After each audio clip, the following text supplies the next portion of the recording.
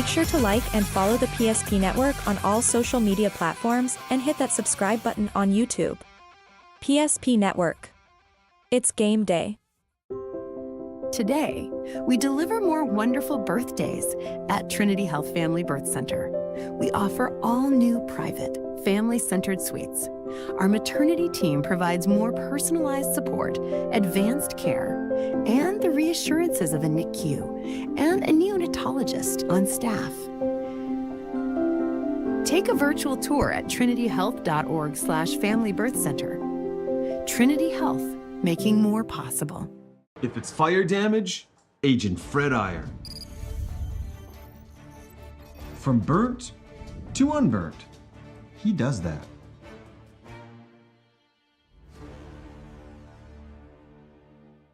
Our history sets us on our path. From the moment we're born, we begin our walk through life. We learn so we can discover. We find our passion and develop our skills. We build relationships. We start thinking about what we're going to leave behind to those we love. Let our legacy help shape yours. First International Bank and Trust. No matter your place in life, we can help you live first. Great news! If you're looking for a new vehicle, Ryan Family Dealerships has the best selection we've had in years. You'll find fantastic offers from Nissan, Honda, Chevrolet, Buick, GMC, Cadillac, Chrysler, Dodge, Jeep, and Ram. Hold on! Ryan sells Chrysler, Dodge, Jeep, and Ram? Yes, we do, and we'd love to sell one to you.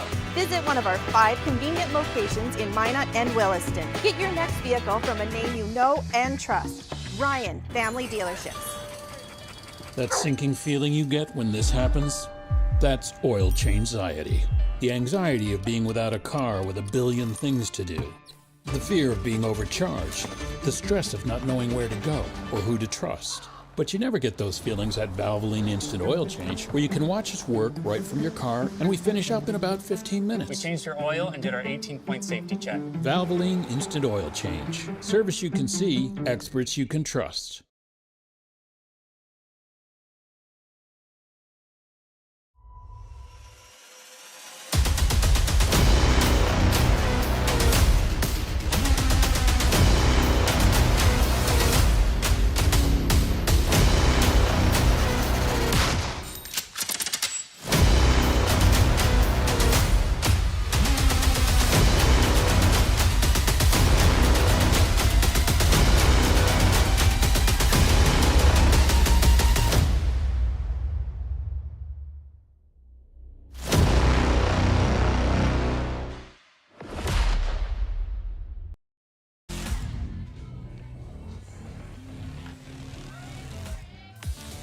We're down to 3 games left in the West Region Softball Tournament. These first 2 will decide if it's summer vacation or state tournament for 4 teams.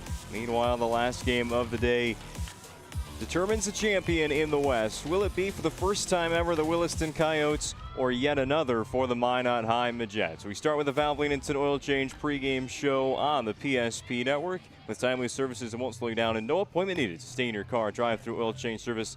Take about 15 minutes at any of the Valvoline Instant Oil Change locations in Minot or Bismarck. Find out more of everything you can do online at VIOC.com. Welcome to the ballpark, everybody. I'm Owen Patterson on the call for all 3 games today. 2 state qualifiers and a championship. We start with the Jamestown Blue Jays against the Bismarck Demons. It's been a common matchup in these high-pressure situations between the Blue Jays and Demons. They met just 2 years ago in this same game, the state qualifier.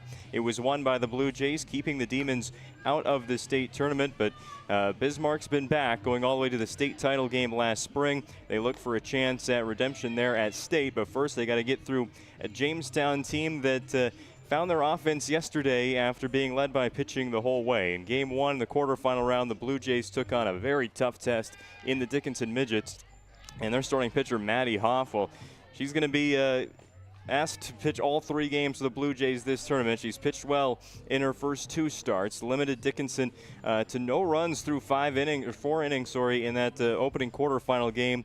Eventually, Dickinson would find their groove on offense in that quarterfinal matchup, scoring 3 in the final 2 innings at the plate to beat Jamestown, but Hoff came back the next day, executed the game plan as best she could against Minot North, and got plenty of run support in a 15-5 Jamestown win to keep their season alive yesterday for a chance at state today. As for the Bismarck High Demons, they won their opening game 11-3 over the Legacy Sabres. They were able to capitalize on some 2-out walks, some Sabre errors with some clutch extra base hits, and that carried through into day 2 despite having not much run support at all against Williston. They were able to find extra base hits again. Josie Schell has been the offensive leader for Bismarck High in this tournament, and they've relied on their pitcher. One arm used this tournament, and that would be Maya Jones, who, of course, gets the start in this ever so necessary state qualifier game.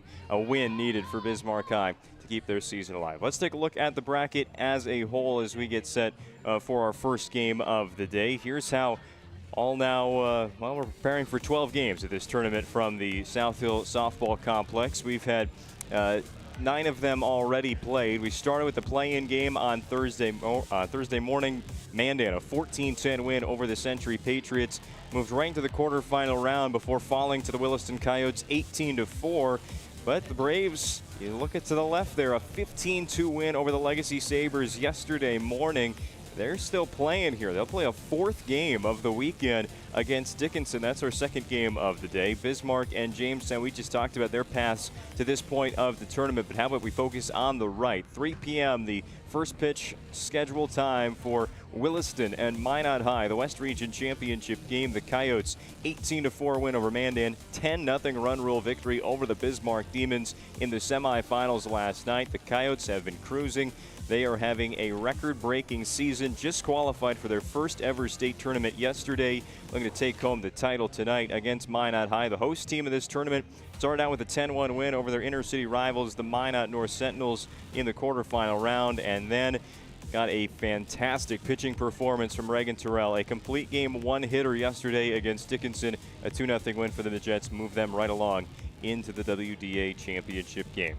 And all 3 games today available for you on the PSP Network, live for free on our YouTube channel. We also have 3 baseball games to bring you in Williston. They were up all night yesterday, bringing you the semifinal round after a 13-inning game to begin the day. Kind of messed up that schedule, but they're back for a noon first pitch of the state qualifier games. 3 games from Raybon Field at Williston State College as they determine the final teams making the state baseball tournament next weekend as well. It's a busy day on the PSP Network, wrapping up a busy week. We'll talk about the schedule still to come as we get into the month of June. Later on in this pregame show, we'll, of course, take a deeper dive into this matchup with our Prestwich Orthodontics pitching matchup, the Northern Plains heating our keys to the game, and, of course, first pitch of Day 3 of the West Region Softball Tournament from Minot, live on the PSP Network.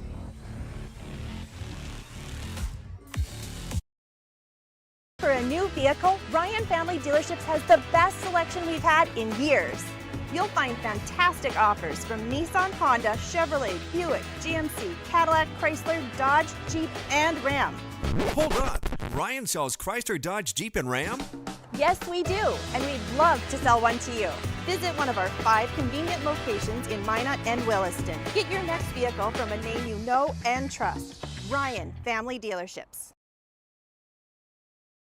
Right in front of you, see? The slicer, the meat and cheese. It has a rhythm. This is the rhythm of the slice. The slice. Oh, yeah. The rhythm of the slice. This is the rhythm of the slice. The slice. Oh, yeah. Order for Danny? Sliced right in front of you. It's a Jersey Mike's thing. A sub above. Learned a lot about why local matters. Unlike those guys, we take pride in our work and back our tires with our Plus Plan guarantee to get the most out of your tire's lifespan. Are the tires the same size on all the sides? We strive to provide great value to our guests and lowest prices guaranteed. That's not good. Stop at a trusted tire and auto and get a set of tires from people you know and trust, and will even match those guys.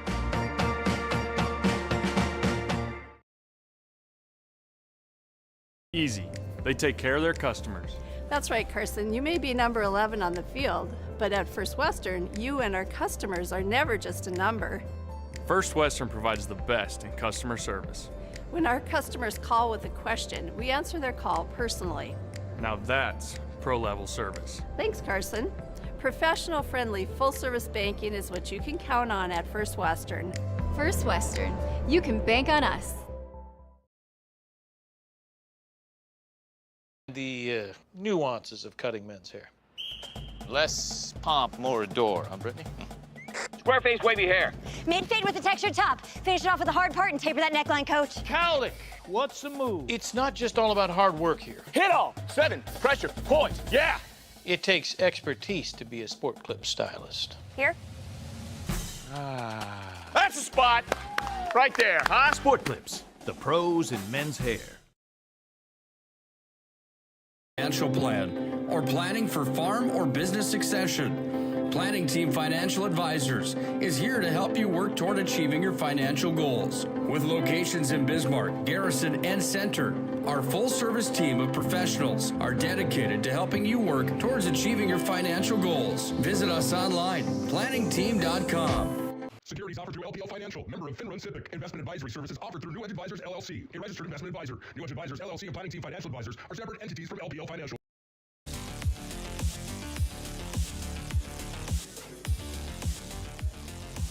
Back in Minot at the Shields South Hill Softball Complex, both the Bismarck Demons, the number 4 seed in this tournament, and the Jamestown Blue Jays, seeded number 6 at the beginning, patiently awaiting starting lineups and first pitch. Just about 15 minutes away. All the warm-ups have been done. They were ready to go way before 9 a.m. today.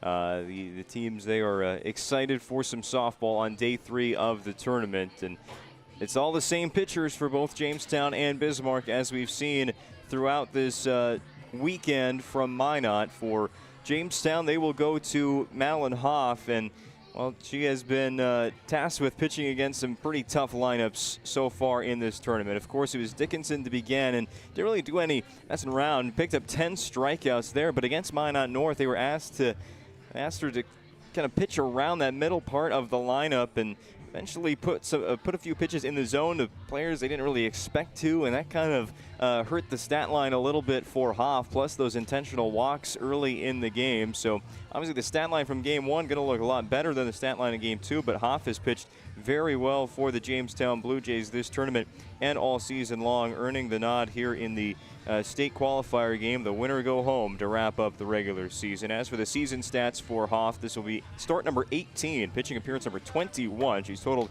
over 110 innings this year with 149 strikeouts to 47 walks, and earned run average at 3.33 on the year for Hoff. And of course, these teams matched up in the regular season, and Hoff did pitch as you would expect, against Bismarck on April 17th, going a complete game but getting the loss. She was in the pitcher's duel with Maya Jones, who will be her opposing starter in this game as well.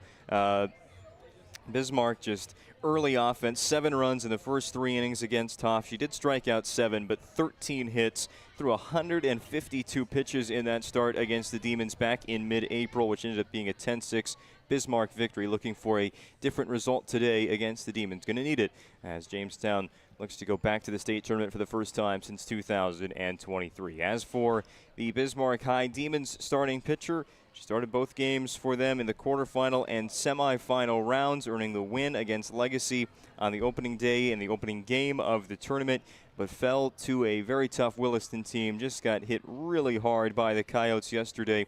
Jones will start game 3 against the Blue Jays. It's start number 18 for Jones this year. Pitching appearance number 20. She as well has gone over 100 innings this year with 73 strikeouts to 26 walks. The key difference between these two pitchers, one of them, Maddie Hoff of Jamestown, she's going to try and rack up the strikeouts, use that strikeout stuff she has. Maya Jones, though, going to play to the defense a lot. Everything going to be most things got contacted yesterday against Williston. There wasn't many swings and misses by the Coyotes last night, as Jones would go 4 2/3 in the game before Williston run rule walked off the Demons to go to the state tournament. She gave up 13 hits, 10 runs, 8 of them earned, with 4 strikeouts in the game over those 4 2/3 innings. But looking for a bounce back effort today against Jamestown. We'll get you those batting orders once they come up to the plate in the first inning, but a look at the Northern Plains Heating Air keys to the game with over 25 years of experience as your heating air experts and the factory authorized dealer for AeroSeal. There's no other choice to seal your heating air game than Northern Plains. Find them online at northern-plains.com. Well, Jamestown, they put up 15 runs yesterday against Minot North. Quite a few Sentinel errors and quite a few Sentinel walks there at the end. Piled up the runs, but they're going to have to be led today by Hoff and the pitching. Bismarck High, they were blanked by Williston yesterday. That let the Coyotes really run to victory in that 5-inning win. And Josie Schell was really the offense for Bismarck in yesterday's semifinal game. She collected 2 doubles in a total of 3 hits in the game, but nobody else in a Bismarck uniform had a hit against the Williston Coyotes last night. So Maddie Hoff, if she can attack that lineup just like Alana Thomas of Williston did yesterday, that'll go a long way for the Blue Jays in their path to a second win of the weekend. As for Bismarck High, I think just in conjunction with that, they're going to have to find the offense today against the Blue Jays, however it may be against Maddie Hoff, whether it's playing a little bit of small ball with their speed at the bottom of the order. We've seen a few players, we haven't seen many bunts in this tournament, but maybe it's time to bring out all the cards and all the stops today against Jamestown. You're going to have to run the bases very well. That's something Bismarck does 1 through 9 in the lineup, especially that bottom part of the order. We've seen have success, especially that quarterfinal game against Legacy. Nowatzki, Ness, Nels back in the lineup, and Jones in the bottom half. Going to need some production from them, however it may be, big or small, with the bat today for Bismarck. By the way, your pitching matchup was brought to you by Prestwich Orthodontics, specializing in braces and Invisalign for all ages. They offer 0% financing and free consultations, virtual or in office. You can enjoy professional treatment in a fun, relaxed atmosphere. Check them out at minotbraces.com. Well, this is the final day of action from Minot in the West Region Softball Tournament, and just under an hour from now, we'll have the Valvoline Instant Oil Change pregame show from Williston for the WDA Baseball final day, and then tomorrow, it's graduation day here in Minot. We'll start at 1 at Minot High School and move up the road at 4 p.m. to Minot North High School, celebrating their first ever graduating class at Minot North. Next week, more postseason action. To the golf course we go for the West Region Boys Golf Tournament, starting at noon on Wednesday, May 28th. And then over the weekend, how about some bull riding? Let's go to the arena in West Fargo, 7 p.m. both nights, Friday and Saturday, 2 nights of bull riding action. And then the following Wednesday, State Boys Golf on the PSP Network, starting at noon. We will be there, wrapping up our 2024-25 coverage of this great school year. We've had so many West Region championships, as always, on the PSP Network, your home of West Region sports. Day 3 of the softball tournament begins now. It's time for the national anthem as we conclude our Valvoline Instant Oil Change pregame show.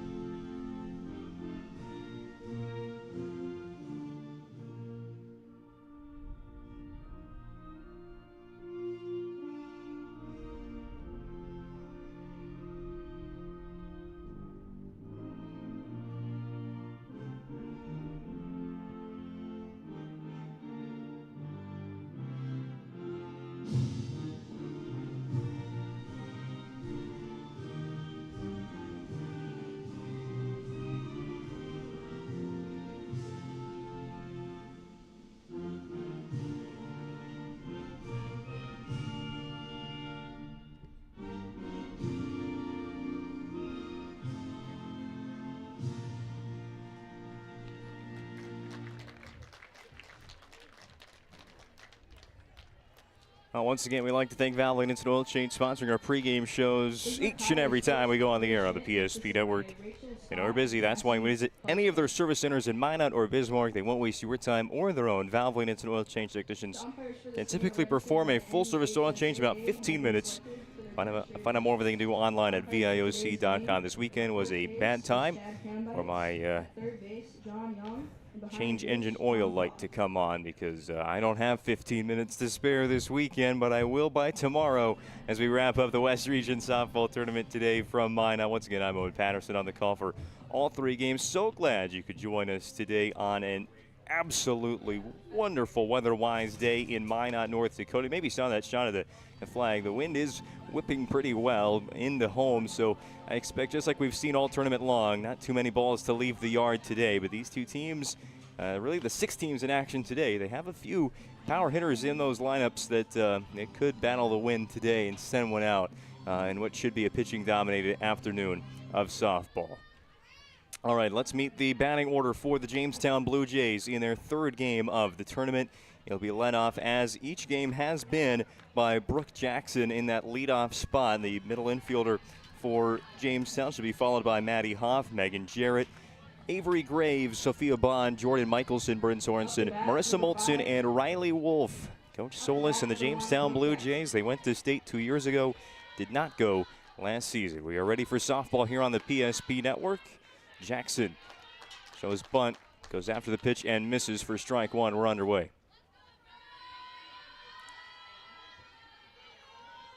Blue Jays in the all-blue, Bismarck High in the all-white. Demons the home team as the higher seed.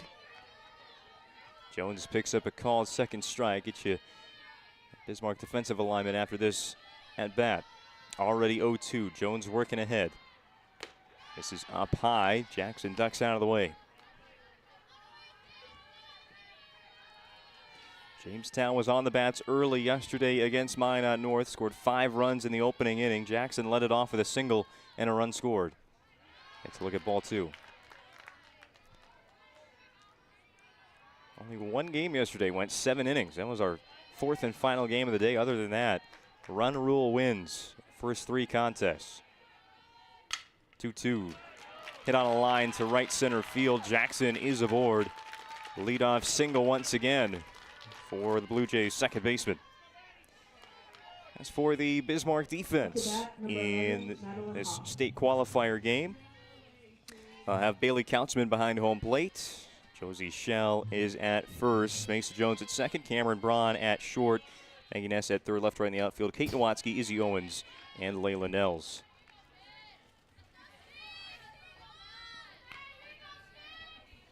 One strike on Maddie Hoff.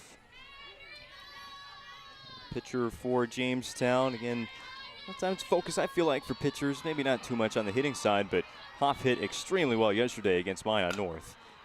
And trying to get right back to it here against the Demons. Will pop this up to short. Braun underneath it. One of the more defensively sound shortstops you're going to find in the West Region. If there was a Gold Glove award, I think Braun would be probably a top 3 finalist, if not the winner.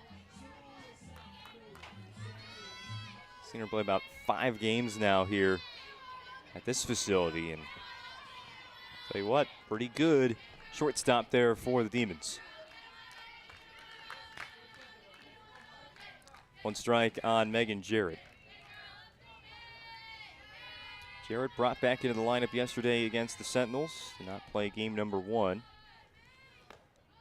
And didn't miss a beat. 2 for 3, a single, triple, 2 walks, 2 runs scored, a couple driven in.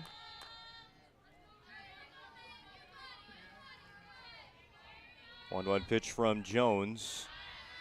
Will miss low.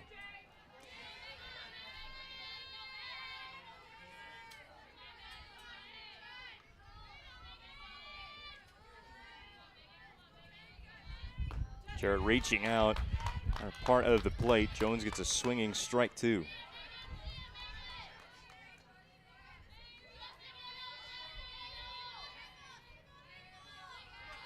Four strikeouts for Maya Jones yesterday against Williston. And that will miss for ball 3. Won't get a strikeout yet. Stealing second base was Jackson. Really good pitch to go on. 2-2. Catcher Kautzman going to probably try and frame something close. Worried about getting that pitch called strike if you can. Jackson moves into scoring position. There's a full count on Megan Jarrett. Right-hander delivers. Jarrett goes out to right. A fly ball that will be caught. Reaching way back to get it was Layla Nels, and at least she did. And that ball gets over her head. That's a run for Jamestown. Still does move Jackson to third on the sac fly. But now 2 outs in the inning for Avery Graves.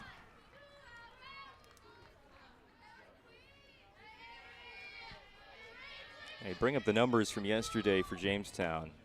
You can do it for everybody. They all hit the ball so well against Minot North. 15 runs on 15 hits.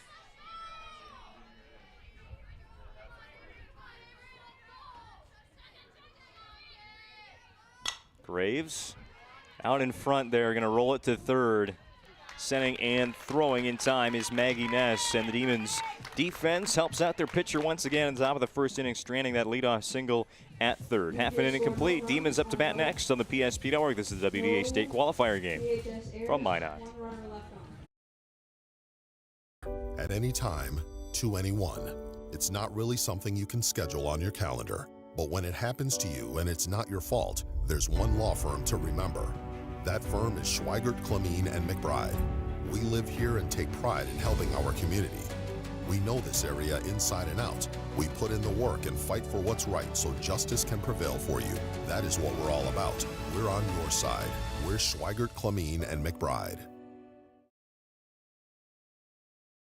Have over 60 years combined experience in the field. Not only are we writing estimates, talking with customers, we're in the shop working alongside of our team members. I've always had a very strong passion for repairing vehicles. I've been doing it since I've been in high school, and I've always enjoyed seeing the vehicle repaired back to the original conditions. Thank you for the opportunity to serve the Bismarck-Mandan community for the last 7 years.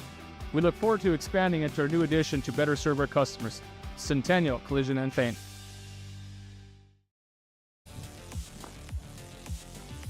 Bismarck Demons getting ready to hit in the bottom of the first inning. Look at their lineup. Not many changes at all this weekend for head coach Billy Schmidt. Maya Jones in the leadoff spot, then Josie Shell, Bailey Kautzman, Cameron Braun, Izzy Owens, and as our Northern Plains hitting their keys to the game implied, it'll be on the bottom of the order to really pick it up here and turn the lineup card over with runners on base. That's Kate Nowatzki, Maggie Ness, Layla Nels, Mesa Jones. 7th and 8th graders in that bottom part of the lineup for the Demons. They get this team to the state tournament once again. 2nd year in a row on the line for BHS. Maddie Hoff starts with a called strike to the opposing pitcher, Maya Jones. High and inside. Foul back for a strike. Already 0-2. Jones, one of the best highlights of the tournament was in the quarterfinals, a 3-run inside the park home run. Just a line drive that almost could have been caught by legacy second baseman Kate Lemoyne, but got all the way to the fence, and Jones went running. Foul ball that's going to make its way through the Bismarck High dugout.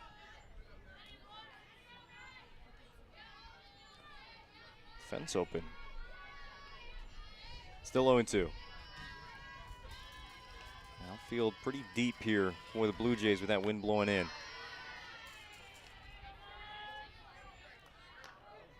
Talking about the weather, Coach Schmidt was up here in the press box early before the game. The Demons showed up hours before this game started. He said there's nothing to blame it on today, except for me.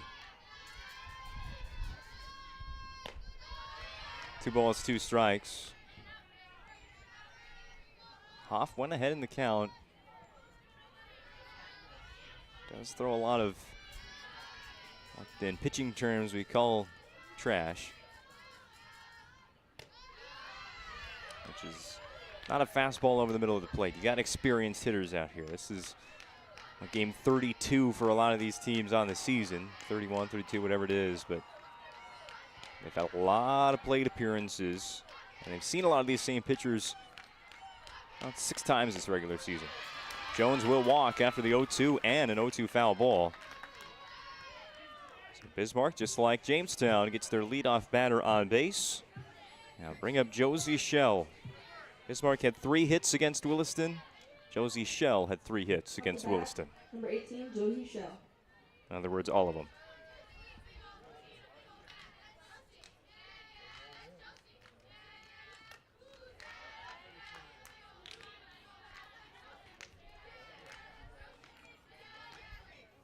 Jones a threat to run at first base.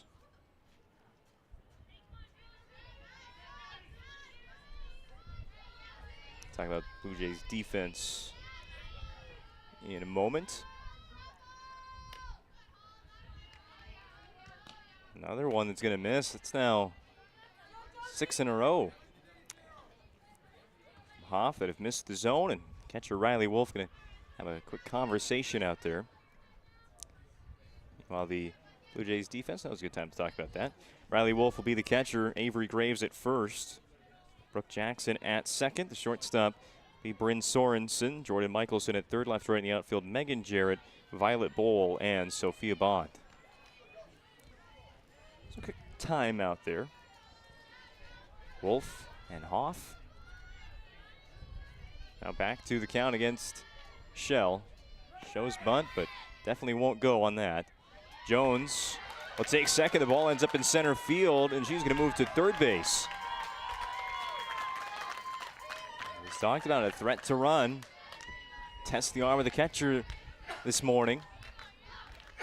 This is the earliest game that Jamestown has played in this tournament, but 11 a.m. not too early at all. Tell those Region 4 teams how early 11 a.m. is. They were playing from 9 a.m. to about 10 last night. Down the middle for a strike. Shell taking all the way. So first of the last 7 pitches to hit the zone.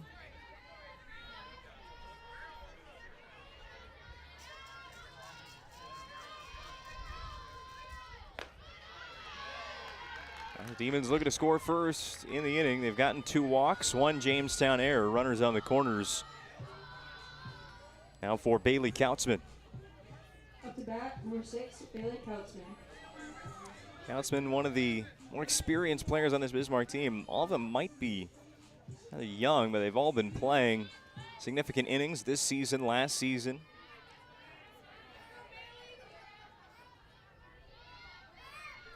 Kautzman eligibility-wise, one of the leaders, the junior. Rolls this one into left field. She has the hit. And the leadership continues from the Bismarck catcher. It's an RBI single.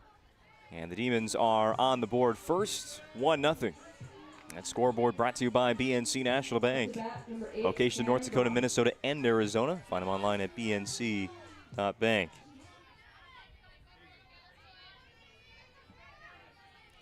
Walk, an error in there as well, and then a base hit.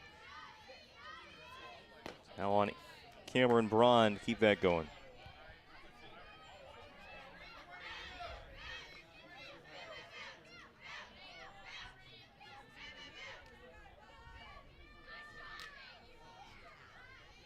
Braun, a .371 average with 30 driven in. Swings and misses.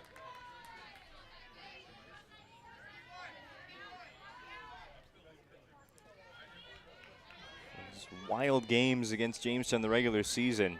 Over 2 games, got 11 at-bats. 3 hits. All of them singles for Braun. This one's going to go deep into right center field's gap. It'll be deep enough to score Shell. And move Kautzman to third. It's another single for Braun. That'll do. It's 2-0 Demons.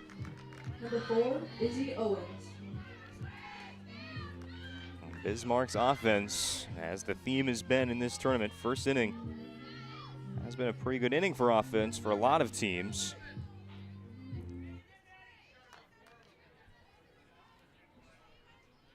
Two runs so far with nobody out. First and third for Izzy Owens. Top of the order during their part here in the first for Bismarck. Delayed steal by Cameron Braun. No throw. Indifference. She's the second. First base now empty. An 0-1 count on Owens. He'll take a strike there to move a runner around.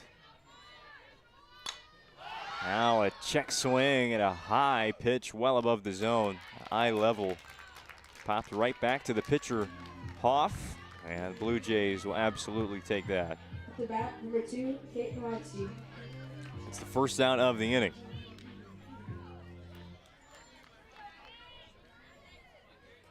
And now that bottom half. 6 through 9 in the lineup. I got a ball on the field. And from field 2. Bounced off the netting above the behind home plate seating here and into the field of play. Got to delay the game a bit. Now the first pitch to Nowatzki. In there for strike one.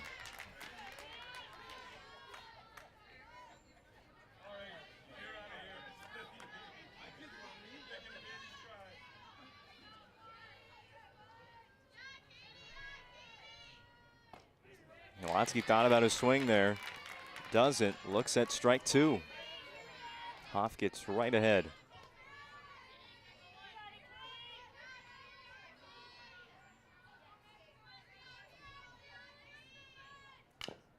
Foul tip, got a piece of it. And Nowatzki will stay at the plate.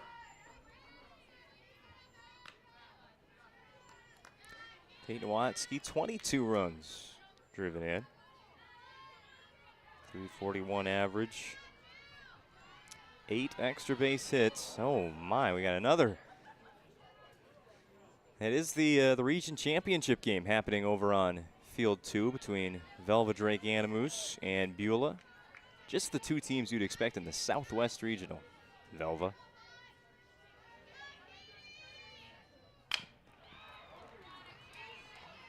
Beulah surely fits in the Southwest.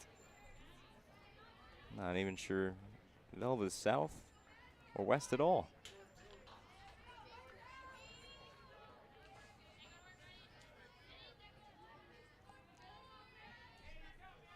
Still 2 strikes on Kate Nowatzki.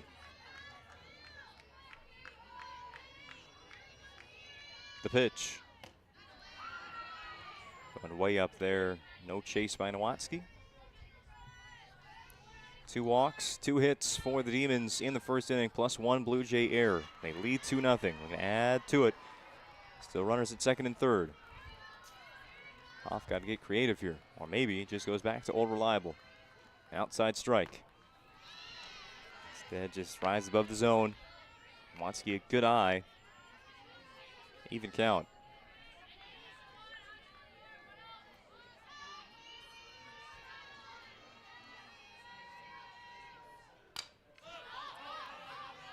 Fly ball foul.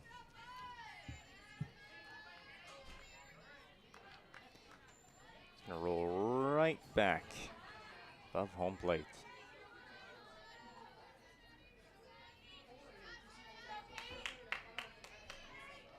Maggie Ness waiting patiently on deck. This has been a long battle between Maddie Hoff and Kate Nowatzki. Who's going to win? Ball 3 is going to roll into that on-deck circle. And the runner at third there, Bailey Kautzman, didn't come home. Maybe that was one you could get a good read on. Rolled a ways away from home. Didn't even touch the backstop. Instead, she stays at third. A full count now on Nowatzki and another miss by Hoff. How about that plate appearance for Kate Nowatzki? Up the bat, number 10, Maggie Ness. 9 pitch at bat, and she looked at the first 2 strikes, got behind 0-2 immediately. Fouled off a few and then walks to load the bases for Maggie Ness. Ness will see ball 1.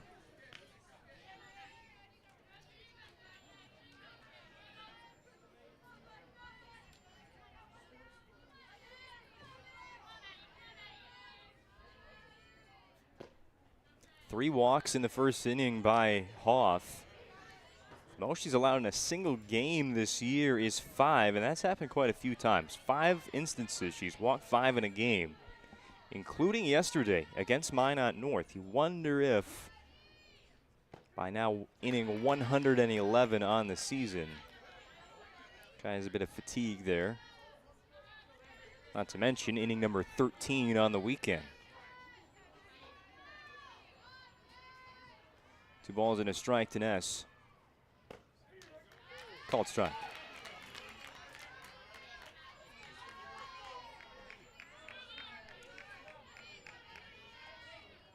Jamestown has one other starting pitcher. That's Jalen Sloan, who struck out a whopping 16 in game 2 of this doubleheader in the regular season.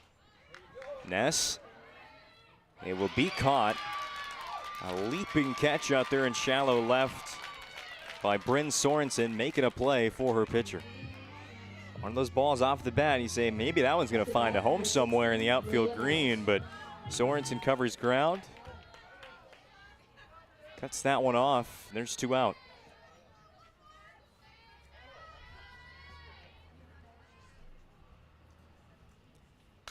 First pitch to Layla Nels, hit to third. She'll go to first with it. There was a force out anywhere. Jamestown does make the play. Jordan Michelson over to Avery Graves. Bismarck strands the bases loaded, but they do get the first 2. They're the first on the BNC National Bank scoreboard today. 2-zip after 1 on the PSP Network. We can tackle it. Dig it up backhoe service. Site preparation, demolition, road building and grade raises, culvert installation, directional drilling, and every kind of dig. No job too big or too small. It's Dig It Up Backhoe Service. Find them online, digitupbackhoe.com, or call 701-722-3315. It's Dig It Up Backhoe. Your bank had your back or would go the extra mile to give you the service and attention you need. Partnering with the right community bank can make all the difference. We like to think of a community bank as one that supports its local community. You need to know that whatever your financial future holds, your bank will be there to provide practical support. As a community bank, BNC National Bank will be there for whatever you need in the long haul. Reach out to our team today to learn more about how we're able to help you succeed. Member FDIC.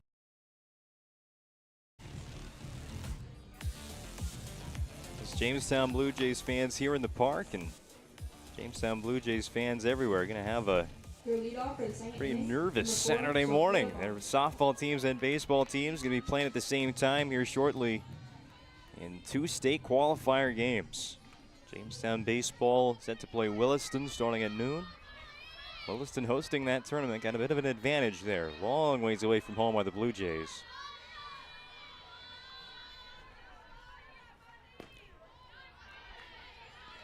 Here in West Region softball, Jamestown's fallen behind 2-0. Got a leadoff single from Brooke Jackson in the first inning. She made her way to third base, but that was it.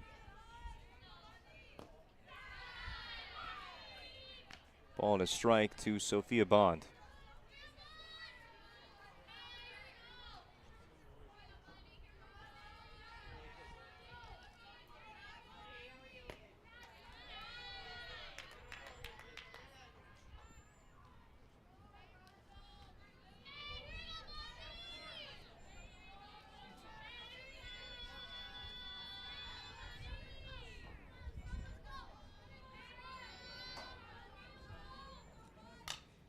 One hit foul. Jones gets 2 strikes. Got 2 fly ball outs in the first inning, 1 ground ball out.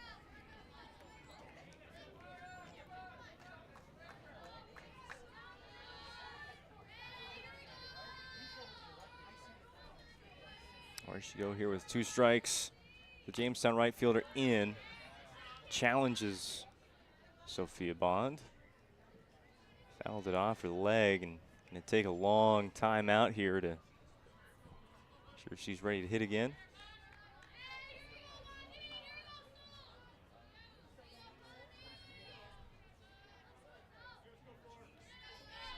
Ready to go again.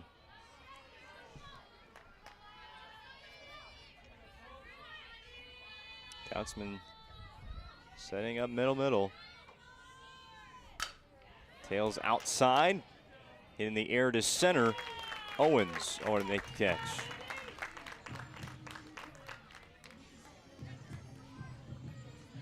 Off the bat, number 12. 1 up, 1 down for the Blue Jays in the first inning. By the way, today's broadcast of high school softball on the PSP Network is brought to you in part by Minot State University. The best way to predict your future is to create. With over 100 areas of study at Minot State, you can earn the degree for the career you desire. Be seen, be heard, be you at MSU. That's Minot State University. Foul by Jordan Michelson. Nearly lost the bat on that swing.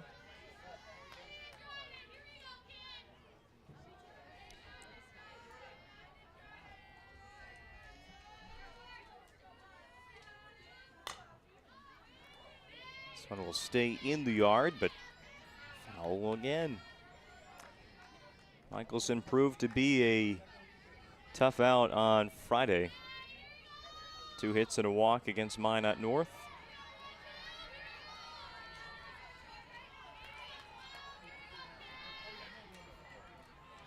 Now 3 for 5 on the tournament.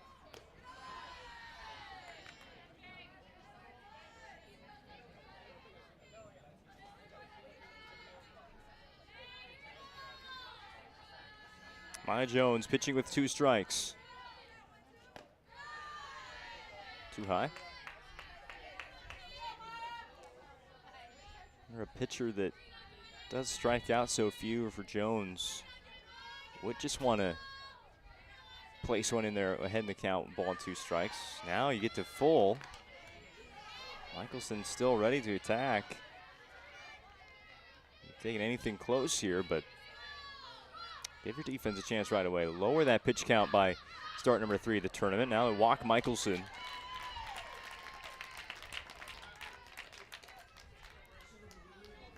Bryn Sorensen a chance with a runner on base. Just thinking, we talked in the last inning about Maddie Hoff. This is her 3rd start of the weekend. Same thing for Jones. Just that kind of fatigue of being in all these crucial at-bats throughout the weekend. Just keep putting pitches in the zone. Let Jamestown hit it and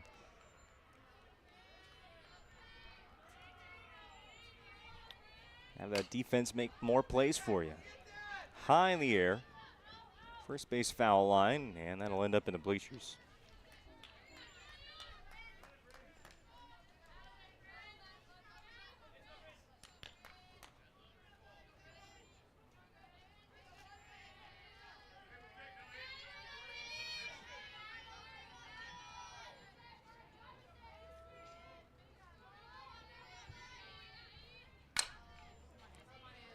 Sorensen a fly to center field, another one for Owens.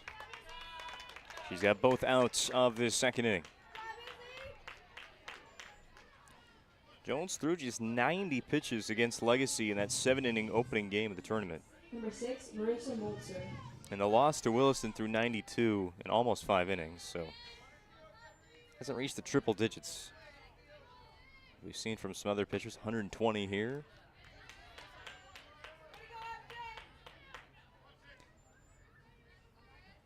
Has thrown a lot of pitches would be Reagan McMahon, who will likely get the start for Dickinson in their state qualifier game next against Mandan. Ball to strike to Marissa Moltson.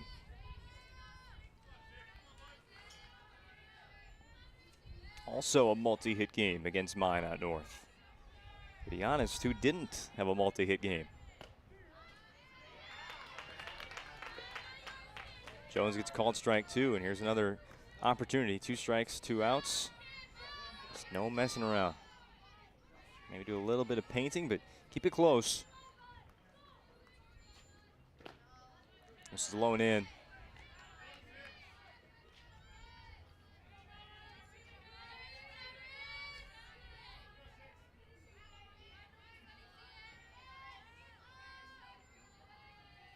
The pitch.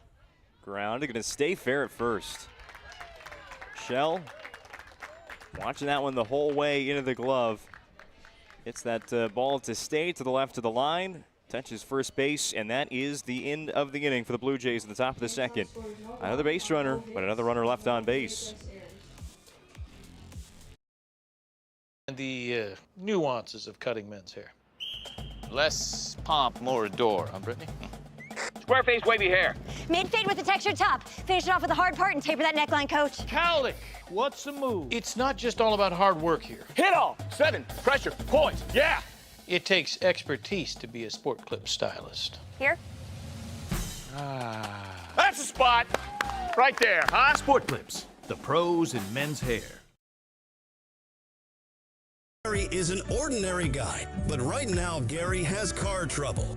Gary doesn't know about magic towing. Don't be like Gary. Remember the name and the number. It's Magic Towing. We are here to help 24/7. Magic Towing in Western North Dakota. Don't be like Gary. Remember the name and the number. It's Magic Towing.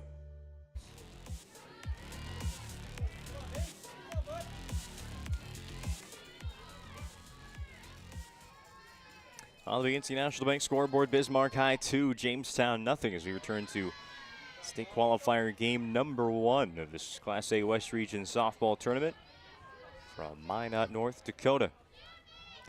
Mesa Jones, then Maya Jones for Bismarck in the second inning. They had 8 Demons hit in inning number 1, scoring 2 runs, but still left the bases loaded. Demons know there's more runs out there.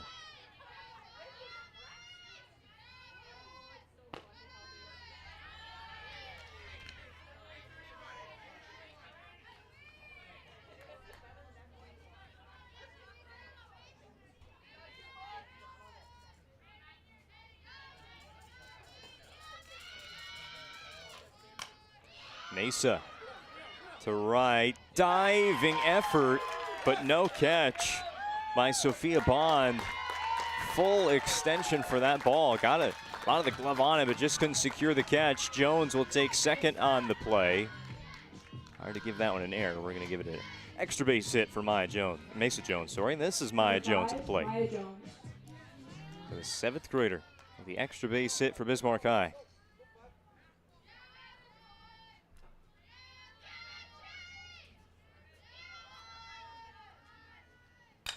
Now Maya goes to right as well. This one, a catch standing up by Bond, tagging up to third base.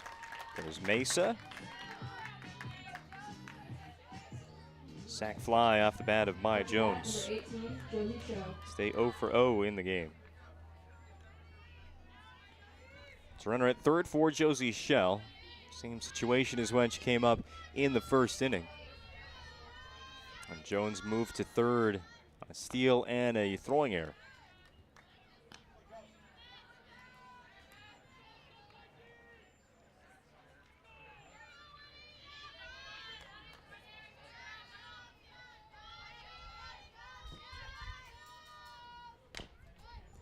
Off the end of the bat, going to go back to the pitcher Hoff. Now Jones slides back into third base.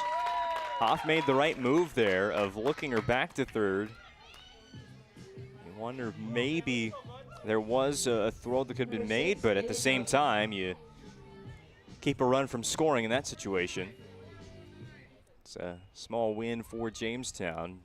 Shell will reach first base on the fielder's choice.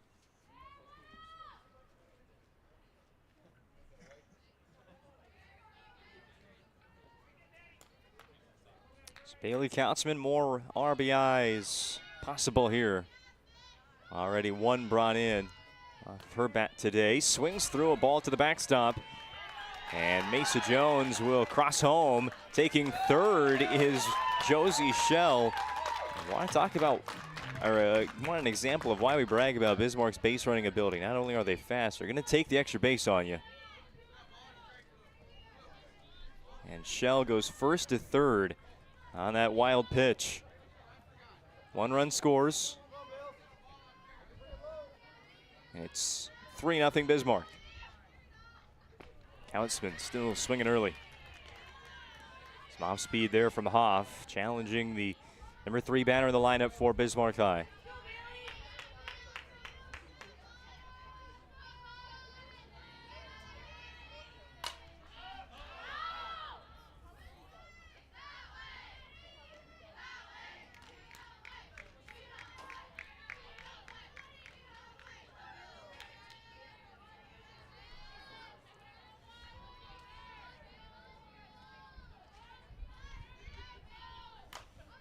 Reaching way out.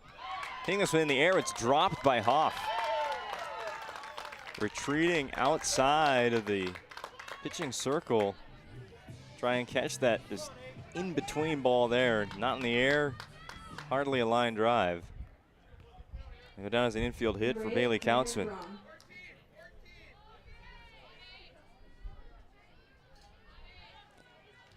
Shell did not leave third base. Got to make sure That wasn't a catch. Can't take off too early on a ball in the air, so good base running by the Demons despite not scoring. Runners on the corners for Cameron Braun. She'll go on the first pitch. Roll back to the pitcher. Bobbled again by Hoff. Got to make a quick throw to first, and does just get Braun out at first base. And on that play, the run does score.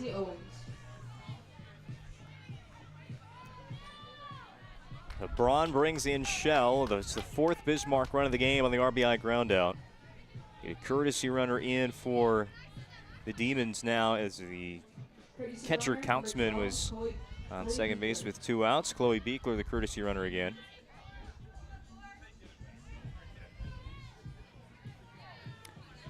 Two out, just a runner at second left for Bismarck. They lead 4-0 on the BNC National Bank scoreboard. Chance to add to it here. Base knock by Izzy Owens to left field. Off and running Beekler with 2 outs. She'll score standing. And into second base goes Owens as that ball is coming back to the infield. 5-0 Bismarck. Number 2, Kate Nowacki.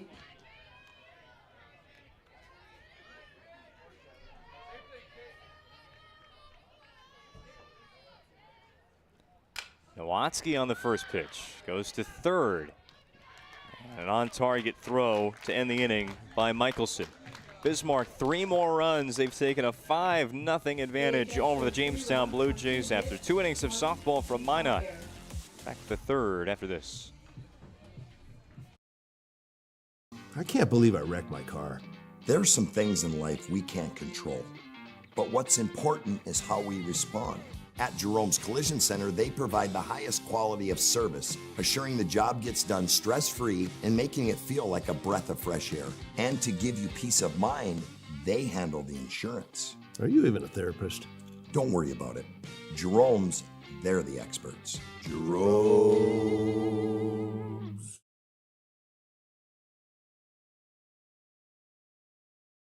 Deliver more wonderful birthdays at Trinity Health Family Birth Center. We offer all new private, family-centered suites.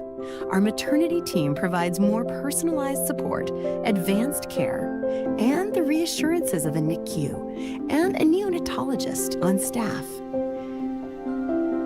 Take a virtual tour at trinityhealth.org/Family Birth Center. Trinity Health, making more possible.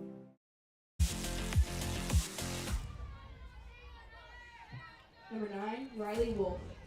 Top of 3 here on Field 1 of the Shields South Hill Softball Complex. A ground ball to third and an out. Ness to Shell as Wolf will be out number 1 of the third inning for Jamestown. Now it's the top of the order's turn to hit. Brooke Jackson 1 for 1 with a single of the lone Jamestown hit the first time through the order. How about a big congratulations to a friend of the program here at the PSP Network, my broadcast partner throughout the basketball season, Bryce Gunick. His Velvet Drake Animus Aggies are region champions. This could be caught. Won't be, though. It's a foul ball. Jackson back at the box at a 1-1 count. The Aggies win Region 4 just a second ago, 12-0 over the number 2 team in the state, the Beulah Miners. There has been some wild results, some upsets all around North Dakota high school softball this weekend, all throughout the week. But Velva, ranked number 6 in the final coaches poll by North Dakota Softball All-Stars. They're off to state for the 4th time in program history, 12-0. Beulah still a chance at the state tournament later on today. 3 balls and a strike now to Jackson. Each region in Class B sends 2 teams to the Final 8 tournament.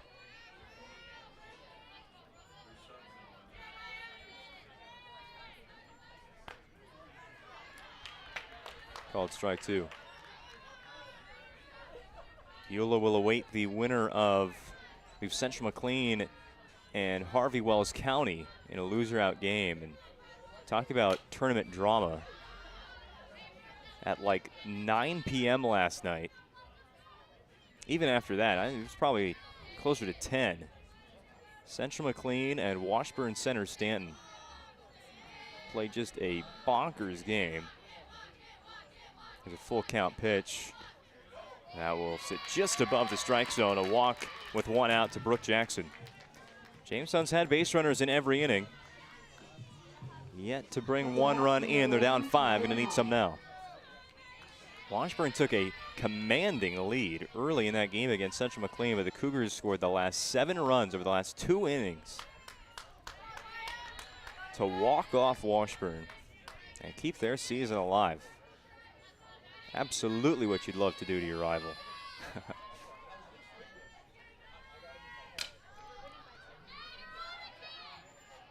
Andy Hoff with a foul ball. Over into Velva's celebration on field 2. I guarantee you Bryce is going to be coming up in here into the broadcast booth. Tell me about that game here shortly. Fooled the batter there. That'll be a swinging strike 3. They get the strikeout part. If a strike him out, throw him out. Just didn't get to throw him out. Stealing second base is Jackson. There's 2 down. Batting with a runner in scoring position now will be Megan Jarrett. Up to bat, number 10, Megan Jarrett. First K of the day for Maya Jones.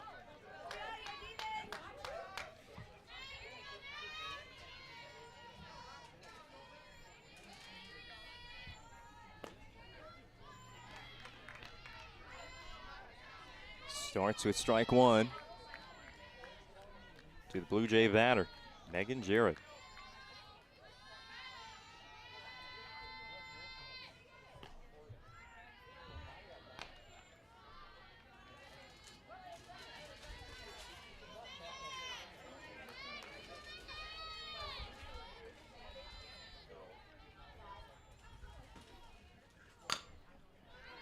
Hit this to the left side, backhand stop by the shortstop. Braun makes a great throw. Was headed out to left field, plants, throws. That is out number 3. Jamestown retired in the top of the 3rd inning. They trail 5-0 on the BNC National Bank scoreboard. It's time to pay the bills on the PSP Network. Making priceless memories, learning to play, playing to learn, or simply getting where you need to go. The team at Ackerman Estvold has been behind these projects and countless others, developing critical infrastructure, valuable spaces, and even some good old-fashioned fun. Entrusted with the things you know, but delivering more than you may realize. Ackerman Estvold, trusted for decades and decades to come. Rooted in the heart of our vibrant communities stands Brevera Bank, offering complete financial services for banking, wealth management, and insurance. From home loans and checking accounts, let me tell you about the cashback rewards with this account, to wealth management, we'll help you forge your path ahead. Let's create a plan to reach your financial goals. Sounds great. With specialty insurance coverage, our advisors ensure your operation can carry on. Looks like it's going to be a great harvest.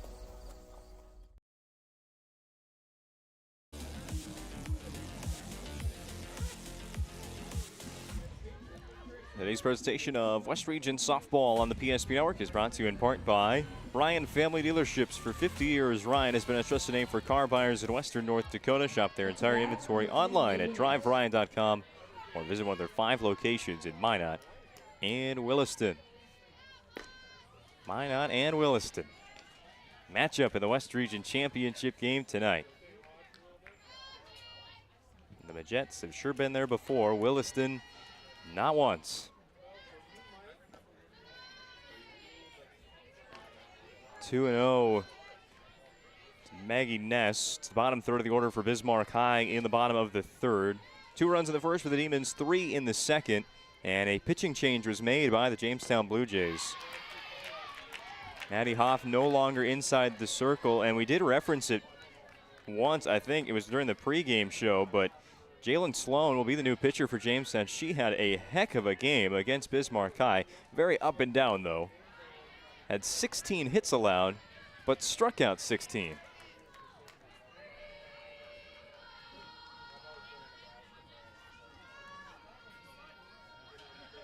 Three balls and a strike to Ness. Pop about to shallow right center. This diving catch will be made. Violet Bowl anything to get the out there. It's 1 down. Magic City Home Leisure move of the game nominee.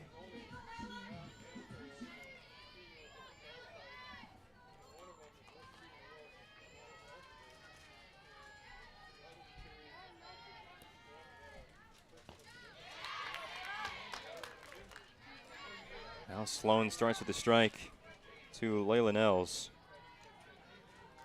Sloan's 16th pitching appearance, just the 3rd time in relief. Usually Maddie Hoff, if there's a game she starts, she'll finish it. 81 2/3 innings for Sloan this year, 114 strikeouts. Any team would take 1 pitcher with 100 strikeouts. How about Jamestown with 2?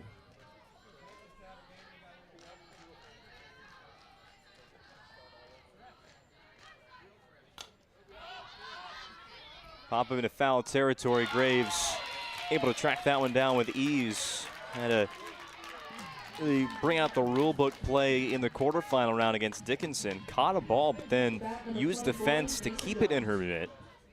And obviously came away from the fence with the softball, but the umpire said, no, we're not going to let that one slide.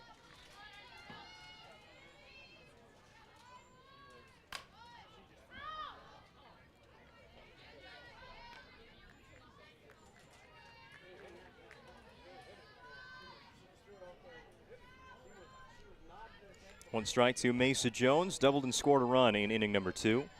Back up to the plate again. Nice hit out to left field. Will it stay fair? No, it won't.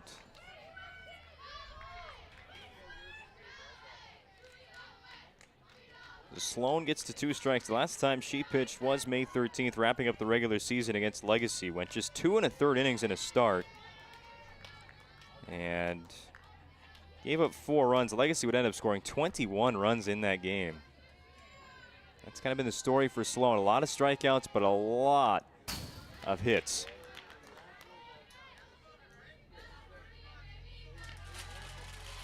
A whip, walks plus hits per inning pitched of 1.74 on the year. 114 strikeouts to 123 hits over just over 80 innings.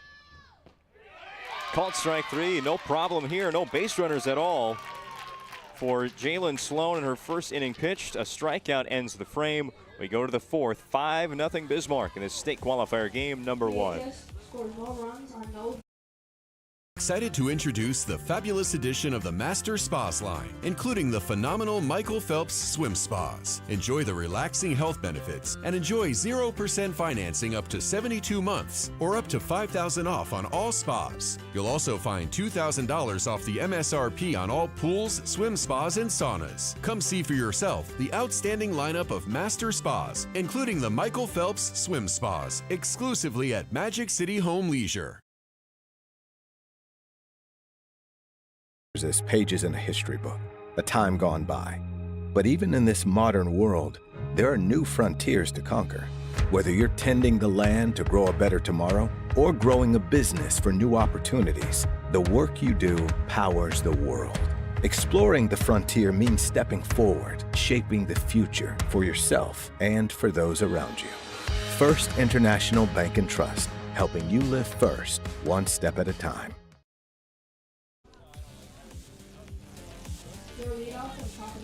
No serve pro pitching change for the Bismarck Demons as they go into the 4th inning. They're going to be going with Maya Jones all afternoon long if they can. Not yet noon, though, in the Central Time Zone, around about 11:45. You get the picture. Ball 1 to Avery Graves. Jamestown batting in the top of the 4th as the middle of the lineup. Graves, Bond, Michelson. 4, 5, and 6 due up against starting pitcher Maya Jones. She's gotten every out of this tournament for Bismarck High inside the circle. 7 against Legacy in the opening game. Only went 4 2/3 against Williston before the Coyotes run rule walked off the Demons, but a quick bounce back for Bismarck High today. Needing a win to go back-to-back state tournament appearances. One of the most often represented schools at state softball. Line drive right back to Jones. Diving stop by Braun. Okay. Got up still, tried to throw to first. Not going to be in time, but I love the effort on display for both teams. We've seen diving catches, diving misses, but at least you're going for it. Next up, number 4, Sophia Bond. Get the jersey dirty here on the turf. Infield hits for Avery Graves. Gets the Blue Jays started in the top of the 4th. Ball's going to get away.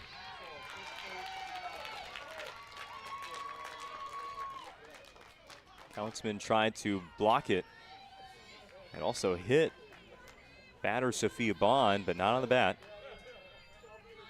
So Graves to second base. Start of something here for Jamestown.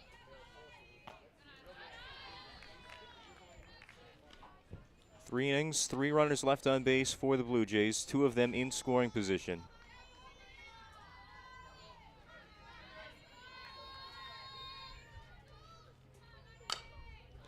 High fly. Nowatzki calls off Braun and makes the out.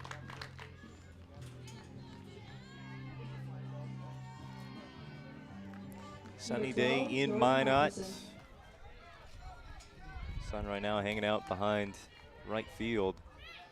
Will make its way behind that visiting dugout by the evening.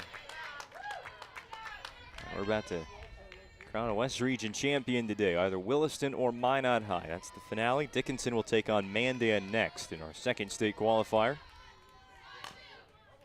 Michelson on the ground, foul. No ball, 2 strike count.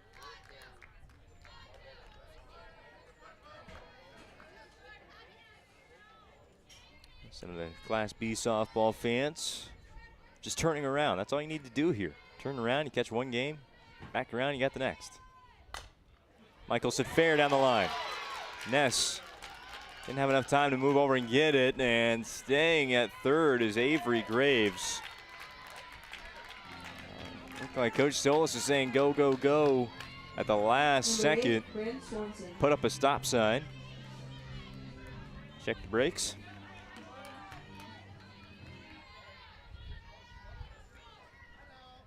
Be a double for Michelson. Second and third, 1 out for Bryn Sorensen.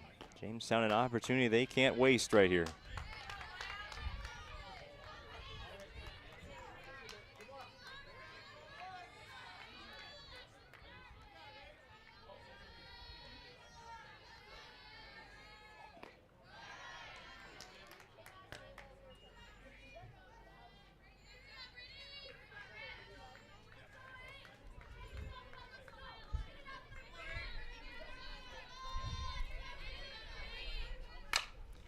Another one for Ness. This one doesn't need to move at all, just to throw. Runners stay where they are. Graves at third, Michelson at second. Sorensen out on the 5-3. And last chance for the Blue Jays in the 4th will be Marissa Moltzen.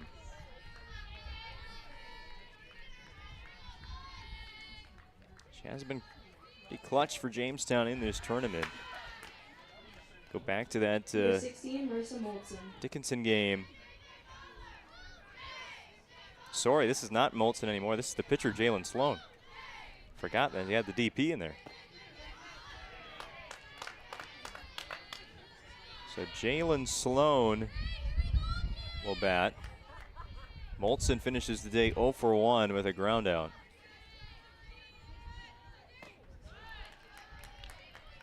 Two balls and a strike.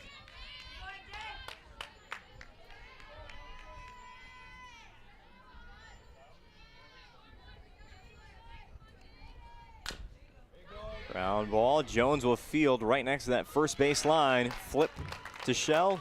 Probably could have just taken it herself. The inning ends. Jamestown strands 2 more on base, 2 more in scoring position. They still trail by 5. Halfway home in state qualifier number 1 on the PSP Network. Hiring exceptional welders, carpenters, assembly technicians, and coating technicians. If you're right for Sun, Sun is right for you. Since 1939, we've been making quality equipment and parts for the oil field and beyond. We're world-class, family-owned, and all-American. And as our business grows, we need to grow our team in Newburgh, North Dakota. Sund Manufacturing offers great pay, great benefits, and a great community to raise a family. Apply today.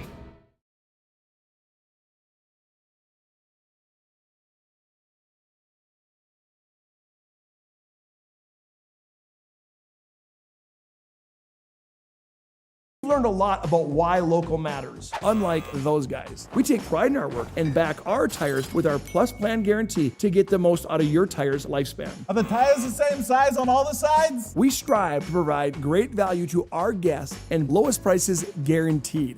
That's not good. Stop at a trusted tire and auto and get a set of tires from people you know and trust, and will even match those guys.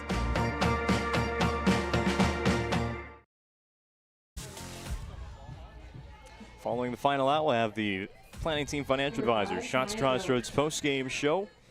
See all the details of how this one went. We're halfway there. Bottom of the fourth inning begins. At the top of the order for Bismarck. Maya Jones, a walk, sac fly. No official at-bats just yet. This one will register as an official at-bat. A ground out to short. Bryn Sorensen makes the play for the Blue Jays. 2023 state qualifier, it was Bismarck against Jamestown. And a Jamestown victory. Low scoring affair then. Kind of expected some, I know throughout our regular season coverage you've been saying, well, there's a lot of offense in this league. Probably got to score 10 runs to win. I thought maybe in a few more of these matchups we'd see some 3-0, 4-2 games, but no, that has not been the case. Very few.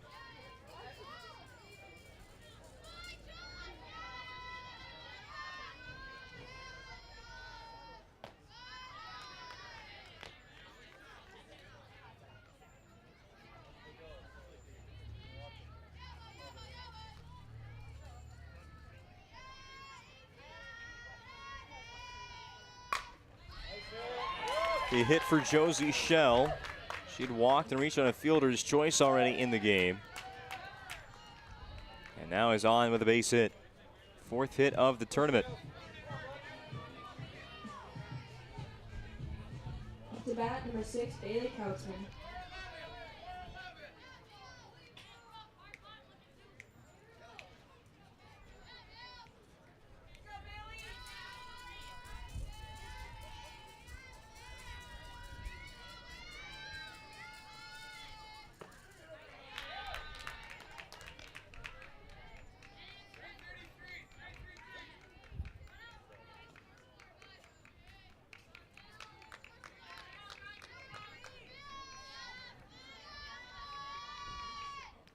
Countsman a swing and miss. Got into a lot of these same counts against starting pitcher Maddie Hoff. Now against the reliever Jalen Sloan.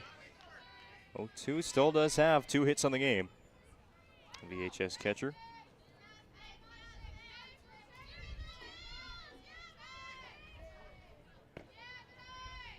Takes a look at ball one.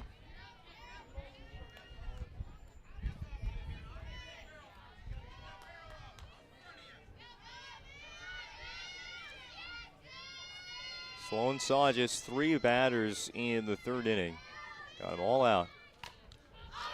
Batter number 3 of second inning of work. Foul ball rolling right by our broadcast position.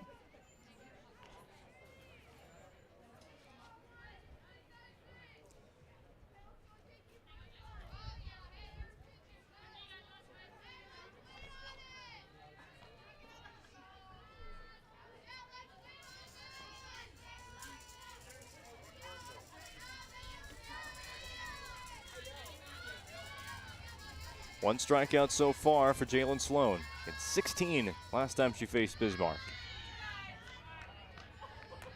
We'll miss again to Countsman.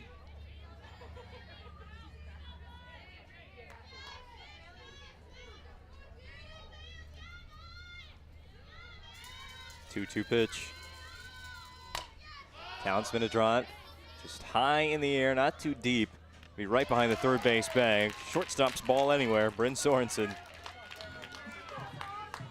Selfish takes that one away from Jordan Michelson. They talk, maybe laugh about that one. Number 8, Cameron Braun.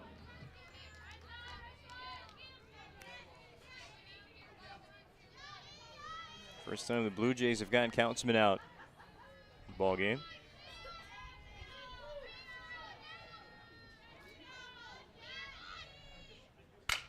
Liner right back up the middle. Cameron Braun, a multi-hit game. 60 feet at a time go the Bismarck Demons. 2 hits in the inning, but there's 2 outs, and Izzy Owens looking to come through again. Next up to bat, number 4, Izzy Owens. Izzy brought in a run on a second inning single.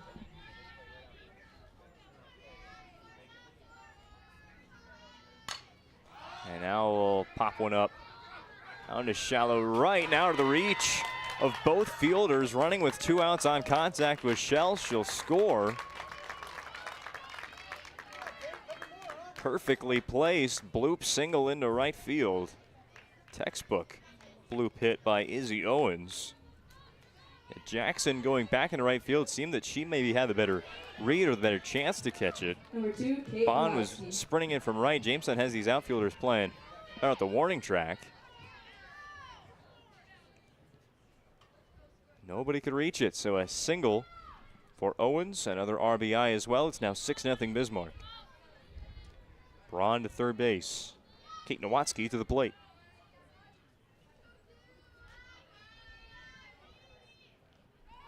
Pulls home, stopped by Wolf. Owens will take second without a throw.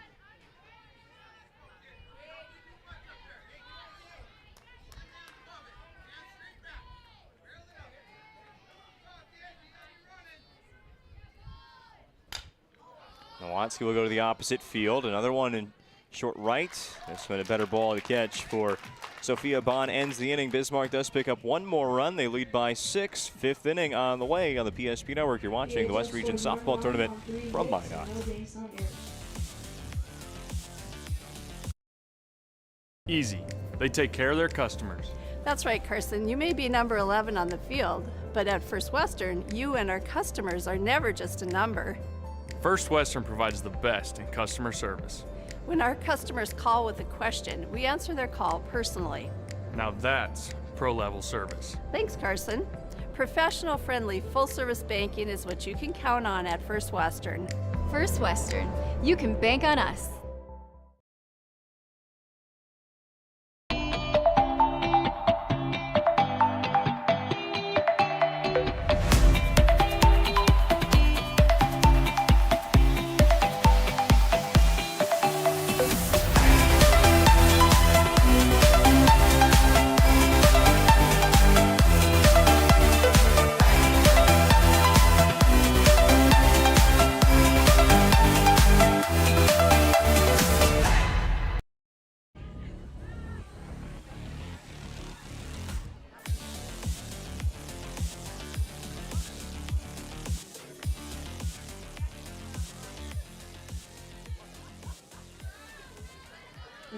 EDC softball tournament just about to get underway on day 3. They've got 2 state qualifiers and a championship just like us on the schedule.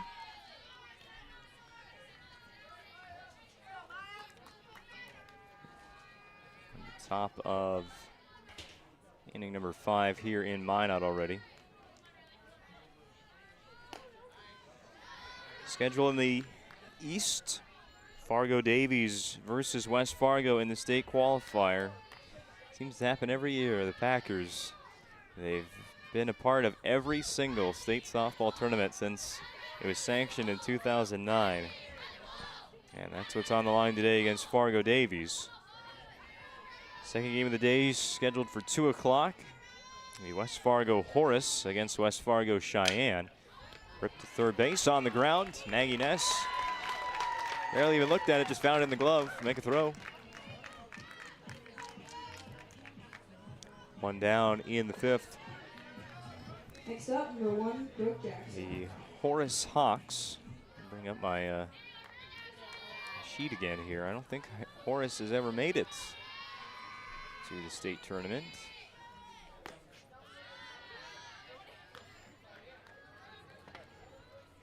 They've not. Forest looking for their first ever trip to state. West Fargo Cheyenne looking to make it 7 in a row. Just like West Fargo, they've technically been to every state tournament. Cheyenne hasn't been around since 2009, but since they got going in 2017, they haven't missed out on taking part in that final field of 8. 2-0 pitch to Brooke Jackson. This is the leadoff batter in the lineup for the Blue Jays. Walking a single for Jackson on the day. Championship game, 2 teams that already know they're going to state. Fargo North and Red River set to play at 5 p.m. The Spartans back-to-back appearances after a 4-year-long drought. And Grand Forks Red River makes it 4 straight.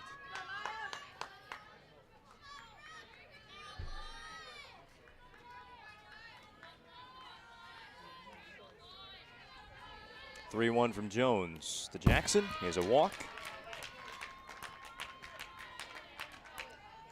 Jackson's reached base 3 times. And as the BNC National Bank scoreboard would suggest, the Blue Jays just haven't been able to piece together a big volume of base runners here. Last inning was their best chance. Runners at 2nd and 3rd and still no runs against the Demons.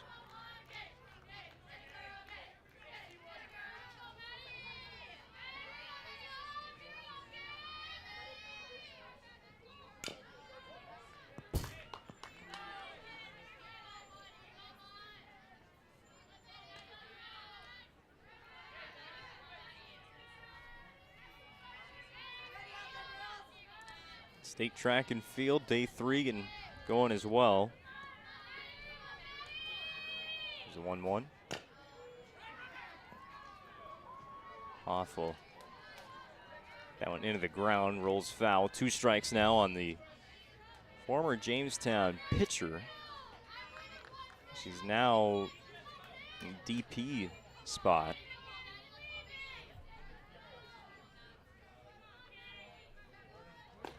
Late swing there, nice pitch by Jones.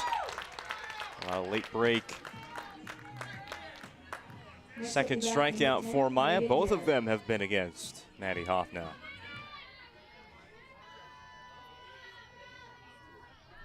Two out for Megan Jarrett.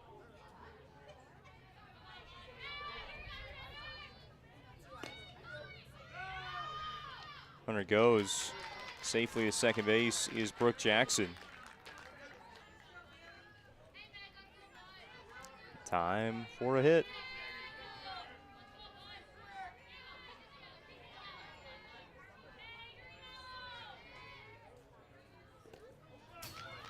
That does not hit Jarrett. Goes to the fence. And now moving up to 3rd is Brooke Jackson.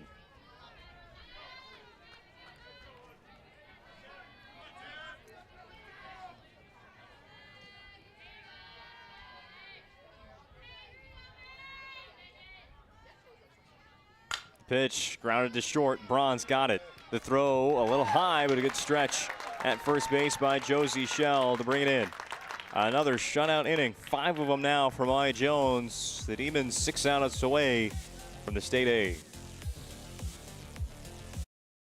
Financial plan or planning for farm or business succession. Planning Team Financial Advisors is here to help you work toward achieving your financial goals. With locations in Bismarck, Garrison, and Center, our full-service team of professionals are dedicated to helping you work towards achieving your financial goals. Visit us online, planningteam.com. Securities offered through LPL Financial, member of FINRA Civic. Investment advisory services offered through New Edge Advisors, LLC, a registered investment advisor. New Edge Advisors, LLC, and Planning Team Financial Advisors are separate entities from LPL Financial.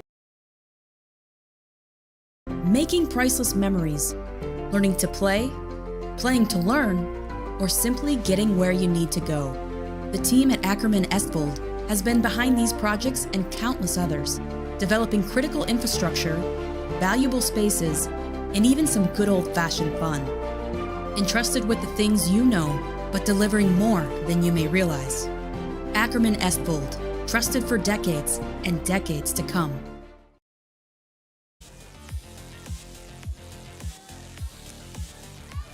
Now the defense and the pitching continue to do well for the Bismarck Demons today against Jamestown. The offense after being blanked by Williston. A 10-0 loss in the semis yesterday. Following morning, they have woken up for sure. 2 runs in the first, 3 in the second, 1 in the fourth for the Demons. Now at the bottom of the 5th inning, a 6-run lead over the Jamestown Blue Jays. For some extra cushion.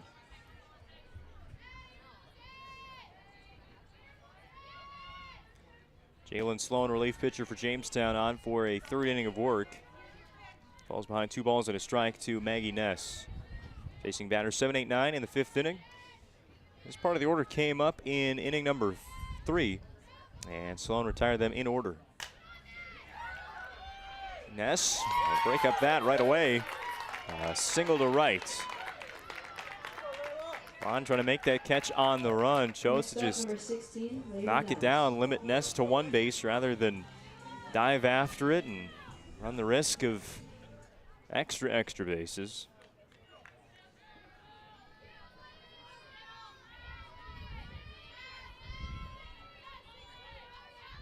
Bunt by Nels to the left side, throws late.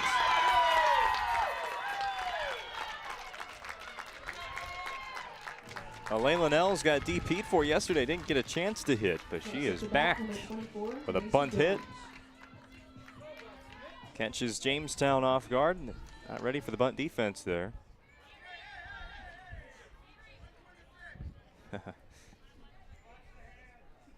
Lisa Jones needs to get the sign from Coach Schmidt. She just wants to hit.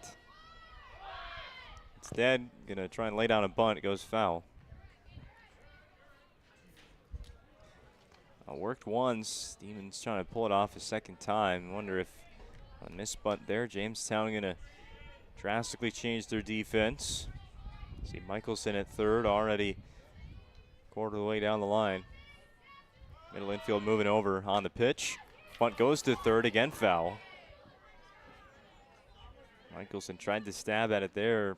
Probably the wiser decision to have it go down as a strike rather than make a backhand pick and try and throw to 1st. So now 2 strikes on Macy Jones. A double and a strikeout on the day for the Demons' 2nd baseman. 0-2 from Sloan. Grounded right back to her. Pitcher will go to 1st with it. There's 1 out, but Jones, in the end, works the same as the bunt. Moves 2 in a scoring position. Next up to bat, number 5, Maya Jones. Ness to 3rd, Nels at 2nd, Maya Jones now the batter.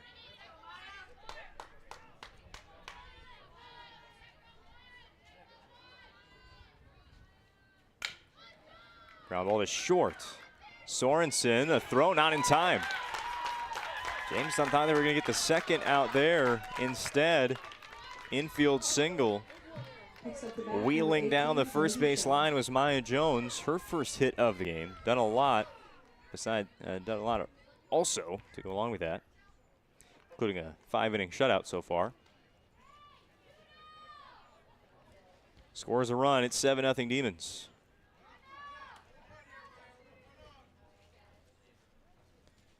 Josie Shell, 3 plate appearances, 3 times she has reached base. Last time up was a single. Scored the lone Demons run in the bottom of the 4th. Jones takes off to 2nd. And now things do get pretty interesting. The finish line might come a little bit closer. That 10th run at the plate in Shell, and can put the run rule in effect now in the bottom of the 5th. Bismarck can do to Jamestown what Williston did to them. Through. Nels will score easily. Jones, big turnaround 3rd base. She's safe. Now the throwback to the infield. Gets past the catcher, Wolf. And Shell will move to 3rd. And now that 10-run rule, definitely a reality. As the game-ending run is now 60 feet from scoring. Coach Mike Solis out of the dugout for a Serve Pro conference inside the circle. He's going to talk to the outfield as well. about how to attack this with 1 out and a runner at third, knowing that that run could end your season right here in just a few moments.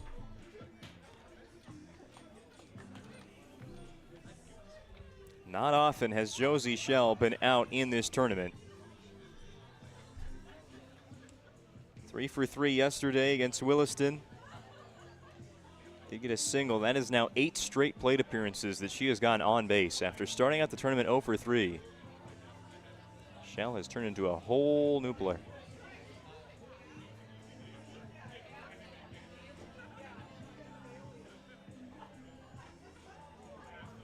(24/7) emergency service and trained technicians using advanced technology and specializing in fire and water cleanup and restoration at Serve Pro.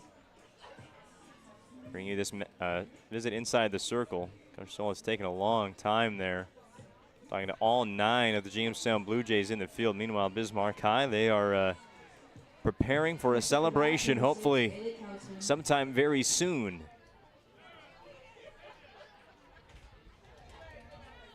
Back to softball, it'll be Bailey Kautzman. Pretty decent day, 2 for 2 with a run batted in. Sorry, 2 for 3 with a run batted in. First pitch, fouled. 9-0 on the BNC National Bank scoreboard. Wonder what Jamestown, they did bring the outfield in now, so trying to cut down that runner scoring from third as much as you can. If you wanted to do that here on the 60-feet bases, probably have to play him around the edge of that infield brown turf. 0-1 to Kautzman. Goes to right with it. Shell back to third. She's going to tag. Here comes the throw home. It's way out up the line, and Bismarck will be making plans for the state tournament after just 5 innings. Run rule walk-off sac fly. And let the party begin. It's back-to-back state tournament appearances for the Bismarck Demons. State runners up last year. What will be the result in 2025? We'll talk about how this game went in the Planning Team Financial Advisors Shots Crossroads post-game show next.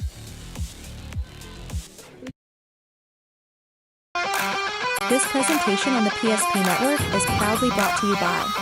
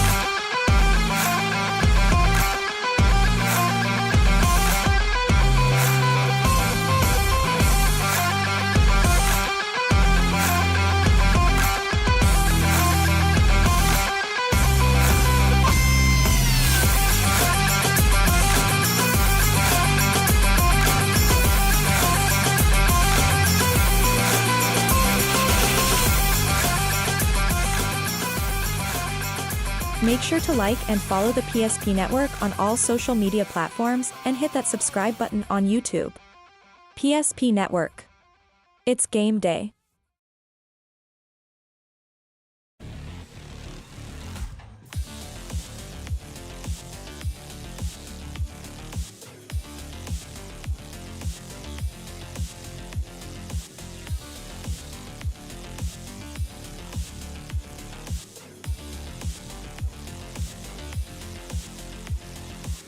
Welcome into the Planning Team Financial Advisors Shots Crossroads postgame show number 1 of the day. We only got 3 this afternoon from Minot. Very important ones, though, as we wrap up our first state qualifier of the day. Bismarck High off to Albrecht Field in Grand Forks, North Dakota for the State Class A softball tournament next weekend. And they join the likes of Williston, Minot, Fargo North, and Grand Forks Red River in the field of 8, which now has 5 of its members known. The Demons are one of them for the second year in a row. They defeat the Jamestown Blue Jays today 10-0 in 5 innings. Let's talk about how it happened, but first a reminder that Shots Crossroads is your post-game headquarters.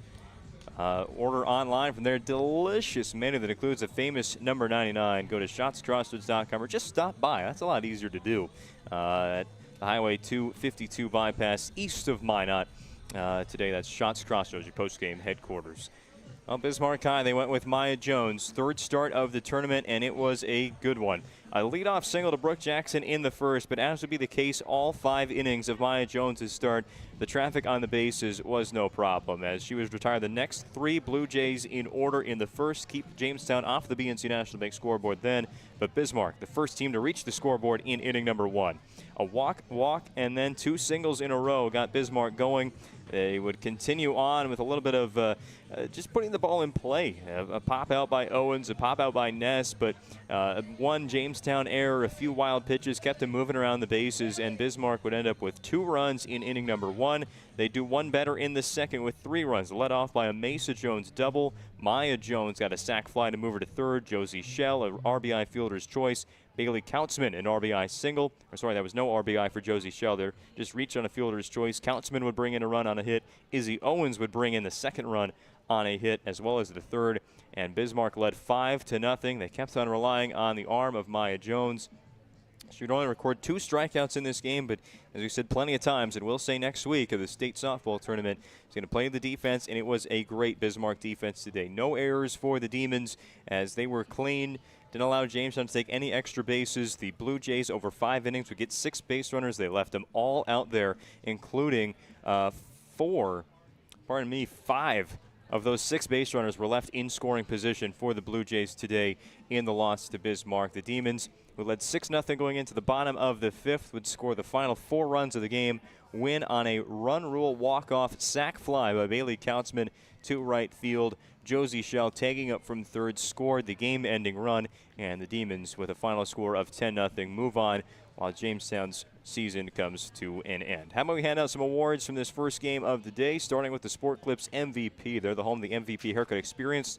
You can check in online with the hairstyles today at sportclips.com or just use the app. Your MVP today, I don't know how many times we've given it to Maya Jones in this tournament, maybe once. I know we gave it to Josie. No, that was the Williston loss. Josie Schell, I mean, tournament to remember for Josie Schell for Bismarck High. Same thing for Jones pitching. Got to trust that defense as well. But, yeah, Josie Schell's going to get 3 hits yesterday. Kind of carry over from yesterday when we didn't give her the award, but in that 10-0 loss to Williston. But a heck of a tournament for Josie Schell. She collects 6 hits over 3 games for the Demons. 2 of them in this second game. Reached base 4 times, scored 4 times, did it all. Played a good first base as well. Bismarck did not commit an error in the game. So Josie Schell will be your Sport Clips MVP of the game. A credit to Jones, credit to Braun's defense, everybody's defense out there for Bismarck High, and getting this one done today against the Jamestown Blue Jays. As for your Magic City Home Leisure move of the game, the home of the Michael Phelps Swim Spas. They have a 5 out of 5-star Google rating, and hey, if you stop by, you can add to one of the 200 customer reviews, keeping up that 5 out of 5-star Google rating at on Broadway in Minot. Find them with the big inflatable duck if it's up again on their hot tub sitting in the parking lot. Your move of the game today, we got to give this one to Jamestown, though. It was an incredible catch made by Violet Bull in center field. We're talking about the bottom of the third inning. Maggie Ness leading off the inning for Bismarck at the plate. Flies went out to straightaway center field, but the Blue Jays, they played their outfield so deep, everything kind of had to be a highlight reel catch today for the Blue Jays if they made it, and Violet Bull absolutely did crack the PSP top 10 today with a diving catch in center field. Kind of went heels overhead, scorpion-like after making the catch on the turf, but got to give credit where credit is due on that one. Violet Bull going to take home your Magic City Home Leisure move of the game.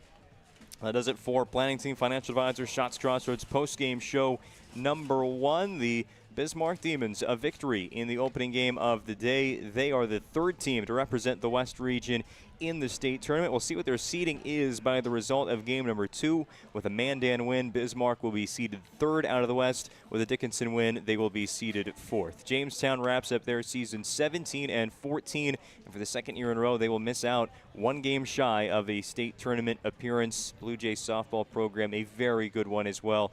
Came into this tournament as a number 6 seed. They'll be back next year for sure, led by one of the top pitching staffs in the conference. They also have some very young and very good hitters there in the middle and bottom part of the lineup. So watch out for Jamestown again in 2026. But as for 2025, it'll be the Demons moving on.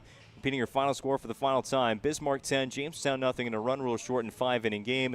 We'll be back after an extended break with a Valvoline Instant Oil Change pregame show of game number 2. First pitch scheduled for sure at 1 p.m. We'll join you again at right around 12:50 or 12:45 here. We'll go 12:45 with our Valvoline Instant Oil Change pregame show. Dickinson and Mandan next on the PSP Network. Congrats to the Demons. You're going to state.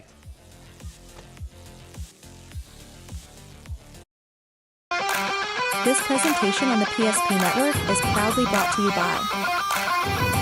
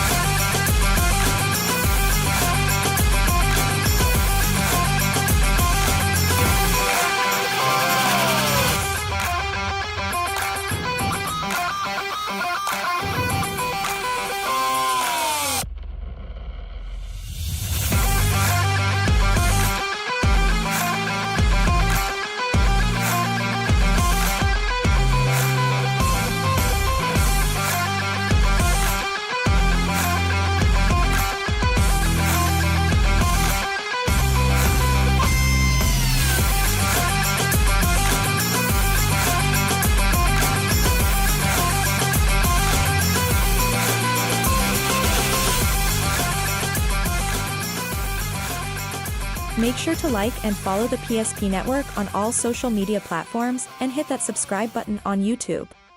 PSP Network. It's game day. An injury can happen anywhere, at any time, to anyone. It's not really something you can schedule on your calendar. But when it happens to you and it's not your fault, there's one law firm to remember. That firm is Schweigert, Clemene, and McBride. We live here and take pride in helping our community. We know this area inside and out. We put in the work and fight for what's right so justice can prevail for you. That is what we're all about. We're on your side. We're Schweigert, Clemene, and McBride. The foundation of the financial planning approach at Legacy Financial Partners is a personal relationship. Our unique and collaborative approach to financial planning starts with your dreams, not just the numbers. We will work with you regularly to take action to update your plan as your needs evolve, recommending products and services that are right for your situation.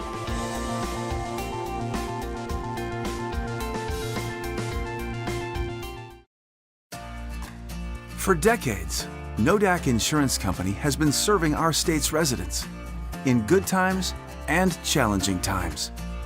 We come together for the greater good, from simple acts of kindness to company-wide efforts that make a difference in our community.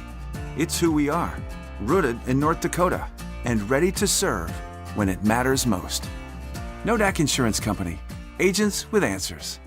Darren Johnson, Cody Olson, and Scott Wilkins, your agents with answers in Mandan. Meet Gary. Gary is an ordinary guy, but right now Gary has car trouble. Gary doesn't know about magic towing. Don't be like Gary. Remember the name and the number. It's Magic Towing. We are here to help 24/7. Magic Towing in Western North Dakota. Don't be like Gary. Remember the name and the number. It's Magic Towing.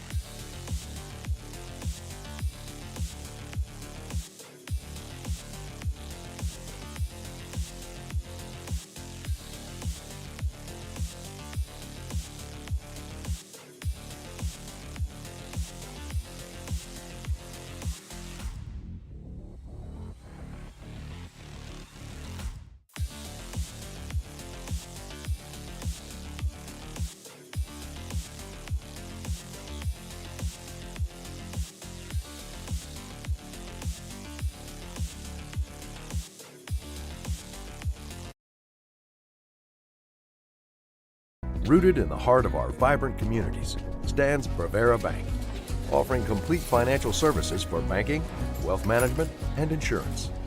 From home loans and checking accounts Let me tell you about the cashback rewards with this account. to wealth management, we'll help you forge your path ahead. Let's create a plan to reach your financial goals. Sounds great. With specialty insurance coverage, our advisors ensure your operation can carry on. Looks like it's going to be a great harvest.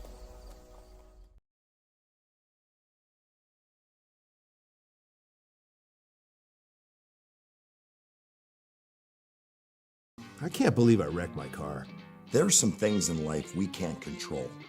But what's important is how we respond. At Jerome's Collision Center, they provide the highest quality of service, assuring the job gets done stress-free and making it feel like a breath of fresh air. And to give you peace of mind, they handle the insurance. Are you even a therapist? Don't worry about it. Jerome's, they're the experts. Jerome's. Exceptional welders, carpenters, assembly technicians, and coating technicians. If you're right for Sun, Sun is right for you. Since 1939, we've been making quality equipment and parts for the oil field and beyond. We're world-class, family-owned, and all-American. And as our business grows, we need to grow our team in Newburgh, North Dakota. Sund Manufacturing offers great pay, great benefits, and a great community to raise a family. Apply today.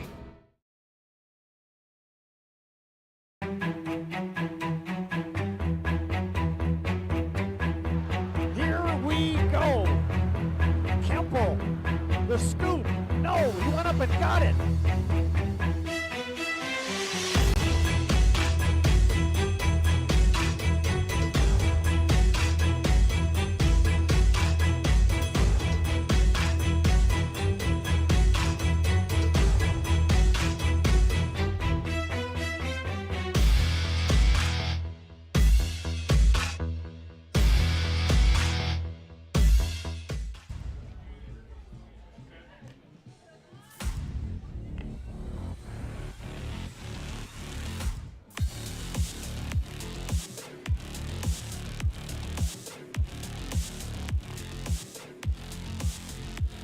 There's one more spot in Grand Forks for the WDA, and it will be either Mandan or Dickinson filling it in. Bismarck, Williston, Minot High have already clinched a spot at the state Class A softball tournament next weekend. The Midgets, defending state champions, look to be one of those teams. As for Mandan, they're looking to get back to that tournament. Turn around an 0 for 2 they had at last year's state event. It's the Braves and the Midgets on the PSP Network. We start with the Valvoline Instant Oil Change pregame show with timely services that won't slow you down and no appointment needed. Stay in your car, drive through oil change service to take about 15 minutes at any of the Valvoline Instant Oil Change locations in Minot or Bismarck. Find out more of everything to do online at VIOC.com. Before we look any further into this game, let's take a look at how the tournament has transpired with the bracket. One result to add into that graphic already today. Bismarck, a 10-0 5-inning win over the Jamestown Blue Jays this morning. The Demons going back-to-back state tournament appearances. They went all the way to the title game last year, falling to this Dickinson program. As for Jamestown, 2 years in a row, their season ends in the state qualifier game. Bismarck, they really had it all. I think you point the arrow in a direction. Who played better, I think, across all categories. Bismarck High probably points their way. The pitching side, they did not commit an error defensively and came up with runners on base, unlike Jamestown, who left 6 on the bases today as they fall to Bismarck 10-0. Our game upcoming, of course, Dickinson and Mandan, and then tonight, the West Region Championship game. Both teams are safely into the state tournament field, but there is some history on the line there. Williston having an incredible season. They're 28-3. It's the best record ever. Their first state appearance ever. The first regular season championship ever. Their first WDA championship game appearance ever. And a chance, of course, for the first ever West Region pennant today as they take on Minot High. The host team of the tournament and number 2 seeded Midgets are the opponent of the Williston Coyotes. Two teams that split the regular season series. So it's a deciding Game 3 today. That's coming up at about 3 p.m. is the scheduled start time for that WDA championship game. But first, Mandan and Dickinson. As we continue on with our pregame show, should take a look at the Prestwich Orthodontics pitching matchup, specializing in braces and Invisalign for all ages. Prestwich Orthodontics offers 0% financing and free consultations, virtual or in office.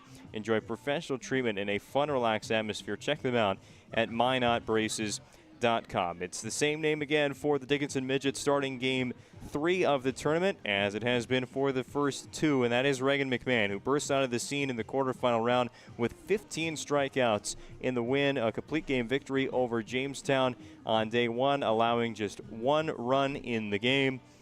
Came back yesterday against Minot High, still pitched very well, but a couple of hits, just in particular to Sydney Barch. She had 3 of Minot's 5 hits in the game yesterday. That was the difference in a 2-0 win. I mean, not much better than McMahon could have pitched in that game. Really handled the rest of the lineup besides those 3 and 4 batters, Barch and Baker, last night. So looking for a bounce-back effort and some run support today. Dickinson did not score a run yesterday against Minot High. They were 1 hit by Reagan Terrell, who also racked up the strikeout numbers. They will look to get on the sticks against Mandan's starting pitcher Hadley Harris, who makes her 3rd start of the tournament. But remember, this is Mandan's 4th game of the weekend. They had that play-in game moved to Thursday morning against Century. Harris started that one, as well as their elimination game yesterday against the Legacy Sabres. Harris will go against Dickinson today in the state qualifier. Harris, the earned average on the season at 4.56, is 26 strikeouts to 22 walks over 63 innings this spring. Harris against Dickinson this year has faced them once. The regular season meetings both went to the Midgets late in the season. Harris went 5 innings in the start, picked up a no decision with 4 earned runs. Actually, she picked up the loss in that game, going 5 innings. Dickinson won 10-7 on the road. But that game was plagued with errors, as really were the 2 matchups they had against one another in the regular season. Dickinson won the first game 10-7. That's the game we just referenced. Both teams committed 5 errors in the field. And Game 2, Mandan committed 6, Dickinson limited to 1, and got a pretty comfortable 13-3 win in 7 innings over the Mandan Braves in Game 2. So those were the 2 regular season meetings between Mandan and Dickinson, controlled by the Midgets. But Mandan, a team we've seen here, the 8th seed in the tournament, where the expectations would be on that very tough top half of the bracket, which 2 teams have already gone to state from. But Mandan did play very well yesterday against the Legacy Sabres, winning 15-2. They just had nonstop offense. It was helped out by walks and errors by Legacy, but they got hits as well to score those 15 runs and pick up a win to save their season yesterday against the Sabres. Going to need to do the same today against Dickinson. When we come back in the Valvoline Instant Oil Change pregame show, it'll be just about time for first pitch. Talk about a few more Northern Plains in our keys to the game and a look around the state as we take in some results from the EDC state qualifier game. They got a good one happening right now in Fargo as the West Fargo Packers matching up with the Fargo Davies Eagles. Updates from there as well as WDA baseball next. You're watching WDA softball tournament action on the PSP Network. Nodak Insurance Company has been serving our state's residents in good times and challenging times. We come together for the greater good, from simple acts of kindness to company-wide efforts that make a difference in our community. It's who we are, rooted in North Dakota and ready to serve when it matters most. Nodak Insurance Company, agents with answers. Darren Johnson, Cody Olson, and Scott Wilkins, your agents with answers in Mandan.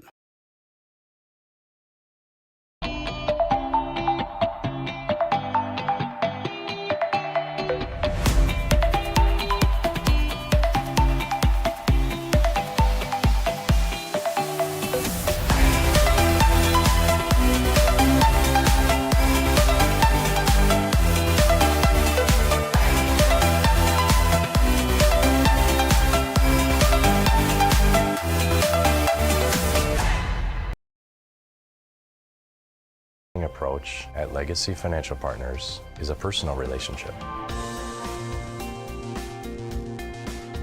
Our unique and collaborative approach to financial planning starts with your dreams, not just the numbers. We will work with you regularly to take action to update your plan as your needs evolve, recommending products and services that are right for your situation.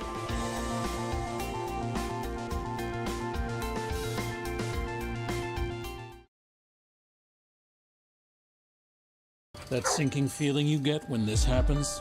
That's oil change-anxiety. The anxiety of being without a car with a billion things to do. The fear of being overcharged.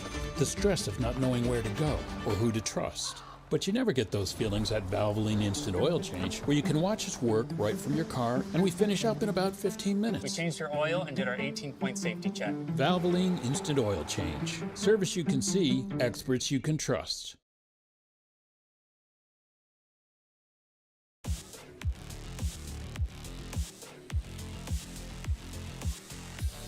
Back in Minot for Game 2 of 3 today for the West Region Softball Tournament. Shields South Hill Softball Complex.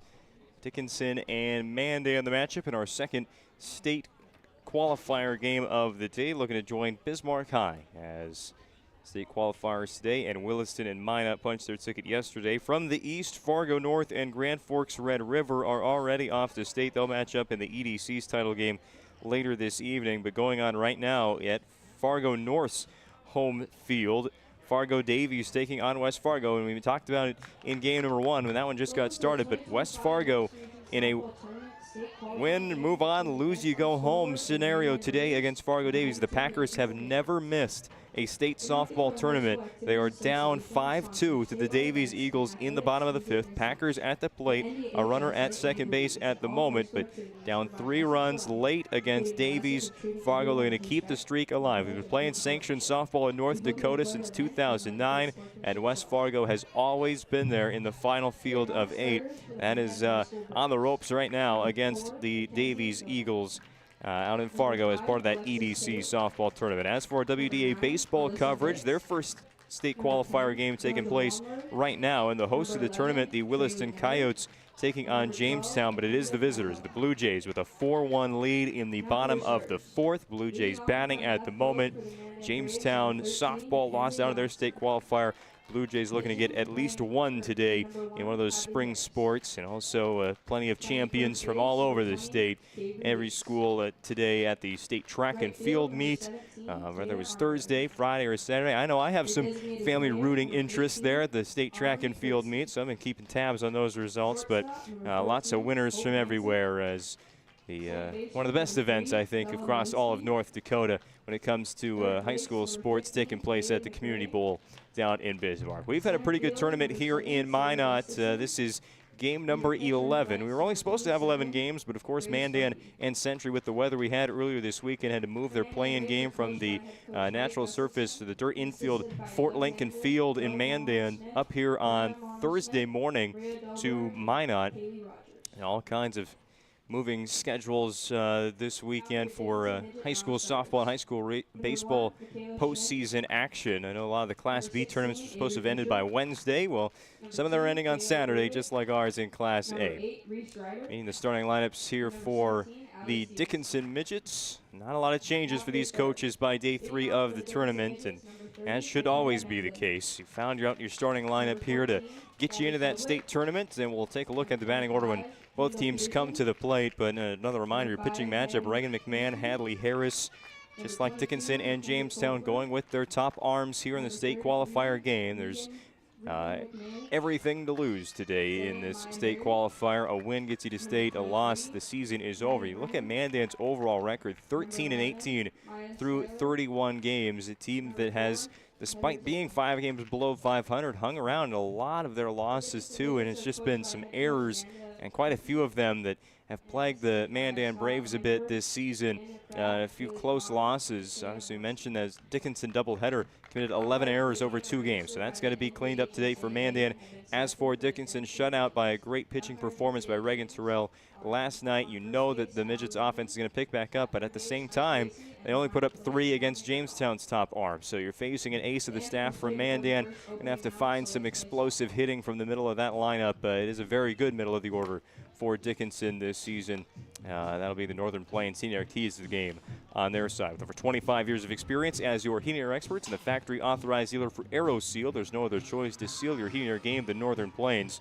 Find them online at northern-plains.com. It's time for first pitch just about here in Minot. Let's meet the starting lineup for the Mandan Braves as Reagan McMahon throws her warm-up pitches. Mackenzie Yonser will be the leadoff batter for the Braves today, followed by Hadley Harris, Cabry Weeks, Taylor Arnegard, Aubrey Karski, Hope Hansen, Bella Maliski, Haley McRae, and Sierra Gustafson. And Mandan, we've seen a couple of top hitters in the league. They're usually one on each team where it's just a tough out, and Cabry Weeks has been that for Mandan in this tournament. You just look at the season-long batting average of almost 480 for Cabry, and it has kept up here in the WDA tournament, so definitely a player to watch for the Mandan Braves today.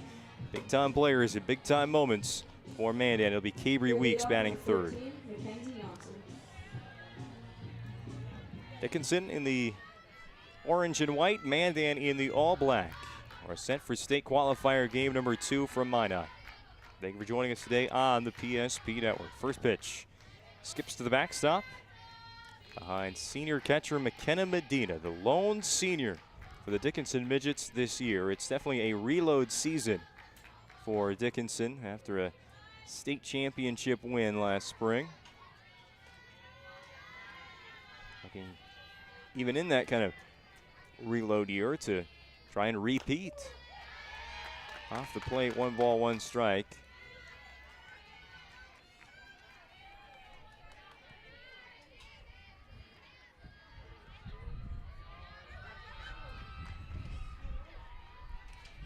One and 1 to Yonser, the leadoff batter. She's from the left side. A lot of lefties in the lineup for Mandan. Usually 1 or 2 for most teams. But Mandan, about half their order hits from that left side, and it's mixed in well by head coach Mike Gustafson.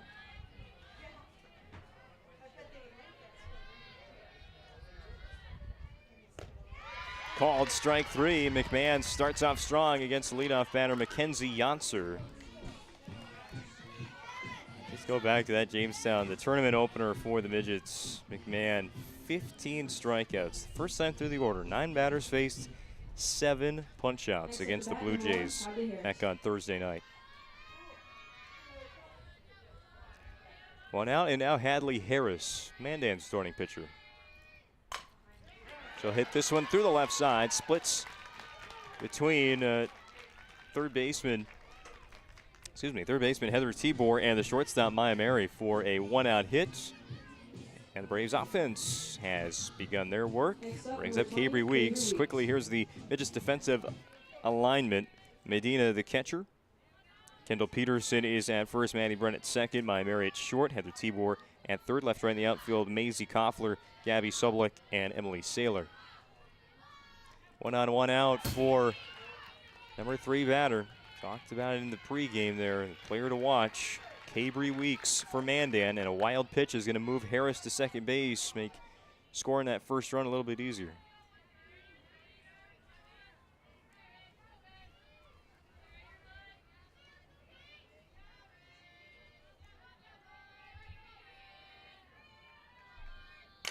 Grounded right back to McMahon. It's that split-second reaction. So 1 hop back to the pitcher. Throws to first, gets the out. It's the second of the inning. Ground out by Weeks does move Harris now to third base. And Taylor Arnegard comes up in a big spot for the Braves early on.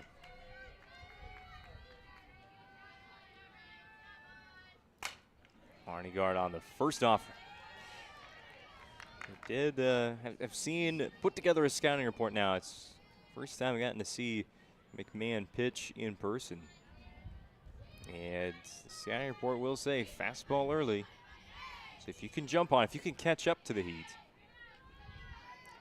like Harris did with that single, you're going to get an opportunity early in the count. The 0-1 from McMahon. Maybe she goes mix it up here inside too far. 1-1 on Arnegard.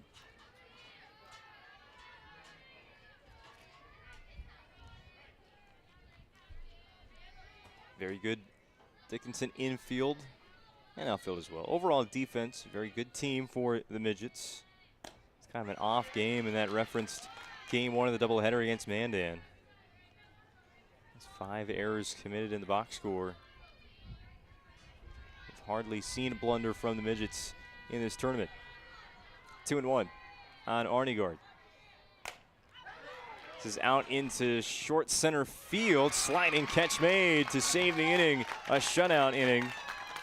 Give a tip of the cap to Gabby Sobolik in center field. I think McMahon might give her a big hug. That's the end of the first half inning. Scoreless on the BNC National Bank scoreboard. A whole lot of softball left for Minot. Making priceless memories, learning to play, playing to learn, or simply getting where you need to go.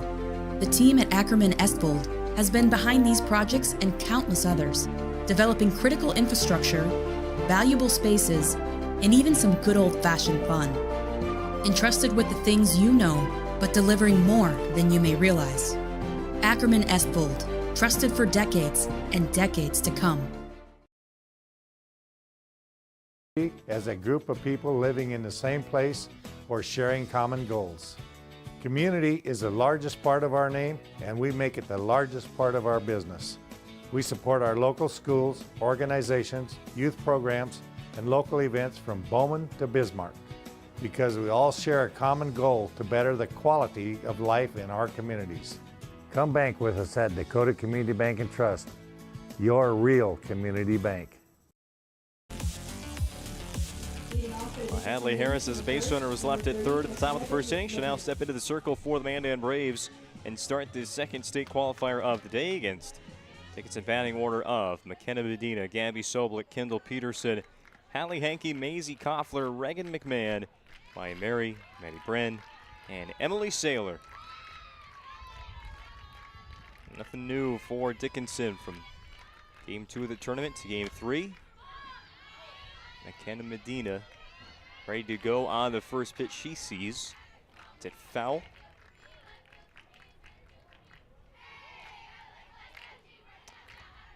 Hankey, the designated player for Heather Tibor.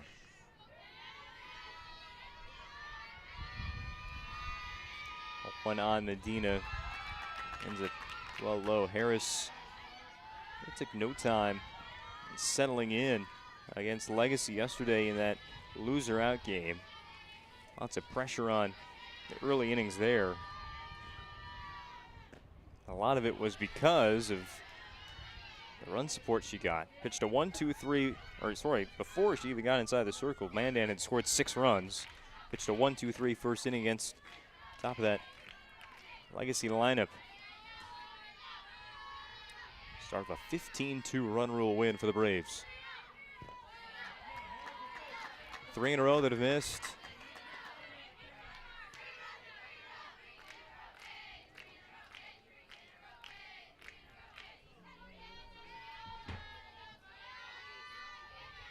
Medina's still ready to go when anything close. It's 3-1, but we'll be a little more patient. Foul ball.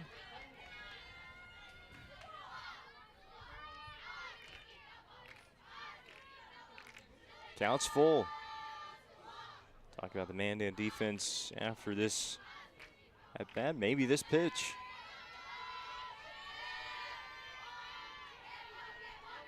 Payoff.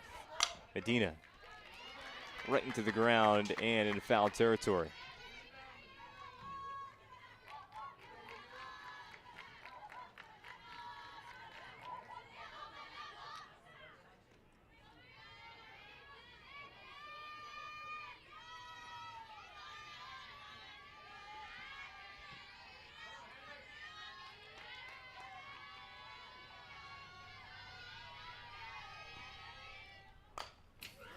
Look out.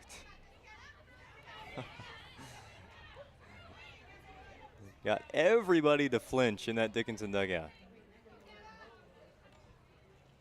And one of Dickinson's assistant coaches, he's standing outside the gate. That was right at his head. And the people behind the fence were cautious on that hard hit foul ball. Small dimensions here in softball. You got to be head on a swivel. Payoff pitch number 3 from Harris to Medina. This one might still end up in foul territory, but could be caught by the Braves on a slide. Hope Hanson couldn't get there. Surprised that was the first time I haven't been able to keep track of Hadley Harris and Hope Hansen.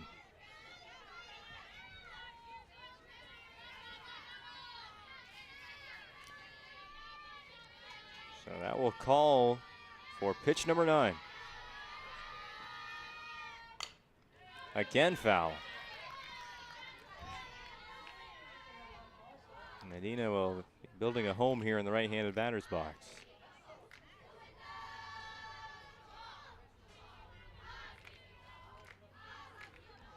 Harris got to find a new pitch to throw. Gets one low out of the zone, and a chase from Medina. Comes back from 3-1, hits a million foul balls, and eventually a strikeout. First K of the day for Hadley Harris. Here's the man-to-man defense in game 4 of the tournament for them. Grace Bugby is the catcher. Cabry Weeks at first, Bella Maliski at second, Hope Hansen at short, Haley McGrain at third, left, right in the outfield, Mackenzie Yotzer, Sierra Gustafson, and Taylor Arnegard.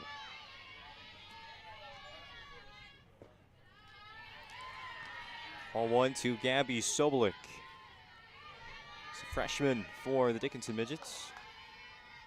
Go from the only senior to the only freshman on the varsity roster. Varsity roster all year long for Dickinson. Shows just 10 players. They definitely have brought more than that to this tournament.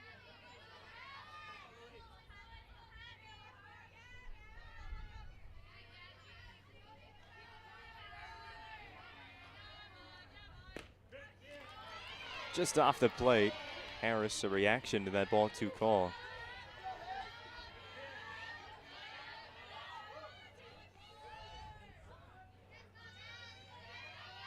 Now Bugby sets up inside, so I'm looking to swing away. This one does end up in the dugout.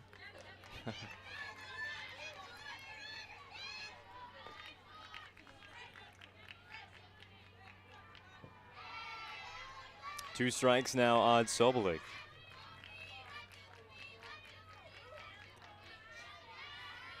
Midgets did strike out quite a bit in this tournament. They were K'd 10 times by Matty Hoff of Jamestown in game 1. Sobolik going to avoid the strikeout here with a long fly to center. It is gone. A 1-out home run in the first inning for Sobolik, and there's your first run of the game.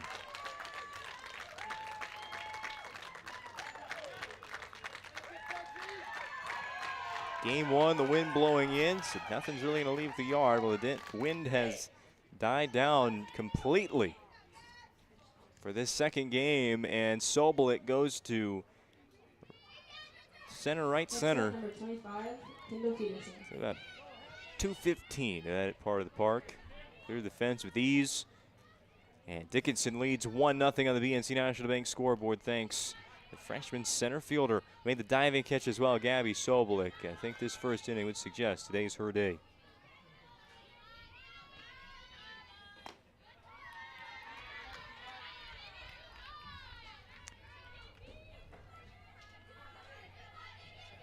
Nothing Midgets on the BNC National Bank scoreboard.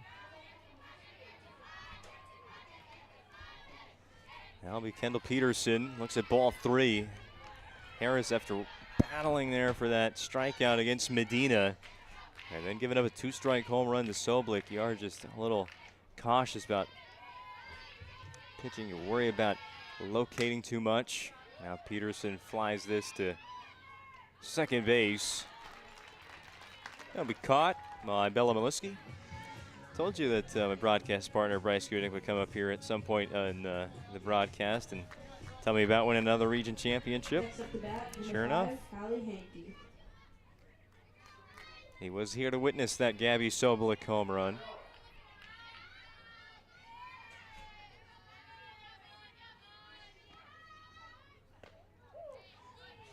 Called strike to the cleanup batter, Hallie Henke. Well, Dickinson as a team hardly reached base against Reagan Terrell last night. And it was only Hallie Henke that did so. A walk and a double was the only 2 base runners allowed by Minot High starting pitcher. Henke in the air, right field foul territory, and Weeks the catch will end the inning. 4 batters faced for Hadley Harris in the bottom of the first. One of them, Gabby Sobolik. It's a solo home run to get the party started here in state qualifier number 2. 1-0 Midgets on the PSP Network. Right in front of you, see? The slicer, the meat and cheese, it has a rhythm. This is the rhythm of the slice. The slice. Oh, yeah. The rhythm of the slice. This is the rhythm of the slice. The slice. Oh, yeah. Order for Danny? Sliced right in front of you. It's a Jersey Mike's thing. A sub above. For a new vehicle, Ryan Family Dealerships has the best selection we've had in years. You'll find fantastic offers from Nissan, Honda, Chevrolet, Buick, GMC, Cadillac, Chrysler, Dodge, Jeep, and Ram. Hold up. Ryan sells Chrysler, Dodge, Jeep, and Ram? Yes, we do, and we'd love to sell one to you.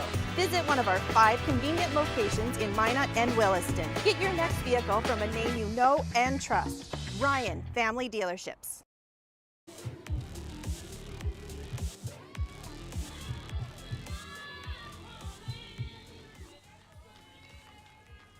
One inning complete for the Shields South Hill Softball Complex in Minot. 1-0 Dickinson lead. Midgets sending the first message after Mandan left a runner at third in the top half of the inning. Locations on North Dakota, Minnesota, and Arizona. You can find BNC Bank online at bnc.bank. Strike one swinging to Aubrey Karski. Designated player for the Mandan Braves today, hitting in place of the catcher Grace Bugby. There's a reach out, didn't get enough of the bat out. Hit that pitch, another swing and miss. McMahon gets the 2 strikes. Bad news for batters.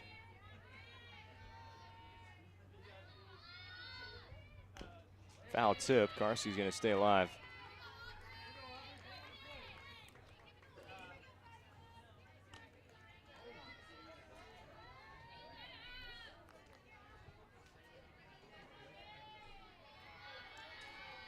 Karski, then Hansen, followed by Maliski for Mandan in the second inning. Just 1 run now, but as much as you can, keep pace with Dickinson in this game. The regular season meetings, they were high scoring. And it was up and down, crooked numbers, and basically every other inning.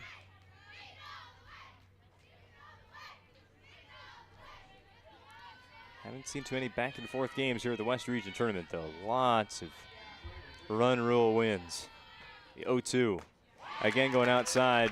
I mean, if you got something that works, just keep going. It was outside swinging strikes to Karski early in the at-bat, and it's an outside swinging strike to end it. Second K of the day for Reagan McMahon. Sophomore starting pitcher for Dickinson.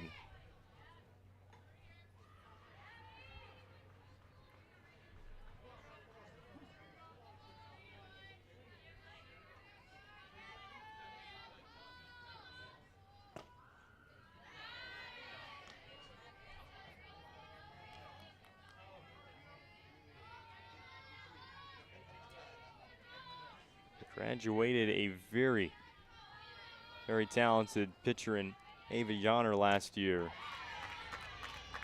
But, I have to assume they're pretty happy with the new ace they found already as a sophomore. Head coach Amanda Mickey.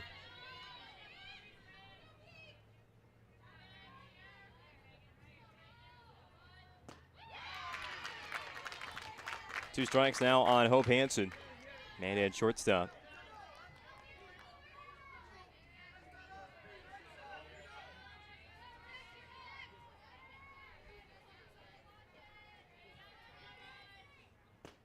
In there for strike 3.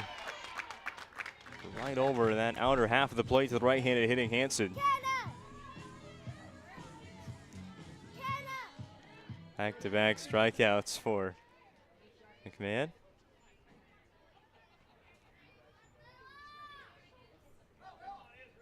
To start the second inning.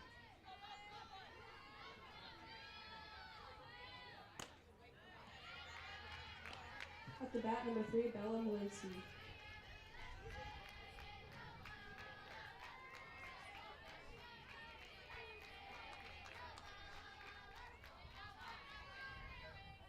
Malinsky, high hop to short.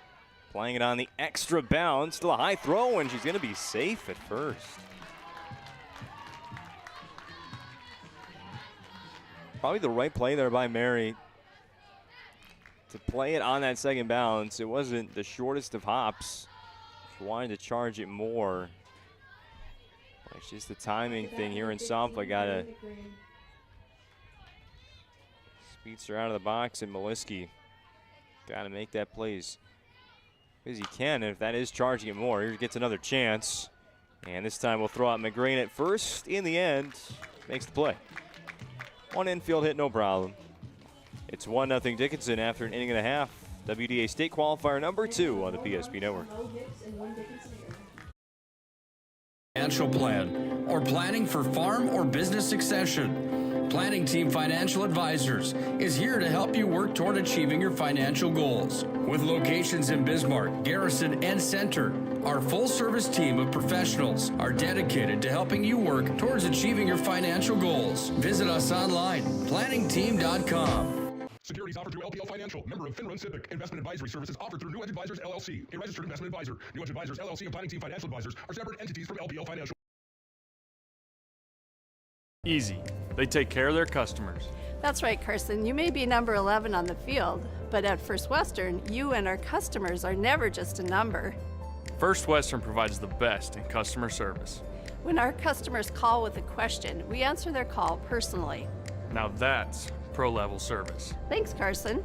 Professional, friendly, full-service banking is what you can count on at First Western. First Western. You can bank on us.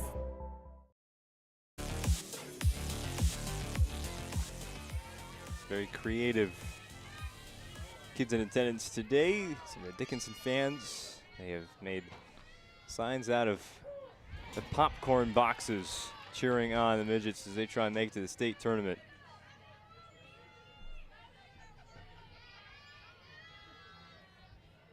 Leading 1-0 in the bottom of the second on the BNC National Bank scoreboard. Ball on a strike to Maisie Koffler.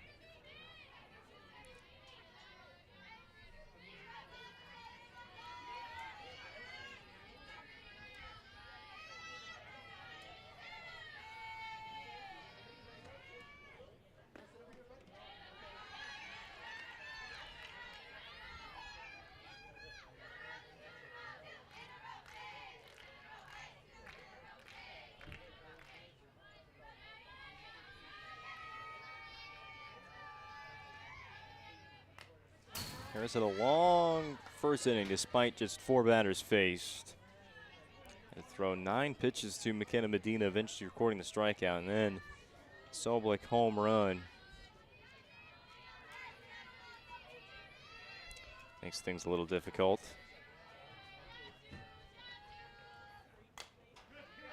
Another pop-up right to Harris. Record the out. Everything in the air off of Harris so far. The home run. Pop out, foul out. Reagan McMahon looking to hit one on the line.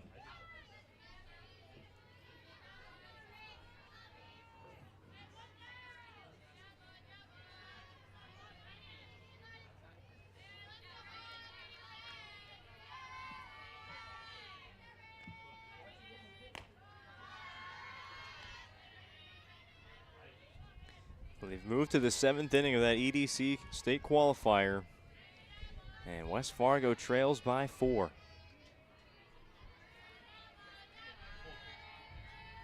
One-0 from Harris. Called to strike. McMahon and jumped out of the way of the pitch early. He's got a piece. The Packers have some work to do to keep their streak alive.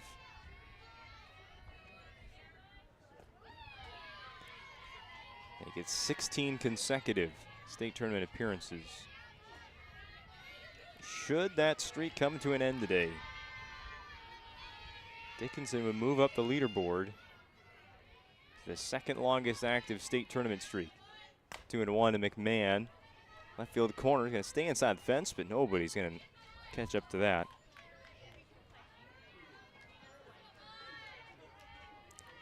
The Dickinson Midget softball team, they have appeared in every state tournament since debuting in 2012. Obviously, they need to keep their streak alive today against Minot.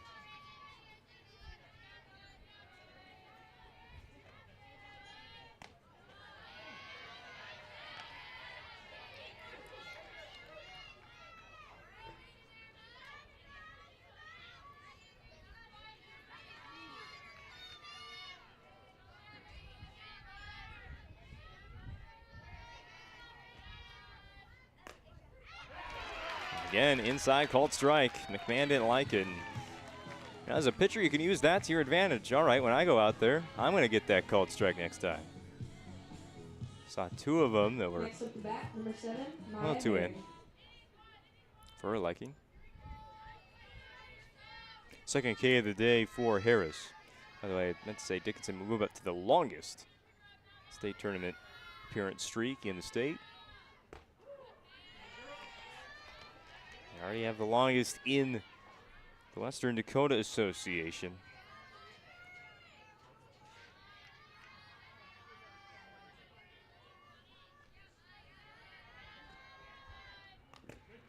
Fouled for strike 2. Harris an opportunity for a 1-2-3 inning, retiring the side.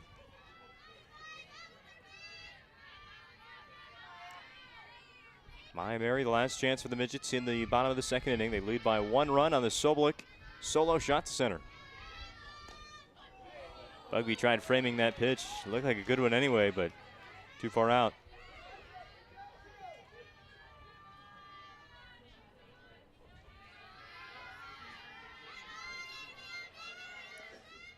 Harris comes home. Foul.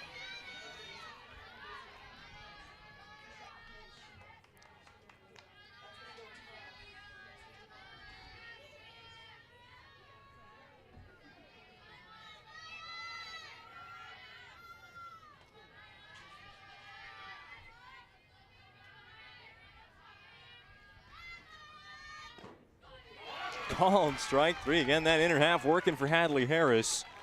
The inning is over. 2 strikeouts in the inning for the Mandan pitcher. Remains a 1-0 on to the third inning. The Braves are going to tie it or take the lead. Learned a lot about why local matters. Unlike those guys, we take pride in our work and back our tires with our Plus Plan guarantee to get the most out of your tire's lifespan. Are the tires the same size on all the sides? We strive to provide great value to our guests and lowest prices guaranteed. That's not good. Stop at a trusted tire and auto and get a set of tires from people you know and trust, and will even match those guys.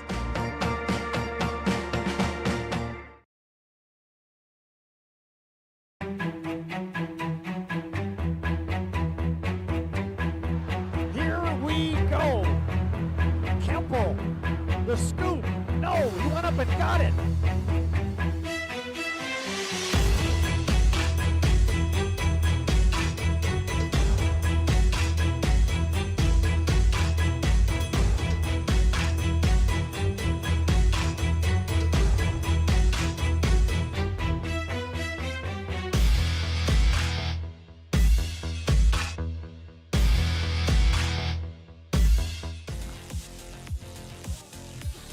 There was a lot of great games I remember on that last advertisement there. Digital downloads available now. PSP Network, any postseason tournament on PSP Plus you can have for a long, long time.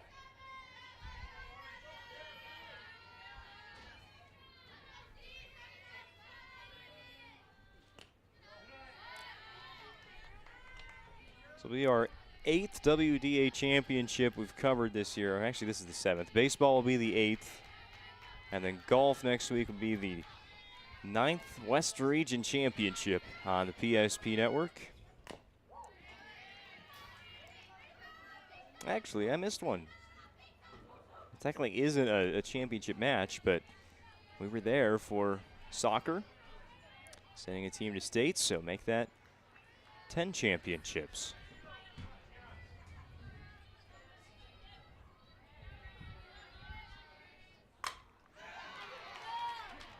Gustafson to right, another diving catch in the outfield.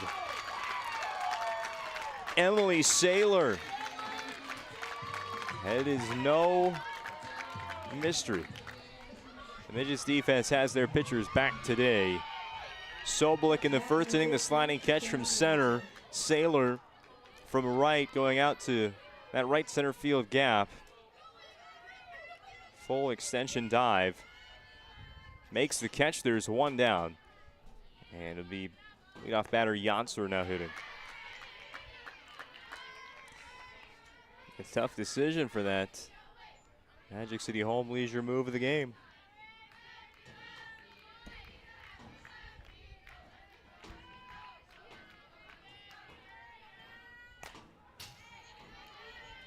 Two strikes now on Janser. I feel like plays like that sometimes give a pitcher bigger confidence boost than even striking out somebody. You know, if they're going to hit it, and outfield's going to make another play for you.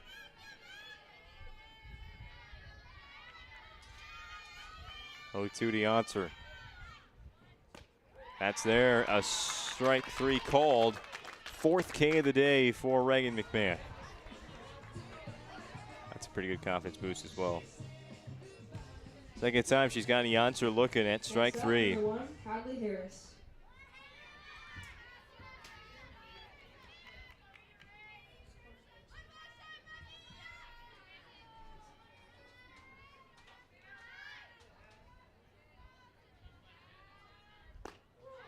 Called strike to Hadley Harris. Harris, the lone man-in base runner the first time through the order.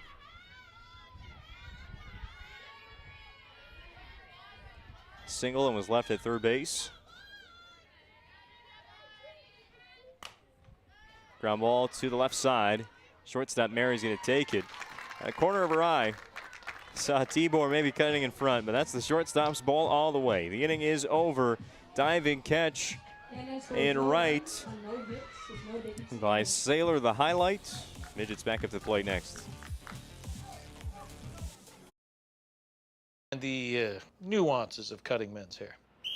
Less pomp, more adore, huh, Brittany? Square face, wavy hair. Mid-fade with a textured top. Finish it off with a hard part and taper that neckline, coach. Cowlick, what's the move? It's not just all about hard work here. Hit all. 7. Pressure. Points. Yeah. It takes expertise to be a sport clip stylist. Here? That's the spot. Right there, huh? Sport Clips, the pros in men's hair. There's as pages in a history book, a time gone by. But even in this modern world, there are new frontiers to conquer.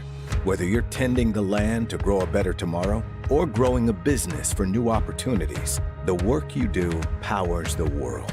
Exploring the frontier means stepping forward, shaping the future for yourself and for those around you. First International Bank and Trust, helping you live first, one step at a time.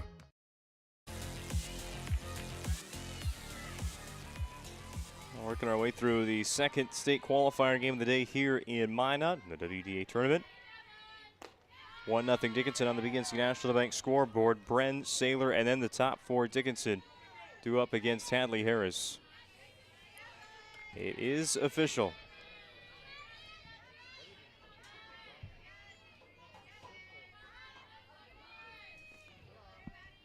Inside for ball 2.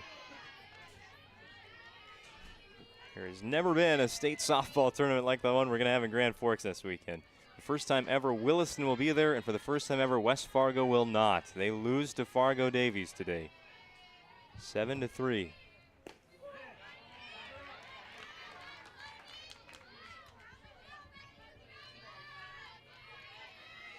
Crazy stuff.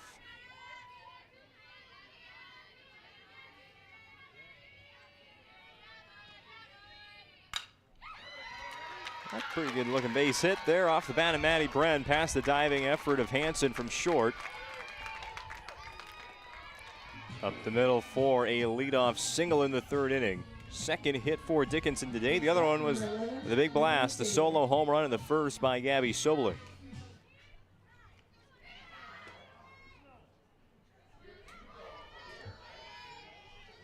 That's what the Bombers is supposed to do, right? Turn over the lineup card. Give him a chance there at the top. Perana base hit now. Emily Saylor, who bats in ninth, digs in for the first time today.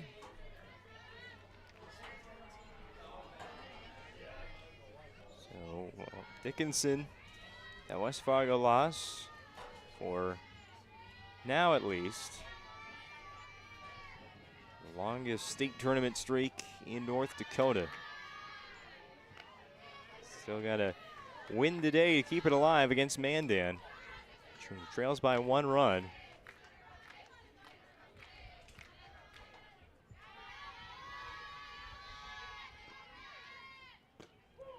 Two balls and a strike to Saylor. Emily coming off the highlight reel diving catch in right field. We will have a PSP top 10 of just softball catches by the end of today. Saw some great ones in the Jamestown-Bismarck game. And 2 so far for Dickinson.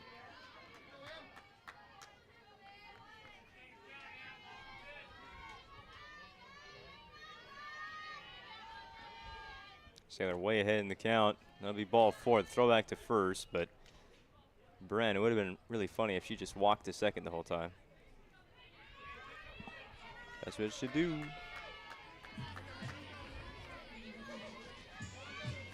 Ball 4 anyway. Runners at first and second with nobody out for McKenna Medina.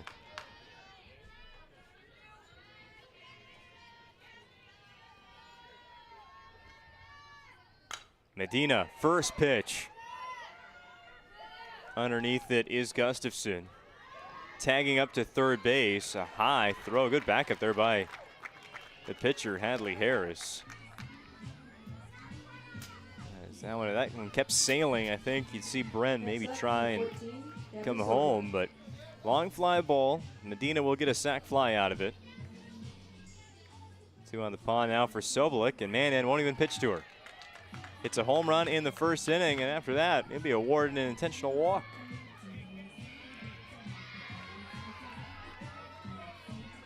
Next up is number 25. And Mandan will walk Sobolik to get a force out everywhere. They come home with a ground ball. That's what the infield just talked about. But even after that, the middle infielders do go back to normal depth, so either they're trying to turn 2 here with Kendall Peterson at the plate.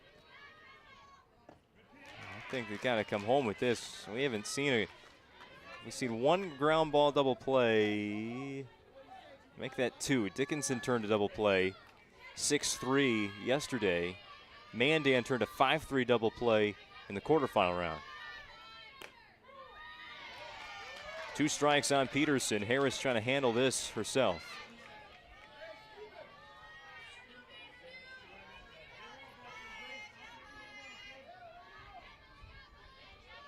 Bases loaded, 1 out. Bugby sets up outside. Harris a little too far out, but in a sense hit the spot. Didn't want to put one over the plate for Peterson.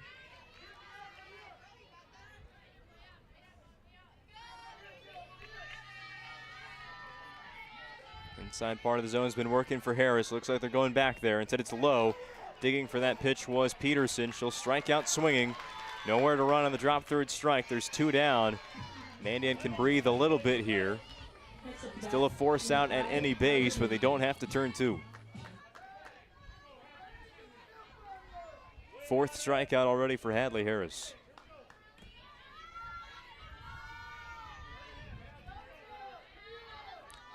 The matchup, Hadley Harris versus Hallie Hankey. Bottom 3, bases loaded.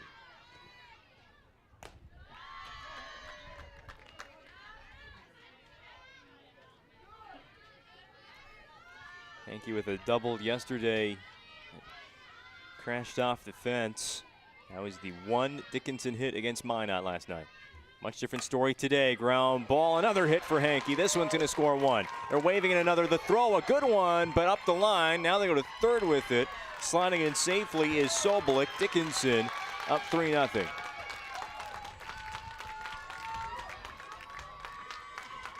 RBI base hit for Hallie Hankey, the designated player, doing her job.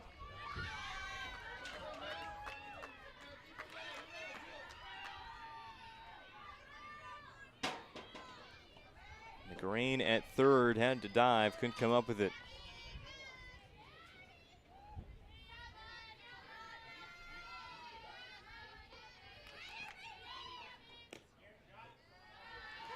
One ball to Koffler.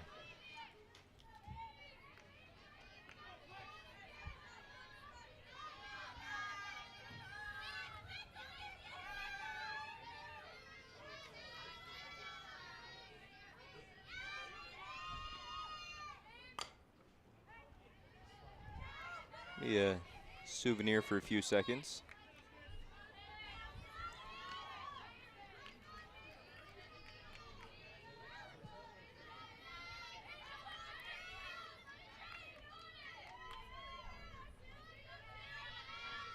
Why stop here with 2 runs if you're Dickinson?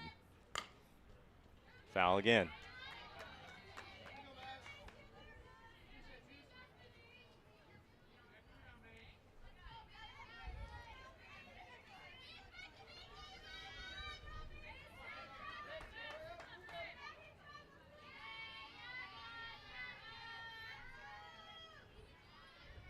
Harris ready with 2 strikes. Pitch. Way up. Koffler popped one right back to the pitcher in the second inning. 0 for 1. 2 hits, 2 walks. This third inning for Dickinson. Plus the sac fly. Bounce to the left side of the infield. Works as a bunt. Safe at first base is Koffler. And safe across home is Sobolik.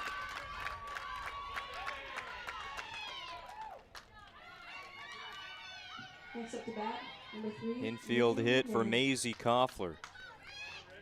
And Dickinson will continue hitting in the third, leading now 4-0 on the BNC National Bank scoreboard.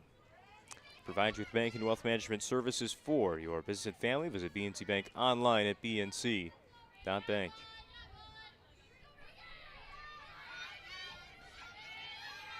That gives Reagan McMahon a chance in the third inning.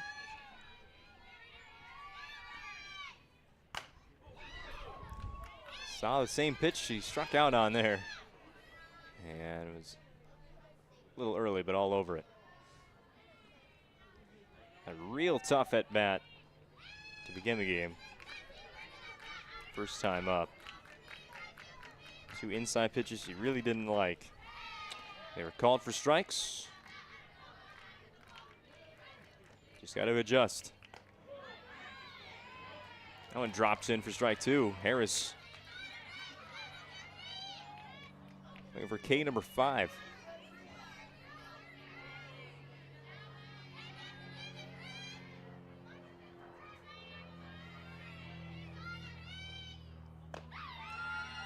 Stays way up out of the zone.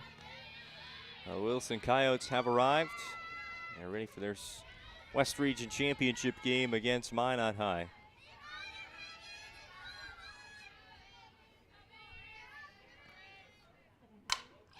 Another hit, this time from McMahon. Dickinson plates 4 runs in the third inning. They still have a chance to add to it with 2 outs. And the next batter being Maya Mary. Number 7, Maya Mary. 5-0 on the RBI single to left field by Reagan McMahon. And Mike Gustafson, his 2-out rally has gone on too long. He's going to take a Surf Pro conference inside the circle. 24/7 emergency service and trained technicians using advanced technology and specializing in fire and water cleanup and restoration is Surf Pro. Also want to thank Magic Towing for sponsoring today's broadcast of high school softball on the PSP Network. Remember, their phone number is 701-509-4011. There's no job too big or too small for Magic Towing, serving western North Dakota. And it had used 4 different pitchers on day 1 of the tournament. Harris pitched a complete game in the 14-10 win over Century in a play-in game, and then did not use Harris in game 2 of the day in that 18-4 loss to Williston, but used 3 different arms, so a couple of different pitchers to use. I think for the Braves, though, they're going to rely on Harris to get him through this one.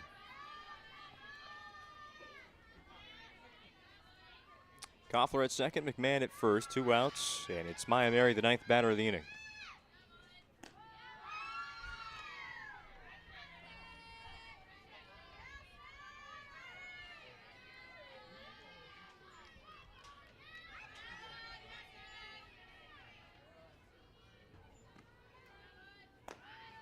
patient here, 2-0. She can reach base. That'll bring up the leadoff of the inning, Maddie Bren, who singled and scored.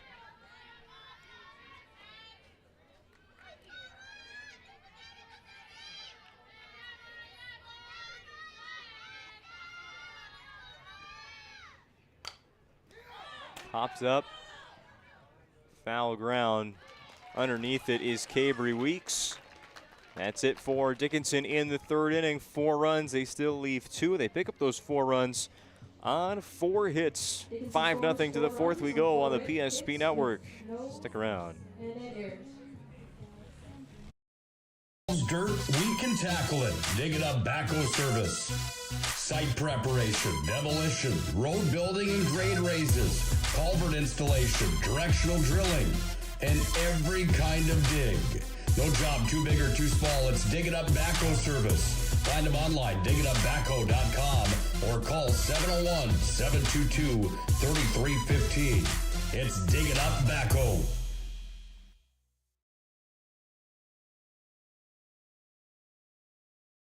Have over 60 years combined experience in the field. Not only are we writing estimates, talking with customers, we're in the shop working alongside of our team members. I've always had a very strong passion for repairing vehicles. I've been doing it since I've been in high school, and I've always enjoyed seeing the vehicle repaired back to the original conditions. Thank you for the opportunity to serve the Bismarck-Mandan community for the last 7 years. We look forward to expanding into our new addition to better serve our customers, Centennial Collision and Paint.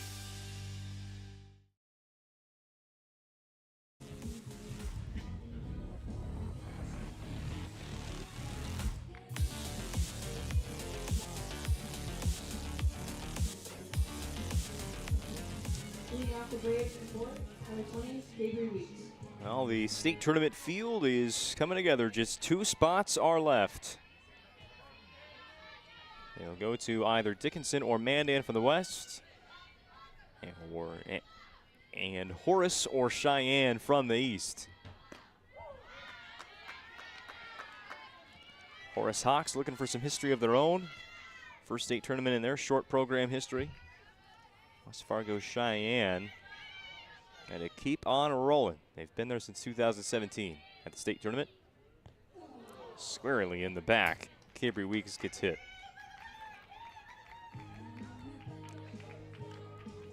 McMahon retired the side in the third inning, thanks in part to that diving catch for the first down in right field by Saylor. A leadoff hit batter. Work around that. Got to make sure Cabry Weeks is all right. Sounds good.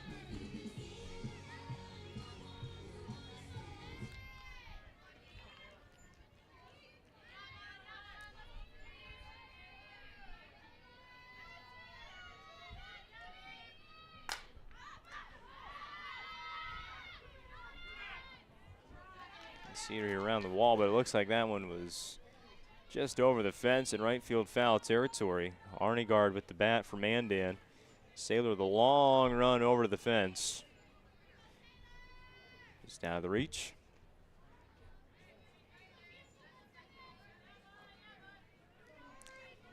Well, at tournaments like this, you're gonna run into a lot of people you know. Helps for me that there was a Region 4 softball tournament on the other side of the walkway. There's a base hit for Taylor Arnegard into center field. Cabry Weeks moves up to second base. Here's something from Mandan. You're gonna need something here in the fourth inning. We're right up at the halfway point of this game. Dickinson just put 4 on the board in the bottom of the third. Braves need an answer, whether it's 1, whether it's 6. Aubrey Karski now batting.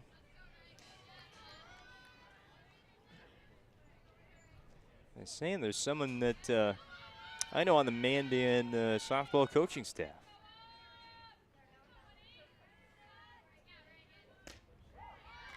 JV coach Joe Montesmith, he is here today. Met with him yesterday after their win over Legacy. He was a high school baseball coach of mine at Washburn. He also coached at Legacy for a while, their softball program, and so there was mixed feelings about eliminating them yesterday. And that's just how it goes in sports sometimes.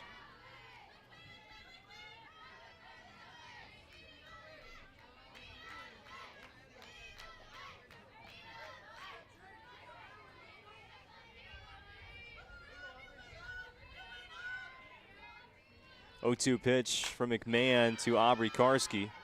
He's hit foul.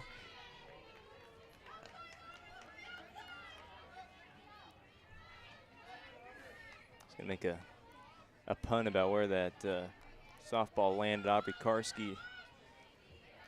It wasn't even a good one. Something about cars. Swing and miss. Strike 3. Pregame McMahon. Strikeout number 5. Big out to get there. Get the first 2 on base, the hit by pitch, and then the single. You can pick up an out with the ball getting put in play. Help your defense a whole lot.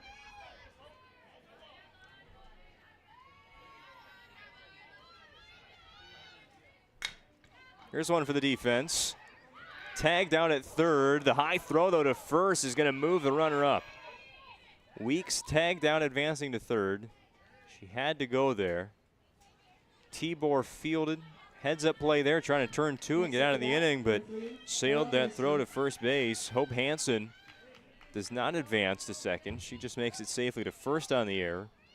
Taylor Arnegard does go first to third, so the inning stays alive for the Braves. There's 2 outs and 2 on for Bella Maliski. Singled on the infield last time, hit it to short. Just ran out the throw. This time, halfway down the line, knocked down by McMahon, but couldn't pick it up. Maliski, the speed kills again. And it brings in a man-to-man run as well. That's the important part. 5-1 now the score. Mandan has a run on the BNC National Bank scoreboard. Scores on a throwing error and then a fielding error. Do we give it a hit? I don't know. The friendly scorekeeper up here. We're going to go hit. McGrain to right. Saylor makes the catch, moving towards the warning track in right center field. The inning does end with Mandan leaving 2 on the bases, but 2 balls that don't leave the infield give Mandan their first run of the game. They trail 5-1 halfway home in state qualifier number 2.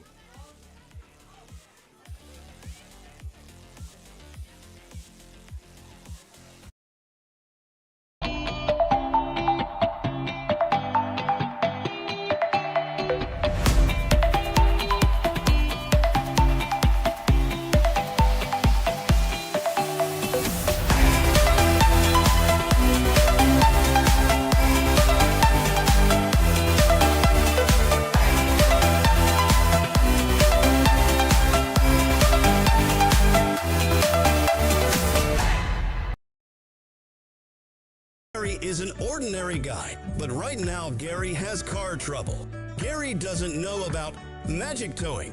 Don't be like Gary. Remember the name and the number.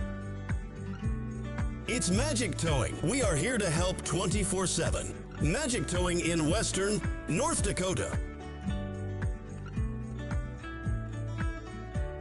Don't be like Gary. Remember the name and the number. It's Magic Towing.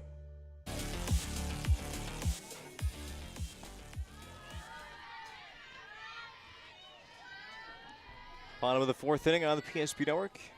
Like what you're seeing, and you haven't already, why don't you go ahead and subscribe to the PSP Network on YouTube. It's free to do, free to view this weekend. WDA softball and baseball.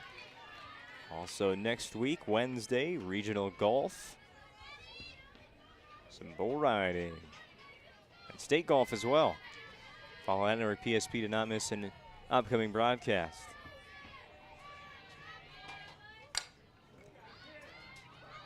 High fly to left. Tracked down by Mackenzie Yonser. It was Maddie Bren, who led off the 3rd inning for Dickinson with a single and a run scored. The Midgets would end up scoring 4 runs that frame. Mandan answers with 1 run in the top of the 4th. They trail 5-1. That's the point we're at right now.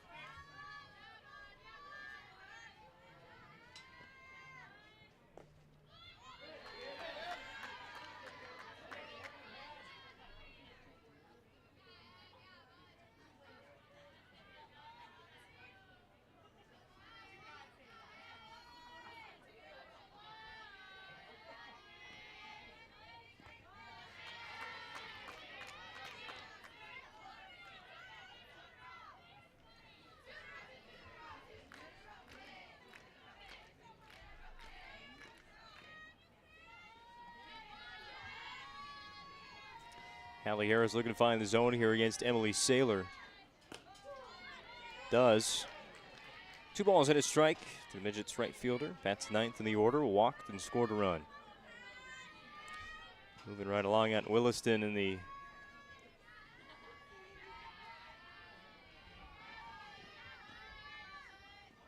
WDA Baseball State Qualifiers. They start an hour later than us today.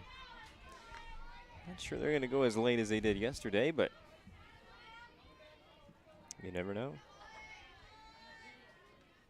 Still in state qualifier number 1. Looks like Jamestown is close to qualifying for that state tournament. 3-1, the count to Saylor. That'll stay up high for a 1-out walk. Well, it works out again for Dickinson, bottom of the order. Gets on base for the top. McKenna Medina, strikeout, sac fly. 0 for 1 officially.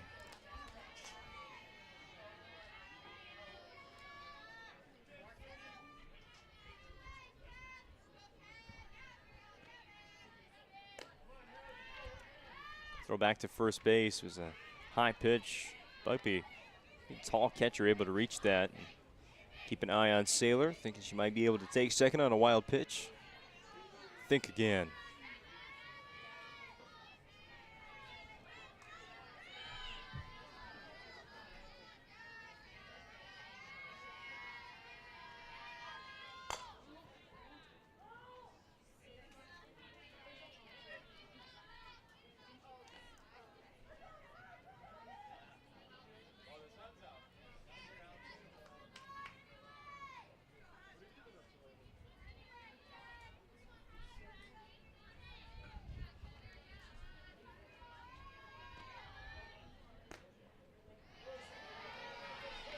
Harris getting frustrated up there inside the circle.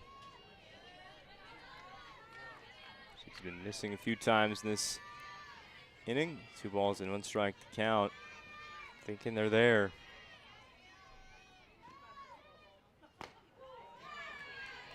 There gets called strike.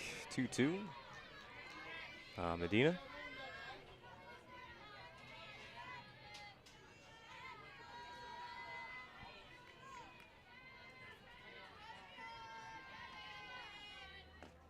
Early on the swing. It'll be a strikeout for Hadley Harris. 2 out for Gabby Sobolik. And Mandan will pitch to her this time. Home run and an intentional walk. Probably the best stat line a hitter could have.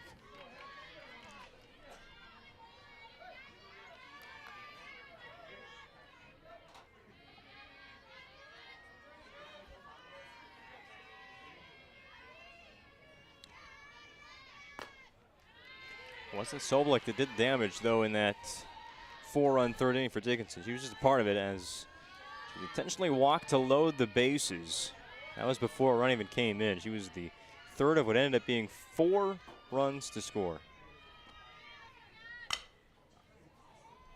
Launches that one foul into the left field corner. Congratulations to the Jamestown Blue Jays. They've qualified for the state baseball tournament, eliminating the hosts of that regional, the Williston Coyotes, today. 9-2 the final score. State qualifier number 2 on the way between Legacy and Bismarck High. Ooh, a rivalry in the state qualifier.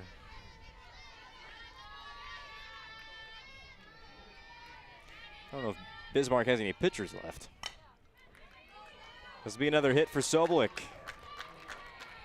Big day continues. Good day to have a day. State qualifier round, diving catch, home run, intentional walk, single, 2 runs scored, another one driven in. We're just in the 4th inning for Gabby Sobolik this afternoon. 2 on, 2 out for Kendall Peterson.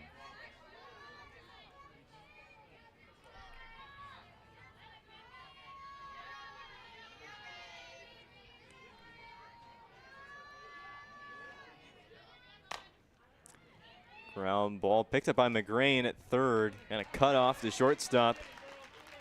Hope Hansen. Hansen said that's all right as long as you make the play. After 4, score remains. Dickinson 5, Mandan 1. State qualifier softball continues after this.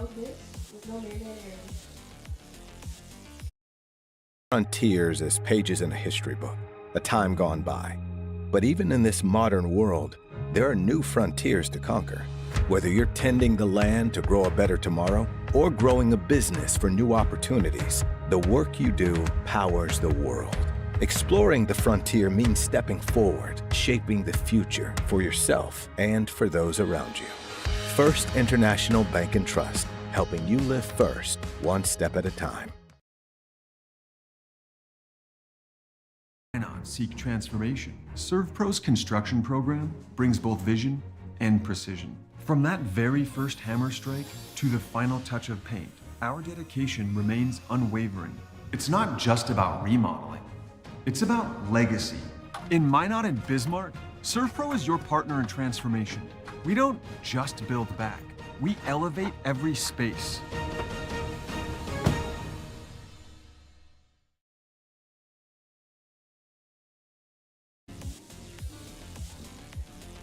Following the final out, we'll have the Planning Team Financial Advisors. Shots Crossroads post-game show. Whether you're looking for a full-service financial plan or planning for farm or business succession, Planning Team Financial Advisors is here to help you work toward achieving your financial goals. Visit them online at planningteam.com, helping clients work toward financial freedom.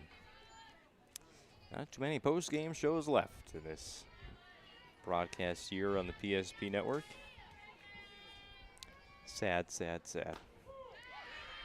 Strike one to start the inning from Reagan McMahon to Sierra Gustafson.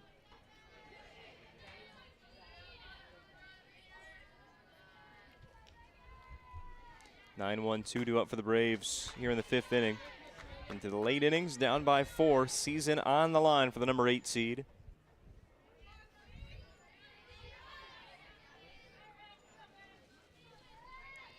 Mandan qualified for the state tournament last year. Did go 0-2, but as long as you're there, that's the important part.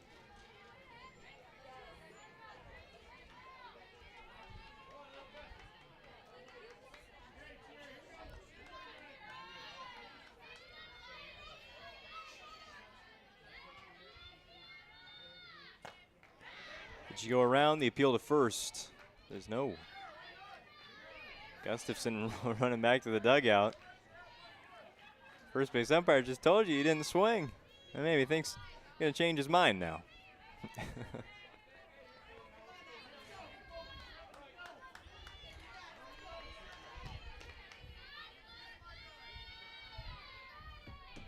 Two balls and 2 strikes. There's strike 3. McMahon says, now you went around. A little more sportsman like than that here. Next up to bat, number 13, Mackenzie Yancey.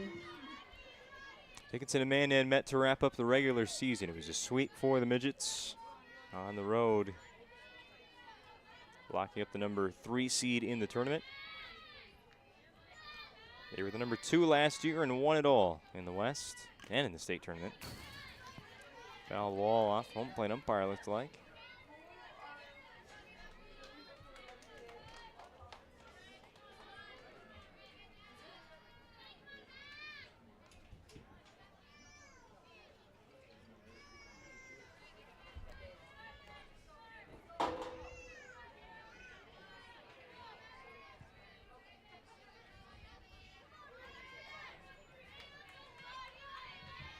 After timeout, here's the 0-1 pitch to Janser. Foul again. Look out, everybody. Important games happening out in Field 2, Class B Region 4 softball. I believe they're on to that second state qualifier game. Already sent Velvet Drake Animus in the state tournament. 0-2 Janser bounces this to the right side. Peterson gonna pick it up. Should have charged it. Next up to bat for the Braves, number 1. I think mainly Peterson just wasn't sure if there was gonna be a teammate there to cover first base and wanted to stay close, but at the same time, didn't field it quickly enough to even have a chance at a play. So Janser, the infield hit, just rolled it to first. And Mandan, who scored their runs on kind of plays like that in the 4th inning. A throwing error by Tibor. And an infield hit that trickled down the first base foul line. Here's the same thing. This is going to stay foul.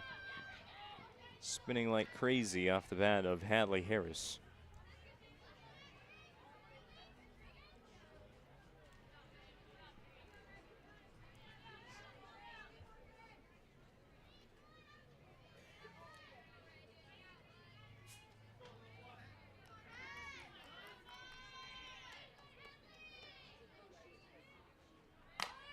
Line drive going to bounce. Diving effort made by Tibor. The throw to first was in time. That was a good play by Mary, backing up the third baseman. Tibor high five, says thank you for that. Tried to dive after the ball in the air. Did get down. Be a 6-3 ground out for a second time for Harris today. Yonser up to second. Runner in scoring position with 2 outs for Cabry Weeks. Their leader offensively. Got to come up with a hit here. Bring in a run somehow, some way. Braves are able to hold Dickinson off the scoreboard in the bottom of the 4th after plating their first run in the top half of that inning. Keep the comeback flowing.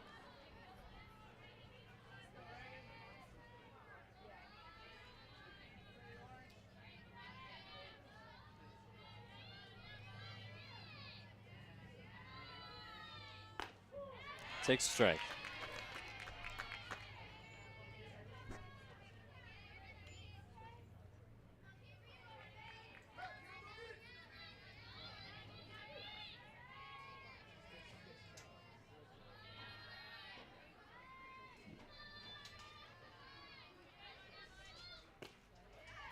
Take another one close. This one will be ball.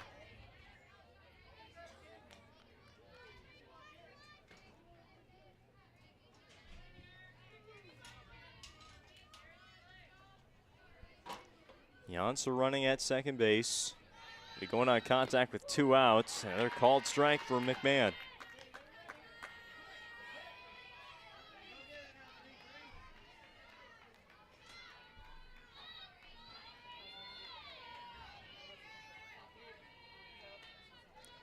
Two.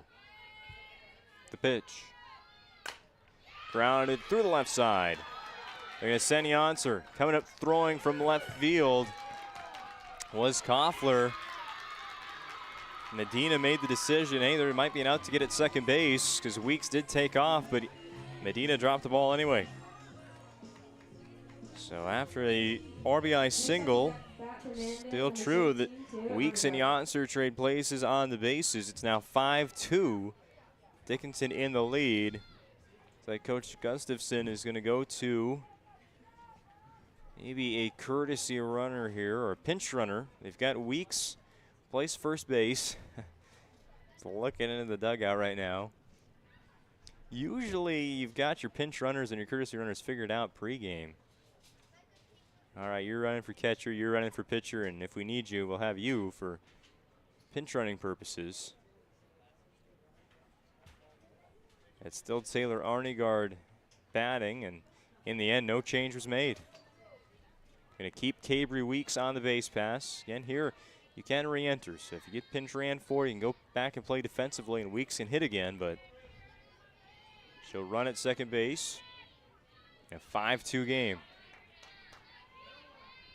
Arnegard's 1 for 2. Foul.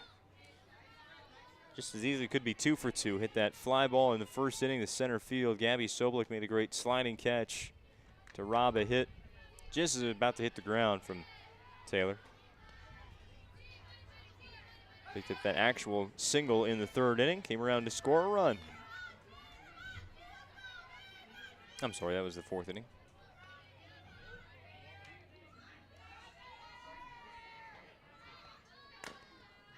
Foul again. I think that hit the wall rather than anybody in the Dickinson dugout. They have been under attack today with softballs.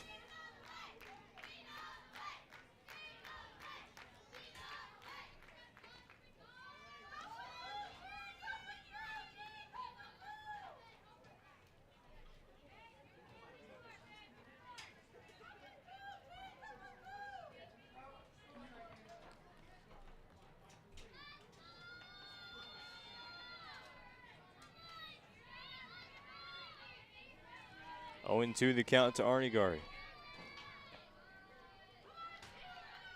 McMahon the pitch. Outside, no swing, no strike call either.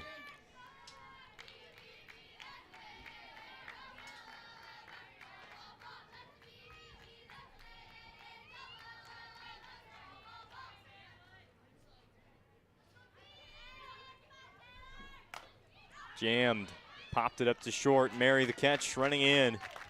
One more run for Mandan, but that's 2 unanswered now for the Braves. Go to the bottom of the 5th inning. Dickinson going to put an end to the comeback effort. At any time, to anyone. It's not really something you can schedule on your calendar. But when it happens to you and it's not your fault, there's one law firm to remember. That firm is Schweigert, Clemene, and McBride. We live here and take pride in helping our community. We know this area inside and out. We put in the work and fight for what's right so justice can prevail for you. That is what we're all about. We're on your side. We're Schweigert, Clemene, and McBride. Into this. With Shaw's Crossroads Fuel to Food Reward Program, you can. Here's how it works. Pick up a fuel tracker card from any of our C-store cashiers. Every time you fill up with gasoline or diesel, use the fuel tracker card to record your gallons. Once you reach 1,000 gallons, you'll be eligible for a $10 gift card to Shaw's Crossroads Restaurant. Start earning your rewards today at Shaw's Crossroads.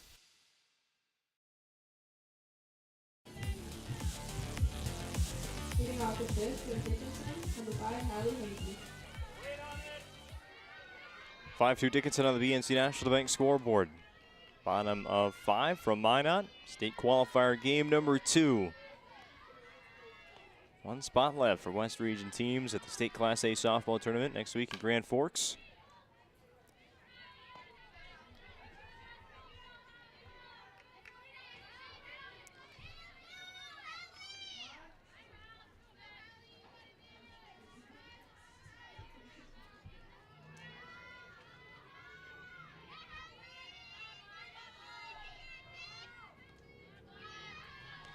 I do think that foul ball I said didn't hit anybody in the dugout, I think did.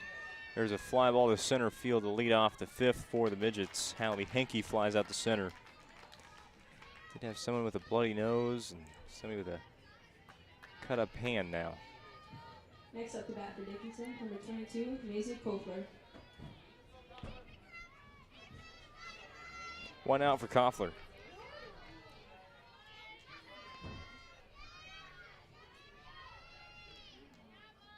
Inside.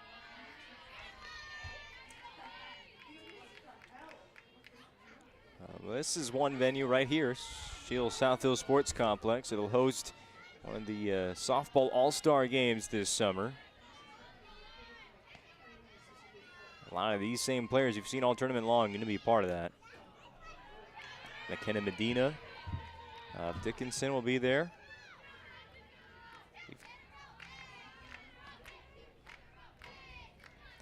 They'll also be in Grand Forks before that. Minot would be game 2 of that All-Star Series. Just like what has been taking place, that Lions Basketball All-Star, Dakota Optimist Volleyball All-Star Tour. Some softball to it as well. You can catch those games. Here's a called strike, 3 balls and 1 strike now on Maisie Koff. You catch those games on your live event. They'll be touring with all those All-Star games. I think all the Summer All-Star action will be on your live event. Find that on YouTube.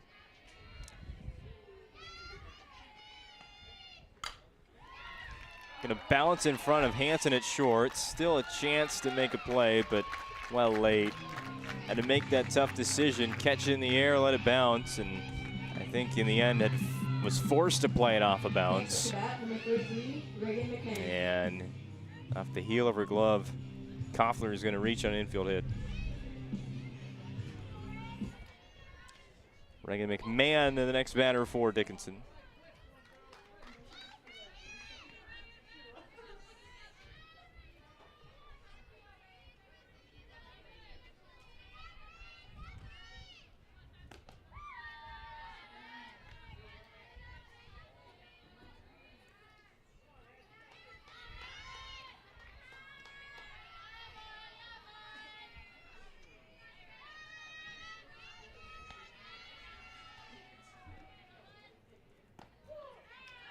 Picks up a strike again, does Harris.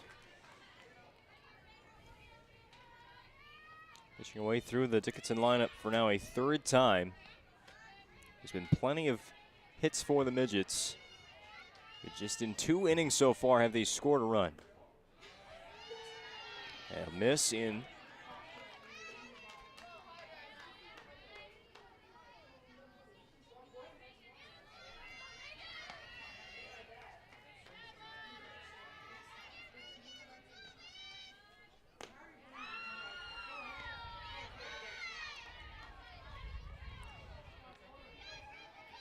They're just got to pitch strong here through these last innings in hopes that man-and offense will keep doing what it has done the last 2 times at the plate.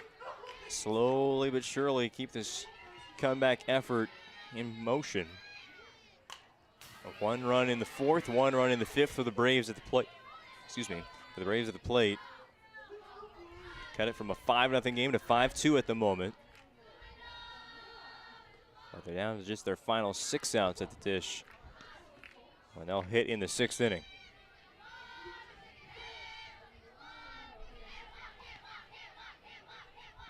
Payoff. McMahon drives this out to left. It'll be on the foul line when it is caught by Mackenzie Yontzer. 2 out for Maya Mary. 0 for 2 strikeout, foul out in the game. Look to put one in play this time.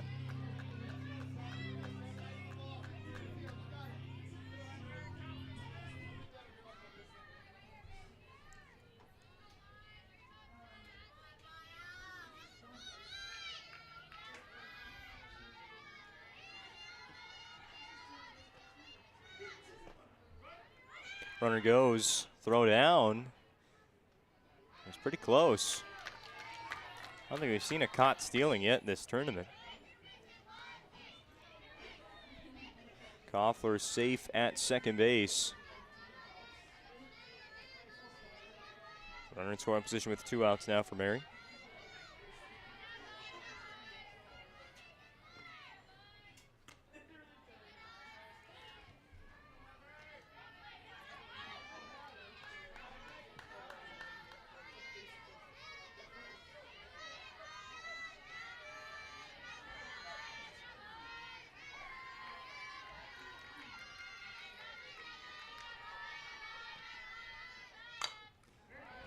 In the air to shallow center. Sprinting in is Gustafson. That is it for the 5th inning. Dickinson again blanked. They are unable to extend their 3-run lead. Mandan looking to keep cutting into it. When we come back on the PSP Network, this is state qualifier softball from Minot.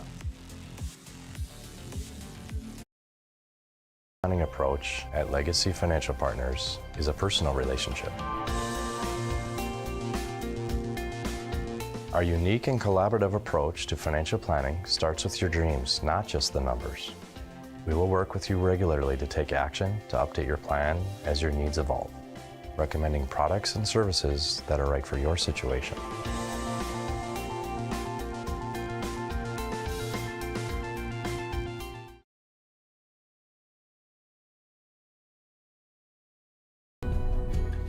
Rooted in the heart of our vibrant communities stands Brevera Bank, offering complete financial services for banking, wealth management, and insurance. From home loans and checking accounts. Let me tell you about the cashback rewards with this account. To wealth management, we'll help you forge your path ahead. Let's create a plan to reach your financial goals. Sounds great. With specialty insurance coverage, our advisors ensure your operation can carry on. Looks like it's going to be a great harvest.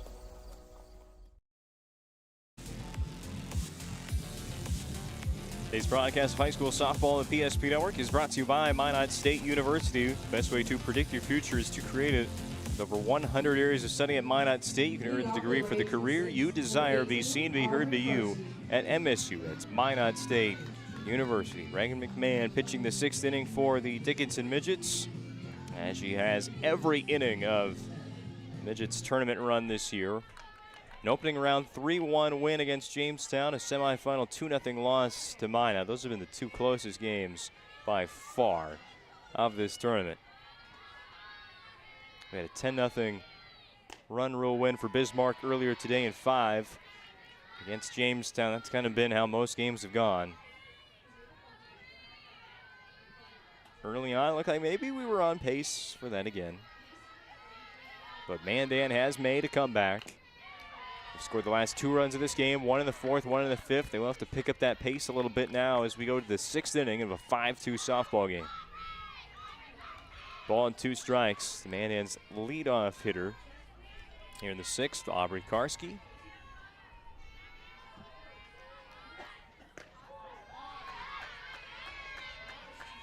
Takes it close to him for ball 2. Karski's already struck out twice. McMahon has recorded 6 strikeouts on the afternoon.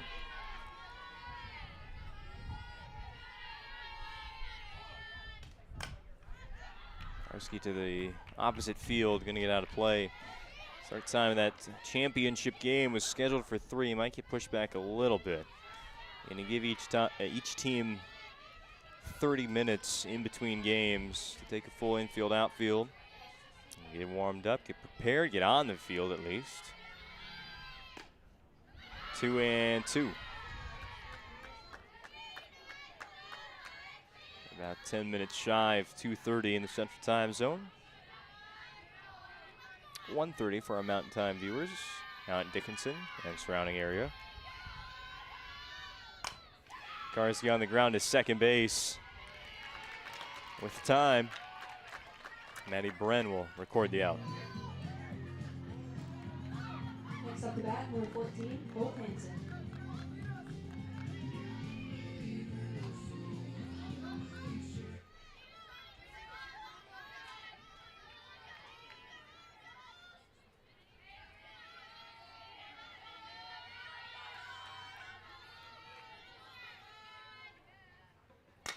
Hansen to second as well. This time it's Peterson going to pick it up and lose the race to the base. To Hope Hansen. Again, it's a play we saw in the last inning. Peterson coming off of first base and unable to make it back in time. Maybe there you just give it to Bren. Flip to you at first. Instead, it's an infield hit for Hansen.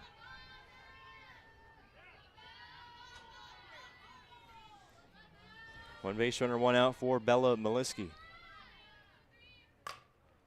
This will go to second as well. A diving stop to keep it on the infield.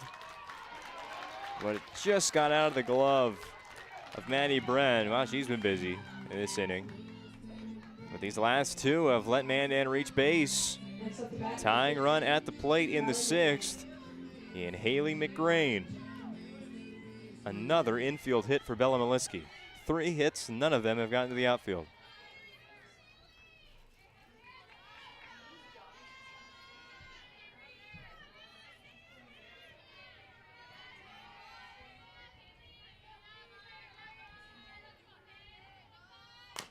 Grain back to the pitcher, going to go to third, get the lead runner out. Well executed by the Midgets. That's the 2nd out of the inning. Puts a dent in this 6th inning comeback for the Mandan Braves. McGrain will reach base, of course. Maliski to second, but Hansen is out, advancing to third. So it'll come down to Sierra Gustafson in the 6th inning for Mandan to score 1.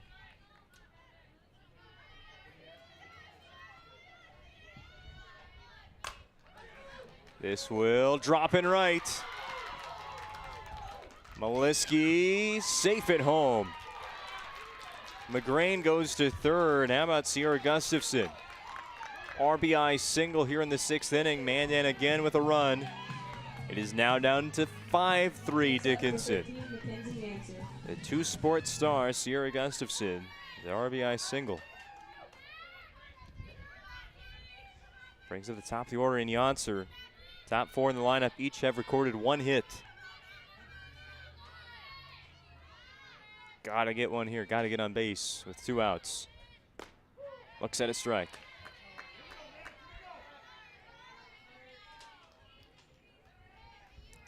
Kenzie Yonser, 2 strikeouts. Watch strike 3 both times. Singleton scored in the 5th inning.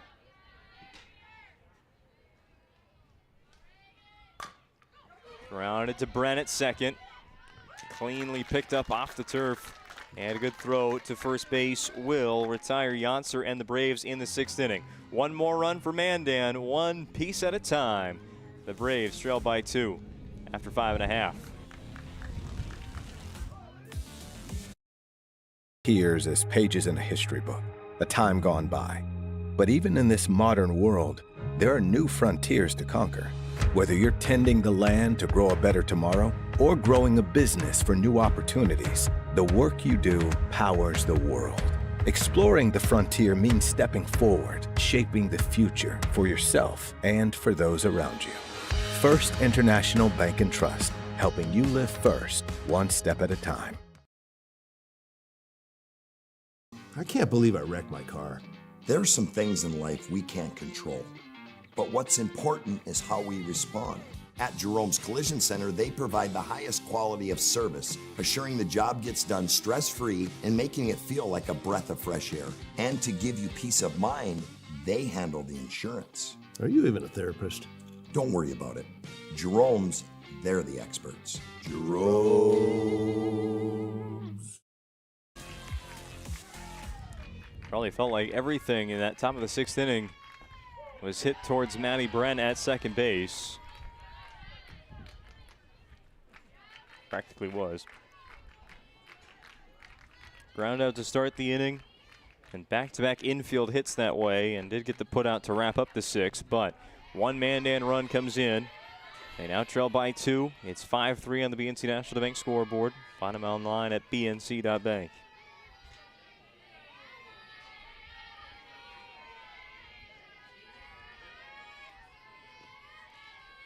Bren will lead off this bottom of the 6th for Dickinson with a ground out to third. One down for Emily Saylor. Dickinson has been scoreless these last couple innings at the plate, while Mandan has scored one run in the 4th, 5th, and 6th.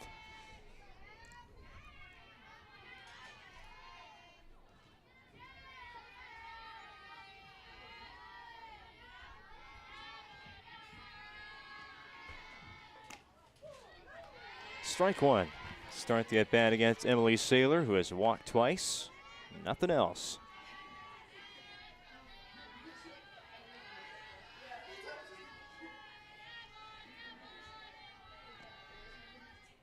And Dickinson 3 outs defensively away from a state tournament appearance. You feel a lot safer in the 7th if you can get one here in the 6th with how Mandan's been going at the plate lately. It'll be a sellout in the 7th for the Braves. We're looking to get hits then. These are the top pitchers in the league, Reagan McMahon. 2 strikes on Saylor. Hadley Harris has been mentally tough today against Dickinson. Had that one big 4-run inning, but since then, nothing.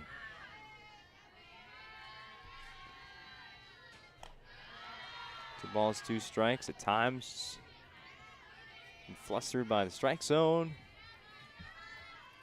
Been a few walks throughout this outing for Harris. Not to mention the 1-out home run in the 1st.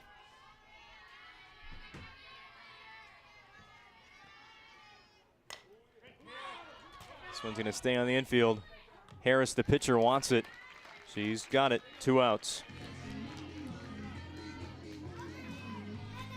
That completes 3 times through the order for Dickinson. They've scored 5 runs on 7 hits.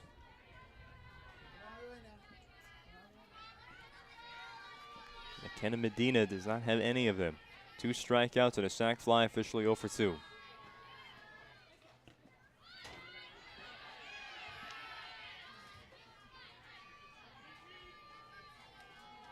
Medina, the lone member of the senior class for this Dickinson softball team. Looking for a few more, at least 2 more softball games to her career. Foul.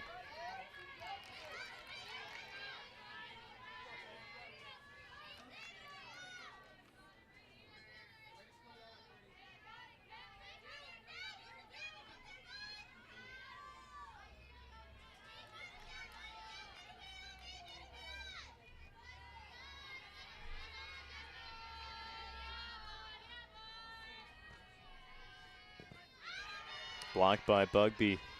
Pitch the bounce in front of home plate.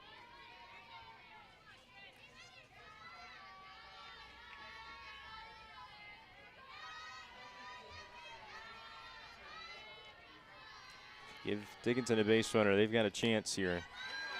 And a glimpse to really put this game away. Harris has to make a pitch now. 3-1 to McKenna Medina, who's been battling at the plate today despite that 0-for-2 performance. Will walk. She's on. And now you have to face Gabby Soblik. It's been the toughest matchup of the day. Soblik, a home run, was intentionally walked in the 4-run inning, the third, and then singled in her last plate appearance. Officially 2-for-2 is Gabby Soblik. Pinch runner in for Medina. Figure out who that is.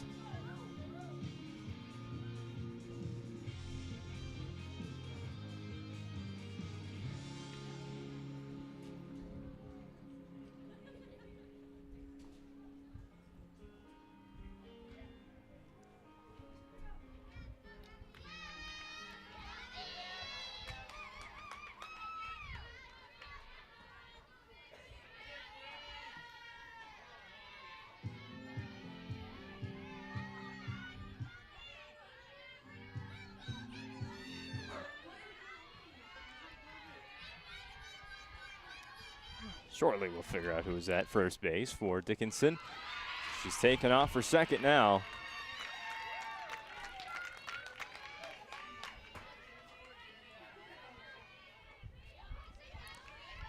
It's Reese Ryder. And now with first base open, Mandan will intentionally walk Soblik again. They just don't want to pitch to her today. Next up, number 25, Kendall Peterson. So Ryder, the pinch runner at second base. Soblik running at first. 2 on with 2 out. There's a force out on any base with Kendall Peterson now batting. Fair, but knocked down by McGrain. Flips to third. Ryder's there safely. No runs come in on the play. The bases are now loaded. It was going to be a fair ball hopping over the base, so McGrain had to make a play on it. Really, by knocking it down, even though no out is made, does save Dickinson from scoring a run by keeping it on the infield. Now a serve pro meeting inside the circle for Mandan as another pinch runner comes in.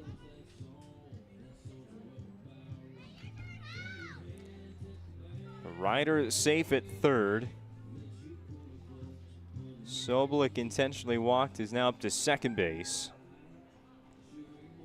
And talking over the game plan here. There's 2 outs. It's pretty simple. Unless they're talking about how to attack the batter, Hallie Henke. He does have a hit in the game. Anything on the ground here, you can go to any base. It doesn't have to be home, but the outfield's going to play deep. Nothing over your head here. At guard lines defense for Mandan. Got to keep everything in front here. Henke, the DP, 1 for 3. Avery Fisher is the pinch runner at first. Henke on the first pitch, fouled up. That's mine.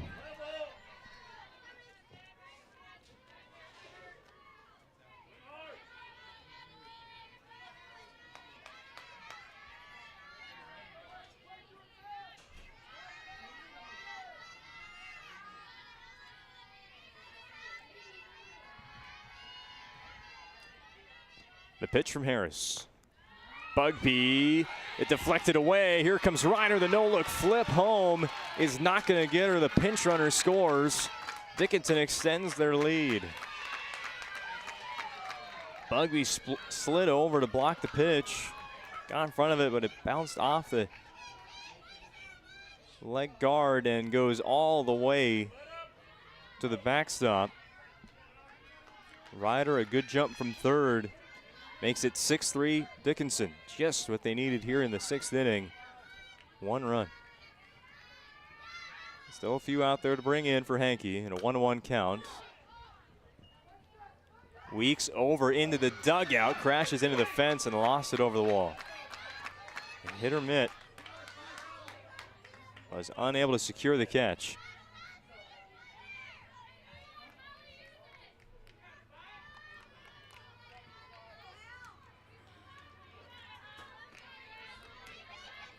Gonna give Cabry Weeks some time here. She's good. 2 strikes now on Hankey.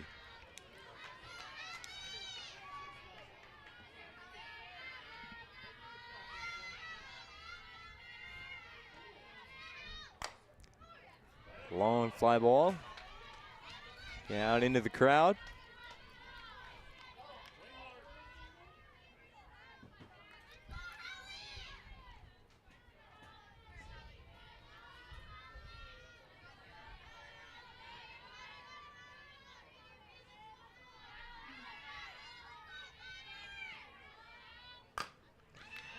High hop to short. Good focus there by Hansen as the base runner Fisher ran right in front of her vision. Gets the out at first base. That does it for the 6th. Dickinson scores 1 insurance run on the pass ball. It's on Mandan to score 3 in the top of the 7th. When we come back on the PSP Network. Making priceless memories, learning to play, playing to learn, or simply getting where you need to go. The team at Ackerman Estvold has been behind these projects and countless others, developing critical infrastructure, valuable spaces, and even some good old-fashioned fun. Entrusted with the things you know, but delivering more than you may realize. Ackerman Estvold, trusted for decades and decades to come. Exceptional welders, carpenters, assembly technicians, and coating technicians. If you're right for Sun, Sun is right for you. Since 1939, we've been making quality equipment and parts for the oil field and beyond. We're world-class, family-owned, and all-American. And as our business grows, we need to grow our team in Newburgh, North Dakota. Sund Manufacturing offers great pay, great benefits, and a great community to raise a family. Apply today.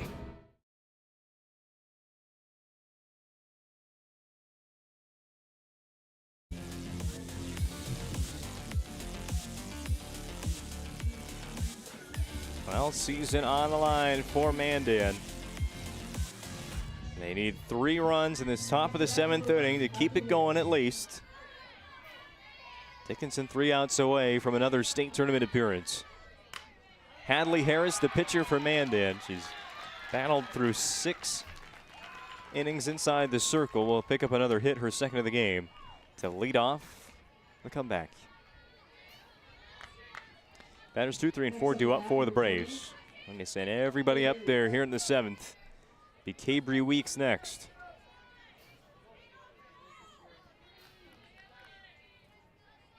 .480 batting average over the regular season, one of the highest marks in the West among qualified batters.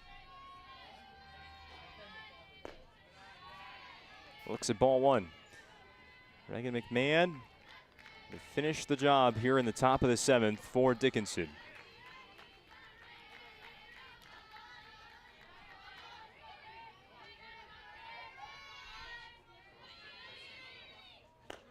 Swing and miss.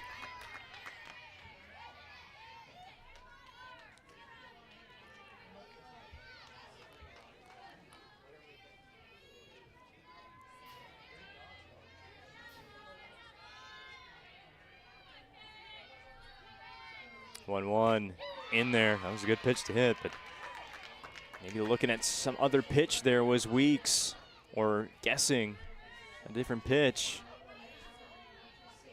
One was left over the plate, but now you get to 2 strikes. McMahon, the strikeout leaders in the conference. Outside part of the plate. Here's a ground ball to short. Mary to second for 1 on a first. Not going to get the double play. For Dickinson, 1 out. It's a big out to get. Weeks reaches on the fielder's choice.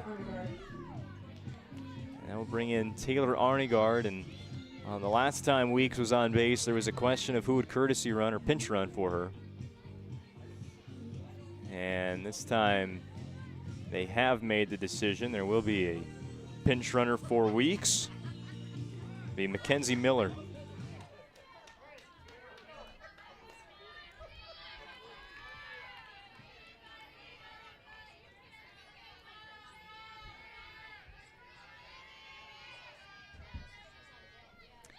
Arnegard on the first pitch, grounds this to third. Tibor finds it. Another force out at second base. Mandan will have a base runner again, but at the expense of an out.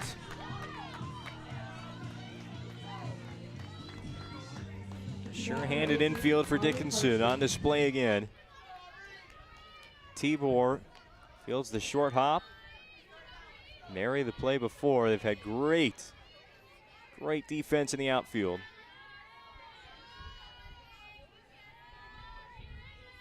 One out away. Karski on the first pitch. Tibor cuts in front, throws, and the Midget State streak continues. A battle down to the wire with Mandan today. A tough 8 seed in the tournament. But Dickinson, the defending state champs, looking for another one when they go to Grand Forks next weekend. A 6-3 victory over Mandan today. We'll wrap it up with the Planning Team Financial Advisors Shots Crossroads postgame show next on the PSP Network.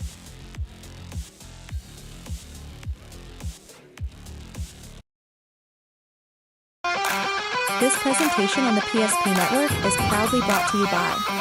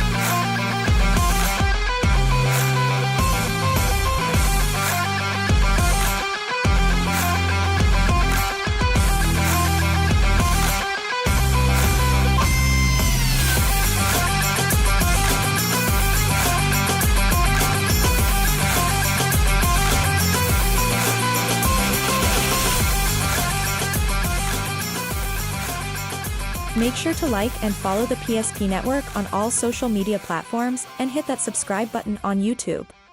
PSP Network. It's game day.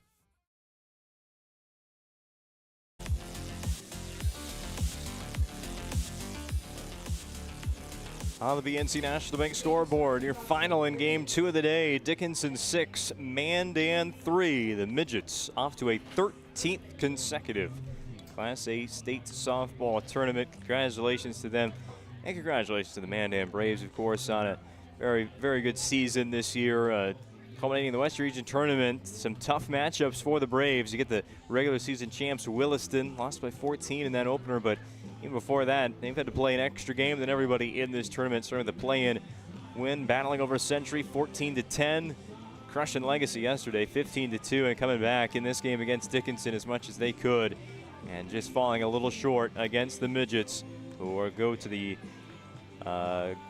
to Grand Forks next weekend at the State Class A softball tournament with a 6-3 victory. Here's how it happened in our planning team financial advisors, Shots Crossroads postgame show. Shots Crossroads is your postgame headquarters. Get filled up on their delicious menu that includes the famous number 99. Team buses are always welcome at Shots Crossroads. Stop by at the Highway 252 bypass east of town here in Minot, North Dakota. First inning of this softball game was highlighted by defense and offense from one gal in particular, Gabby Sobolik. A sliding catch to wrap up Mandan's hitting half of the first inning in center field, followed up by her first plate appearance, a solo home run to center field, her first home run over the fence today.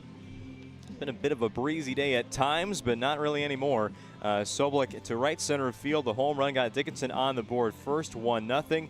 2 innings later, the Midgets would find the offense again. A leadoff single by Maddie Bren, followed by a walk, sac fly, walk, loaded the bases with 1 out. A strikeout by Kendall Peterson put 2 outs on the board. It looked like Mandan might just get out of there, but getting a force out at any base, but Hallie Henke had other intentions. A single that brought in a run, followed by back-to-back hits from Maisie Koffler and Reagan McMahon. Plated 4 runs in the inning. That was the big one for Dickinson today. A 4-run third inning gave them a 5-0 lead, but it was the following inning, the fourth, when the comeback started for Mandan. A little bit out of time for the Braves, who didn't have a whole lot of hitting success against starting pitcher Reagan McMahon, but to be honest, who does this year? Hadley Harris got a hit in the first inning. Bella Maliski an infield hit in the second inning, but it would be in the fourth that they'd piece it together. A leadoff hit by pitch to Cabry Weeks. She would be out at third base, but Taylor Arnegard reached on a single. Hope Hansen moved in with an error, and Bella Maliski brought in a run on a base hit. Mandan made it a 5-1 game. Then in the top of the fifth, the next time the Braves were at the dish, a Yonser single followed by a Weeks single would bring in a run. Made it 5-2, and well, Mandan starting pitcher Hadley Harris, she just kept on working inside the circle against that tough Dickinson batting order that put the pressure on at times, but kind of flip-flopped in how this game went. Dickinson, that high volume of offense early on, went to Mandan, and Dickinson kind of sparingly would record hits throughout those later innings, but Mandan made this a 5-3 game at one point going into the bottom of the 6th inning, and Dickinson added 1 more insurance run. The Braves got the first 2 outs of the 6th, but then Harris walked McKenna Medina along at bat again there, intentionally walked Sobolik after the courtesy runner Reese Ryder went up to second base. An error got Kendall Peterson on base, and they were loaded with 2 outs again for Mandan, and Dickinson down to their last down of an inning, just as the Braves could have gotten out of there. The Midgets added 1 run as Hallie Henke would bring in that, it was a pass ball that scored that extra run for the Midgets. They pushed the lead to 3, and then in the 7th inning, Mandan got a leadoff single from Harris, but after that, nothing left the infield. A ground ball to short, which was a fielder's choice, a ground ball to third, a fielder's choice out at second base, and eventually the game-ending ground out to third by Aubrey Karski. It was Heather Tibor that made those last 2 outs, and that was your ball game. 6-3 Dickinson is the final score on the BNC National Bank scoreboard. The Midgets are moving on. How about we hand out some awards from this second game of the day with the Sport Clips MVP. They're bring you the MVP haircut experience at Sport Clips. Check it online with the hairstyles today at sportclips.com or use the app. Another great pitching outing by Reagan McMahon today, but yeah, there was no other candidate in my mind for this one. I mean, when you make the diving catch out there in center field, which may not even get move of the game. You're about to hear about that later on in this post-game show. But a great catch in center by Sobolik in the first inning. Backed it up in the bottom half with a home run to kick off the game for the Midgets at the plate. And then just, man, I didn't want to pitch to her after that. 2 intentional walks she drew, plus a base hit, reached base 4 times, scored twice in the game. Gabby Sobolik, your Sport Clips MVP of the state qualifier matchup against Mandan. As for that Magic City Home Leisure move of the game, plenty of defensive highlights in the ballgame today, plus that home run, a couple of key strikeouts as well. So lots of nominees for this award, but it will go to Dickinson's right fielder, Emily Saylor. Full-out dive in right field in the right center gap to rob a hit from Mandan. So I like to call it extra bases. Maybe a triple, maybe an inside to Parker. Could have been possible there for Mandan, but it was a catch made by Saylor on the dive. It was off the bat of Sierra Gustafson. She has some speed, so she could have been wheeling around the bases. Instead, it was an out in the end. And Saylor going to take home your Magic City Home Leisure move of the game. You can find them on Broadway here in Minot. All right, that does it for our planning team, financial advisors, Shots Crossroads post-game show for Game 2 of the day. Still one more left here from the Shields South Hill Complex. It is the West Region Championship game, Williston and Minot High. But first, got to remind you, Dickinson, they advance to the state softball tournament next weekend for the 13th consecutive season we've had softball in North Dakota. Of course, 2020 won't be on there, but we didn't even have a season that year. Dickinson has been at every edition of the event since 2012, and with West Fargo's loss earlier today, that is the new longest streak in the state. As for Mandan, they will wrap up this season under Mike Gustafson 13-19. They came in as the 8th seed in a play-in game to reach the final field, and they played very well throughout this tournament from their start against Century to the final out today against the Dickinson Midgets. Got to be happy about how this weekend panned out for Mandan despite not making it to that state tournament next weekend. All right, our next game, the focus is on the Coyotes. Off to state already for the first time in program history. Now looking to add a West Region title to that history-making season against the hometown team, the Minot High Majettes. Valvoline Oil Change pregame show is next after an extended break on the PSP Network.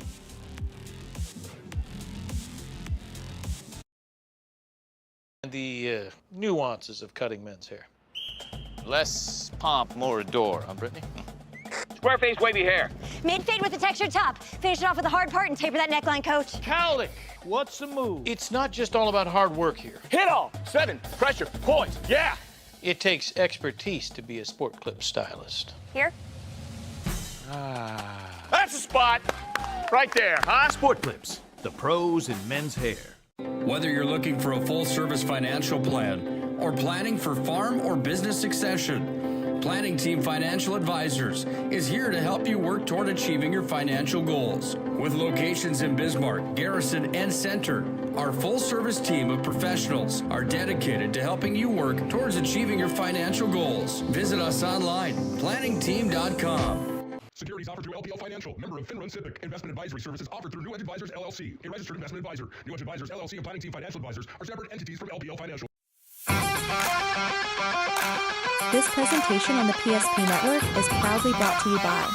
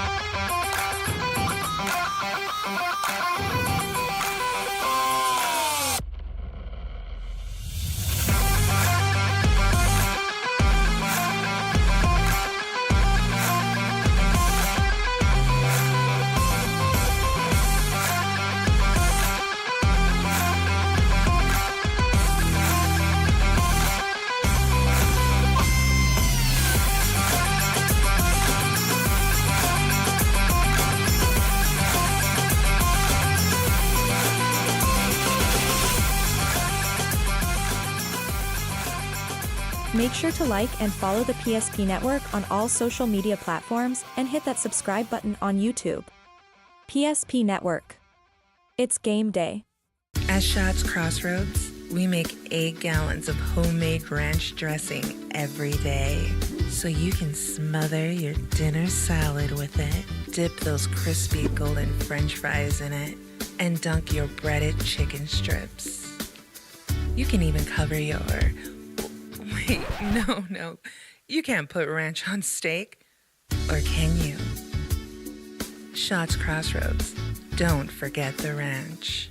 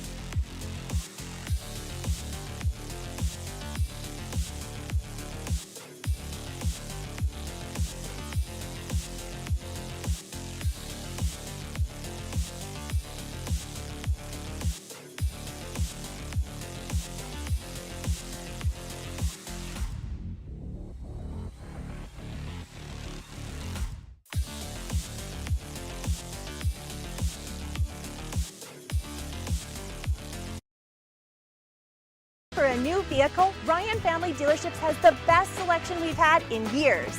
You'll find fantastic offers from Nissan, Honda, Chevrolet, Buick, GMC, Cadillac, Chrysler, Dodge, Jeep, and Ram. Hold on. Ryan sells Chrysler, Dodge, Jeep, and Ram? Yes, we do, and we'd love to sell one to you. Visit one of our 5 convenient locations in Minot and Williston. Get your next vehicle from a name you know and trust. Ryan Family Dealerships. Right in front of you, see? The slicer, the meat and cheese. It has a rhythm. This is the rhythm of the slice. The slice. Oh, yeah. The rhythm of the slice. This is the rhythm of the slice. The slice. Oh, yeah. Order for Danny? Sliced right in front of you. It's a Jersey Mike's thing. A sub above. Exceptional welders, carpenters, assembly technicians, and coating technicians. If you're right for Sun, Sun is right for you. Since 1939, we've been making quality equipment and parts for the oil field and beyond. We're world-class, family-owned, and all-American. And as our business grows, we need to grow our team in Newburgh, North Dakota.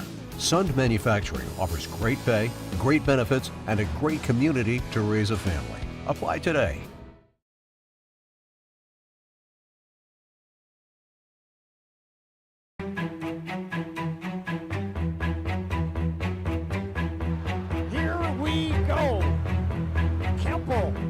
The scoop. No, he went up and got it.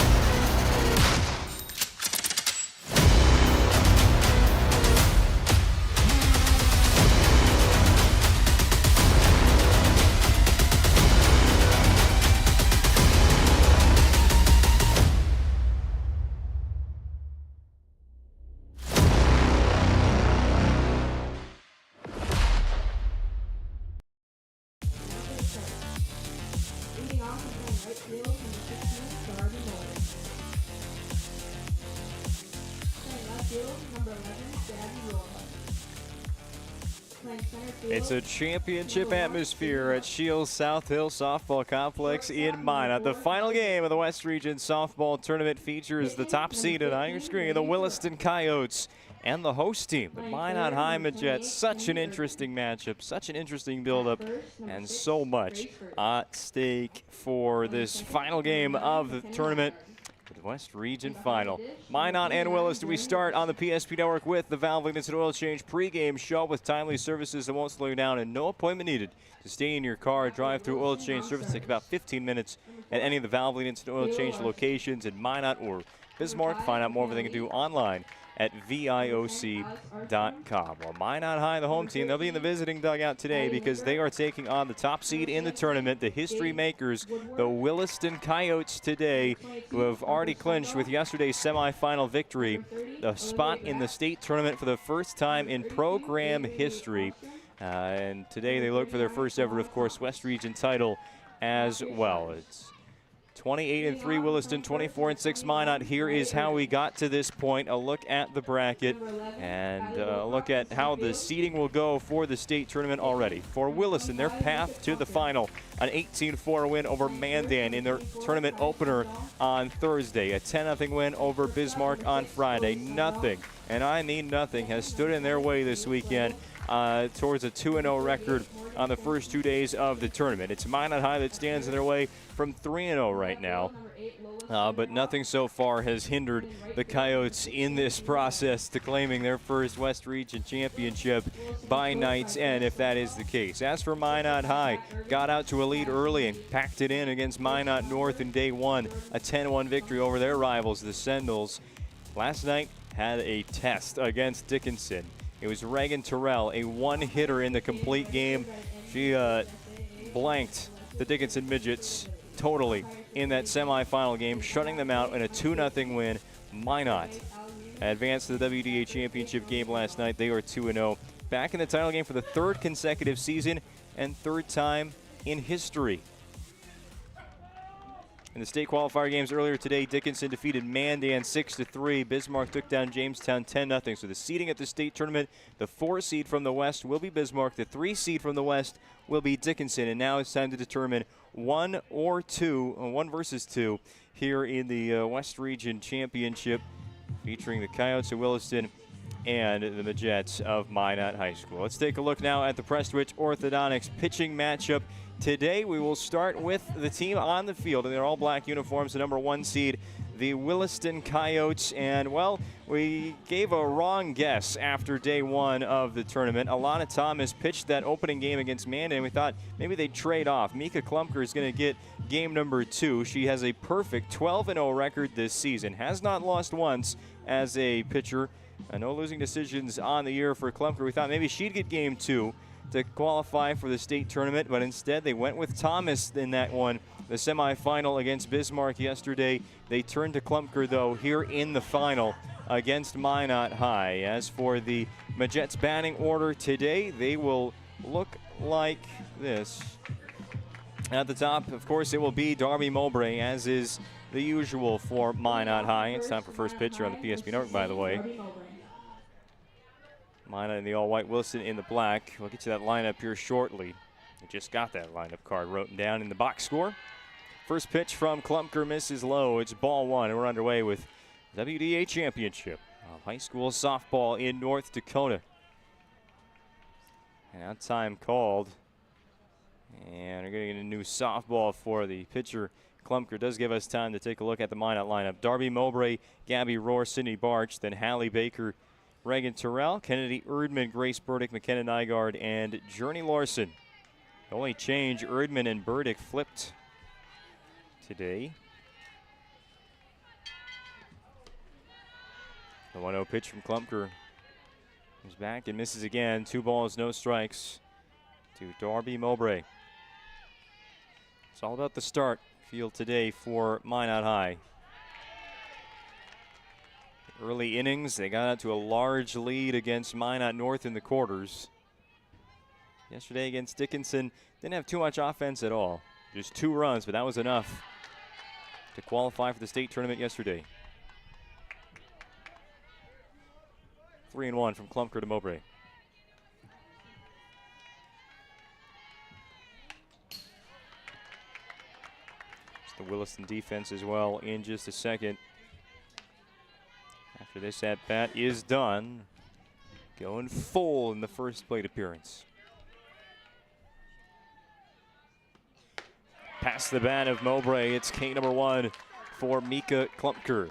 Williston's defense in this championship game. They will have Allie Wilcox catching, Kaya Stundal at first, Riley Ergens at second, Chloe Stundal's the shortstop, Morgan Streitzel is at third, left, right in the outfield, Lola Senderhoff, Akela Slagle, and Julie Heller. Of course, the one defensive change with Klumpker going to pitch. Streitzel, who's been DPing, hitting only, will play at third.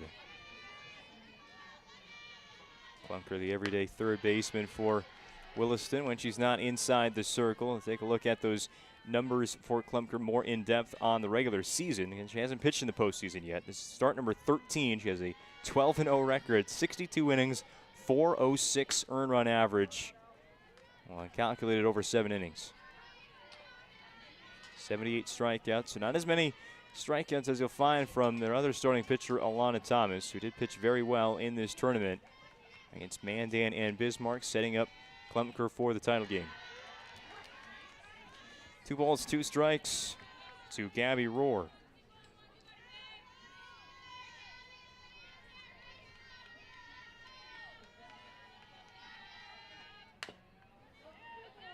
Gonna go just foul.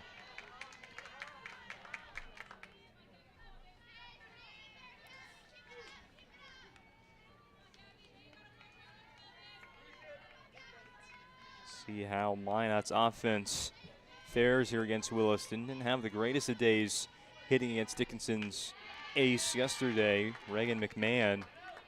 Collected 5 hits as a team. 3 of them were from Sydney Barch. Barch is on deck. Roar will hit this over to the shortstop, Stundall. It's a family affair for Williston softball. Kaya and Chloe, sisters at play. Dad's the head coach, Jesse Stundall. They're already got hotel rooms in Grand Forks for next weekend for that softball tournament. First time in Williston softball history they're off to the state tournament. And now it's about winning the hardware. Here's Barch in a 1-0 count. 3 for 3 yesterday and get started today with a fly to center field. Catch made. 1-2-3 inning for Mika Klumpker and the Coyotes at the top of the first. Williston to bat for the first time next on the PSP Network. And the nuances of cutting men's hair. Less pomp, more adore, huh, Brittany? Square face wavy hair. Mid-fade with a textured top. Finish it off with the hard part and taper that neckline, coach. Cowlick, what's the move? It's not just all about hard work here. Hit all. 7. Pressure. Points. Yeah. It takes expertise to be a sport clip stylist. Here? That's a spot. Right there, huh? Sport Clips, the pros in men's hair. Financial plan or planning for farm or business succession. Planning Team Financial Advisors is here to help you work toward achieving your financial goals. With locations in Bismarck, Garrison, and Center, our full-service team of professionals are dedicated to helping you work towards achieving your financial goals. Visit us online, planningteam.com. Securities offered through LPL Financial, member of Finland Civic. Investment advisory services offered through New Edge Advisors LLC, a registered investment advisor. New Edge Advisors LLC and Planning Team Financial Advisors are separate entities from LPL Financial. Bottom of the first inning here in Minot. It's game 11 of the tournament. Williston and Minot in the WDA championship game. Reagan Terrell inside the circle for the Majets. At home, facing a power hitting lineup from Williston, led off by Riley Ergens. Good news, the bat has been fixed. Back to the green bat and batting gloves for Ergens. After breaking the end cap of the bat off in game number 1, had to use a new piece of aluminum in game 2. 11 home runs on the season. Started off for WDA tournament here in Minot with a solo home run to the opposite field against Mandan.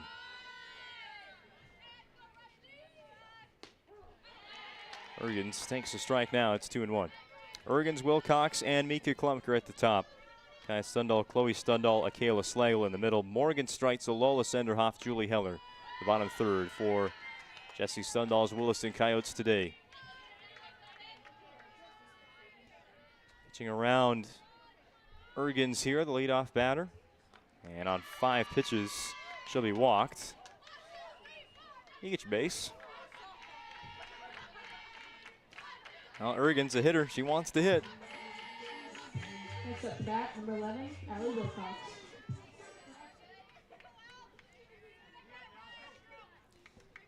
Only 2 base runners reached yesterday against Reagan Terrell. There's a ground ball to second. Nygaard will go to the lead runner. No double play, but again, that force out at second base will do for Minot. As for their defense, Terrell pitching to the catcher, Journey Larson. Grace Burdick at first, McKenna Nygaard at second. Hallie Baker at short. Third baseman is Kennedy Erdman. Left, right in the outfield, Gabby Rohr, Cindy Barch, and Darby Mowbray.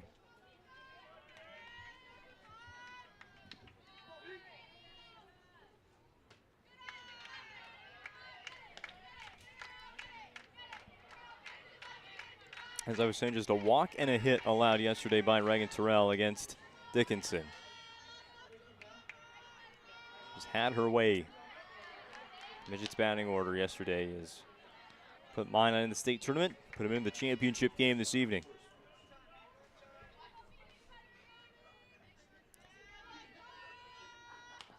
This is Klumpker Batting for the Coyotes. Checking out the left hand, might have hit it with her hand. It was so far inside.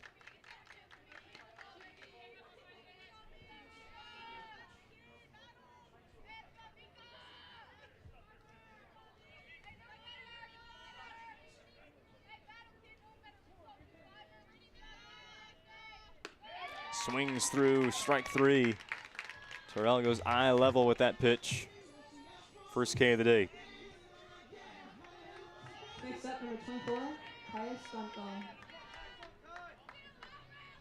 We're going to batter Kaya Stundal. Larson fakes the throw back to first base.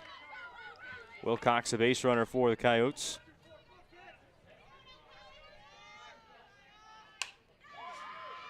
Splits the left side infielders. Baker and Erdman, no chance to catch up to that hit by Kaya. Number 6, Chloe Stundal. First and second with 2 out for Chloe Stundal. Williston, can they put up a run here in the first inning? Right up the Northern Plains, hitting our key to the game for Minot in the top of the first. Get out to an early start. For Williston, team that seems to always have offense, even against the pitcher coming off a complete game 1-hit shutout.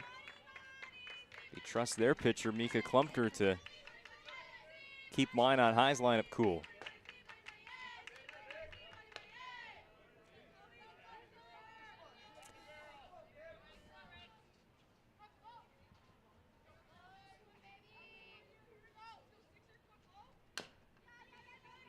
Bounce into foul territory. 2 strikes now on Chloe Stundal. The offense traveled in the regular season meeting for Williston, winning game 1 16-3 against Minot. But in game 2, Minot took it 10-0. Strikeout swinging for Terrell. 2 of them in the inning for Minot starting pitcher. Keeps this game scoreless. Coyotes strand 2 on the bases. We're through 1 for Minot.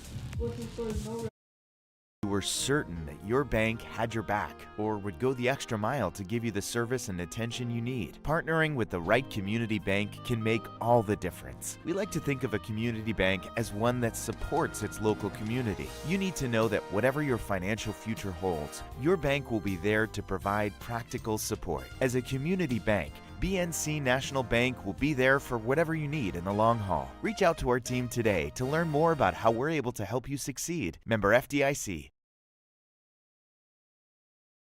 Into this. With Shaw's Crossroads Field to Food Reward Program, you can. Here's how it works. Pick up a Fuel Tracker card from any of our C-Store cashiers. Every time you fill up with gasoline or diesel, use the Fuel Tracker card to record your gallons. Once you reach 1,000 gallons, you'll be eligible for a $10 gift card to Shaw's Crossroads Restaurant. Start earning your rewards today at Shaw's Crossroads.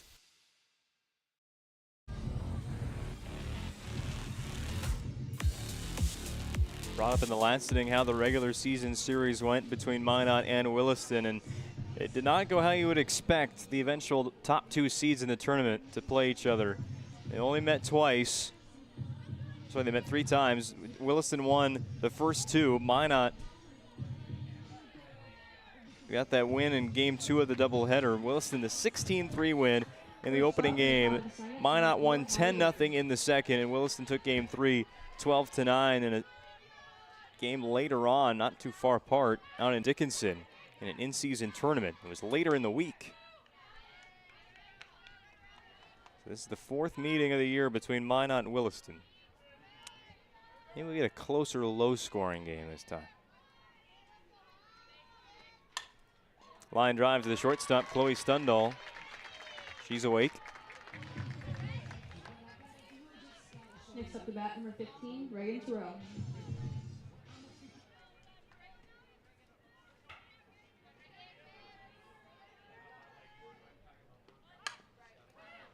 Here's Terrell down the first base side.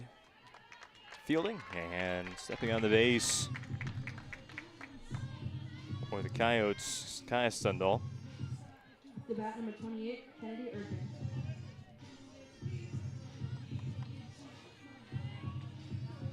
Well, Kennedy Erdman. There's a red light. She's got, oh no, no red light there. Swinging away but missing. Almost a 3-pitch inning for Mika Klumpker.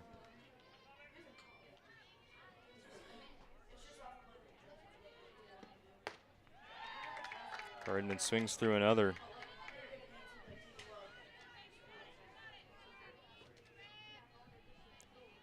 Three up, three down inning, which takes 2 minutes. That's how you want it to go in the championship round. It's a ground ball. Stundall's making all the plays. Chloe, Kaya, Chloe again.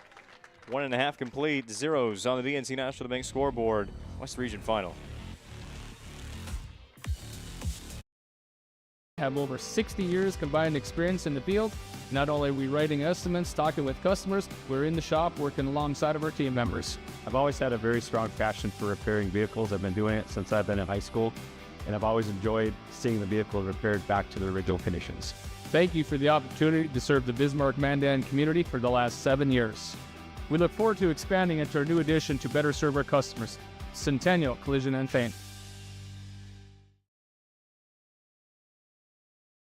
Gary is an ordinary guy, but right now Gary has car trouble. Gary doesn't know about magic towing. Don't be like Gary. Remember the name and the number. It's Magic Towing. We are here to help 24/7. Magic Towing in Western North Dakota. Don't be like Gary. Remember the name and the number. It's Magic Towing.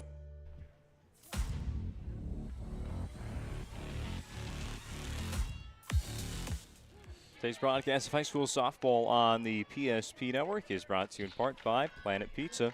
Call now at 701-852-1700 to place an order, serving the Magic City for over 25 years. Line drive right back to the pitcher, Terrell.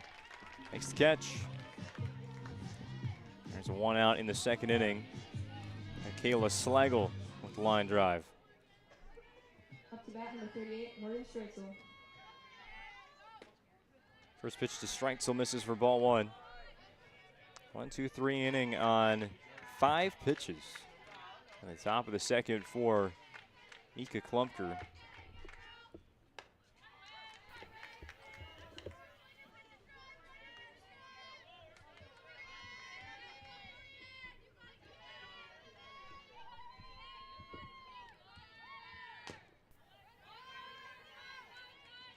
Back to Terrell again. 2 out in the bottom of the second.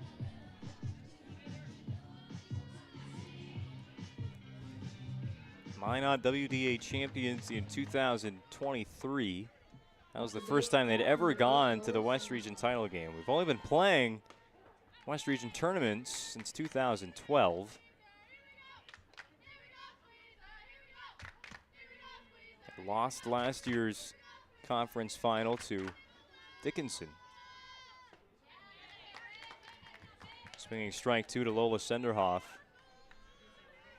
Yesterday they match up with Williston, 3rd straight appearance for the Majettes. The regional title.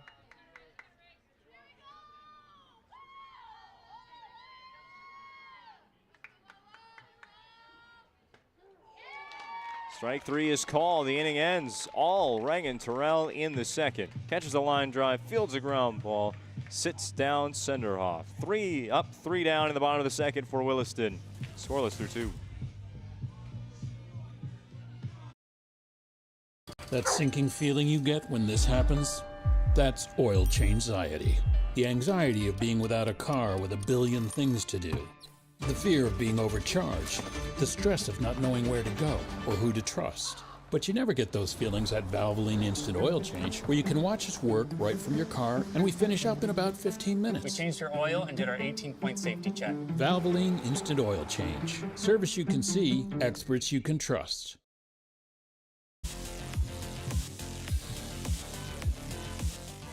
Well, it's gone final in the East. Second state qualifier game. West Fargo Cheyenne victorious over West Fargo Horace 4-0, which means the state tournament field, we know all 8 teams. Grace Burdick, leadoff batter for Minot in the 3rd inning. Swings through strike 1. 5 pitches, all strikes for Klumpker in inning number 2. Off to a good start here in the 3rd. EDC Championship is on deck. Fargo North and Red River will play. 3 pitches, 3 strikes to begin the 3rd inning now for Mika Klumpke. 2nd K of the day. It's bottom 3rd for the Majettes. Up to bat, number 9, Lieutenant Nygaard. Burdick, Nygaard, and Larson.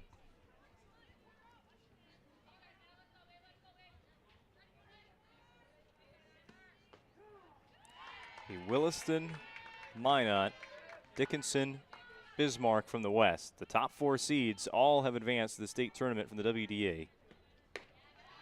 The Red River North, Cheyenne, and Davies from the East. No West Fargo. What's the bigger story of this weekend? Williston making it for the first time, West Fargo missing the tournament for the first time. I think it's Williston.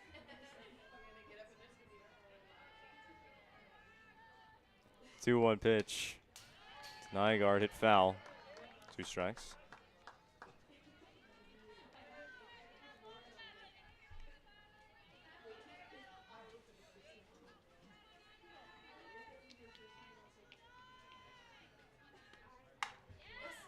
This one's for Stundall, the shortstop.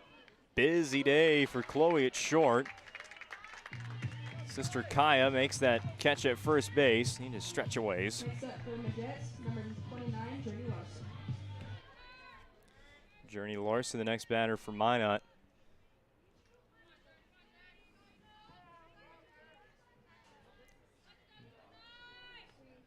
Not yet a base runner for Minot in the game. As they complete the first time through the lineup card.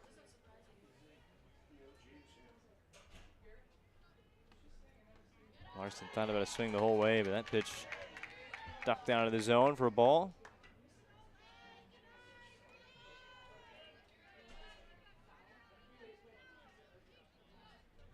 Next one from Klumpker. Way over the head of catcher Allie Wilcox.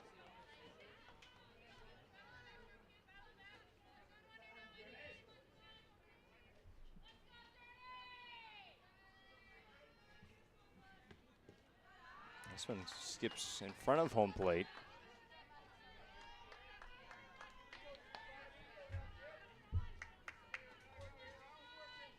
Klumpker, of course, with that perfect record on the season, pitched in Williston's win over Minot High here. Picks up a called strike.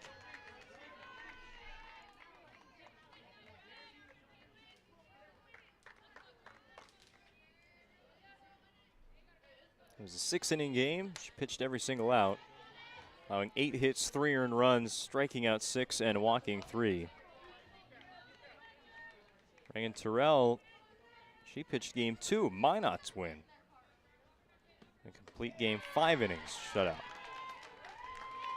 So the 9th batter of the inning is in fact the first base runner for the Majettes. Journey Larson with the walk. Next up to bat, the leadoff hitter, number 16, Darby Mulberry. Larson, the catcher, will be courtesy ran for. It's Daisy Alm. Courtesy runner for the Majettes, 8th grader. Daisy Alm.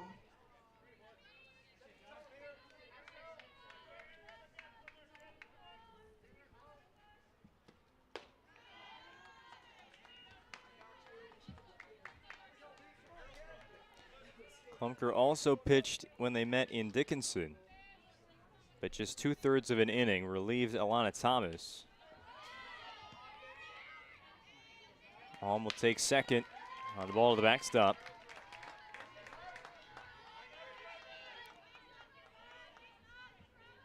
Just a 4-inning game they played, cut short due to time constraints.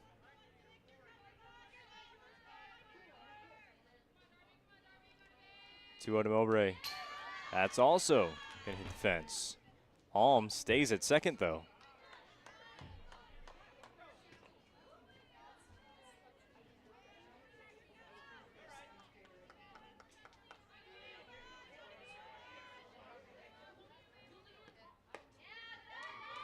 Back-to-back walks now by Klumpker. Next up to bat, number 11. So we have all kinds of softballs. A few folks almost got hit by the last one down there by the Williston dugout.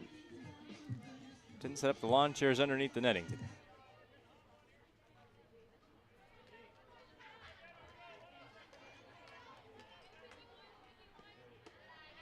Now a ball to Roar, and Klumker's lost control.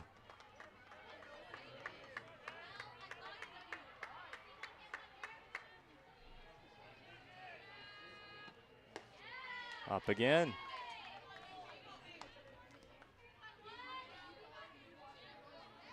I wonder if Wilcox goes out there and takes a visit. That's 8 in a row that have missed. Now 9.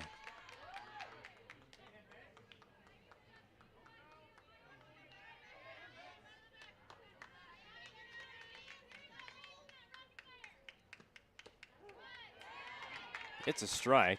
Wilcox brought that one back.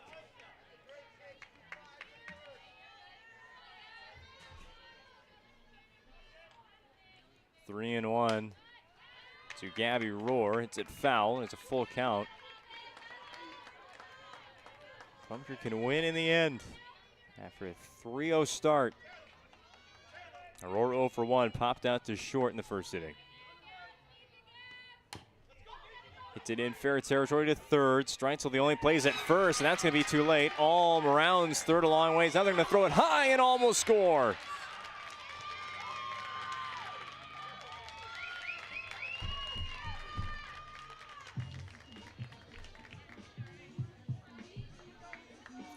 Next up to bat, number 1, Sydney Barch.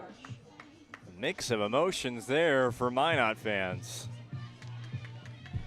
Alm went way around third base. Dangerous place to go with an experienced infield from Wilson, but Kaya Stundal threw it way too high. And error plates the first run. It's 1-0 Minot on the BNC National Bank scoreboard, and the Jets' best hitter this weekend, Sydney Barch, is at the plate.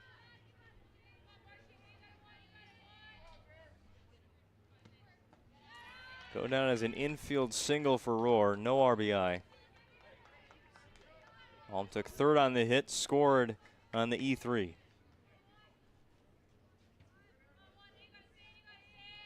2-0 to Barch. Swinging, rolls this into right. Mowbray scores. In comes Roar from second base. Ball just now getting to the infield. 2 RBIs for Sydney Barch on the single. It's 3-0 Majets. Next up to the plate, for Minot, number 4, Hallie Baker.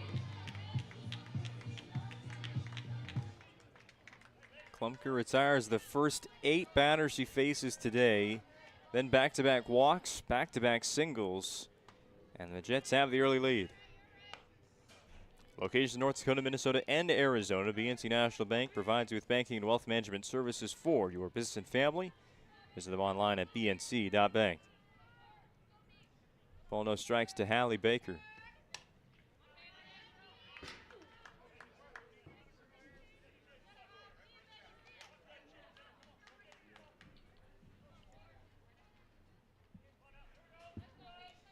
Three-run second inning at the moment.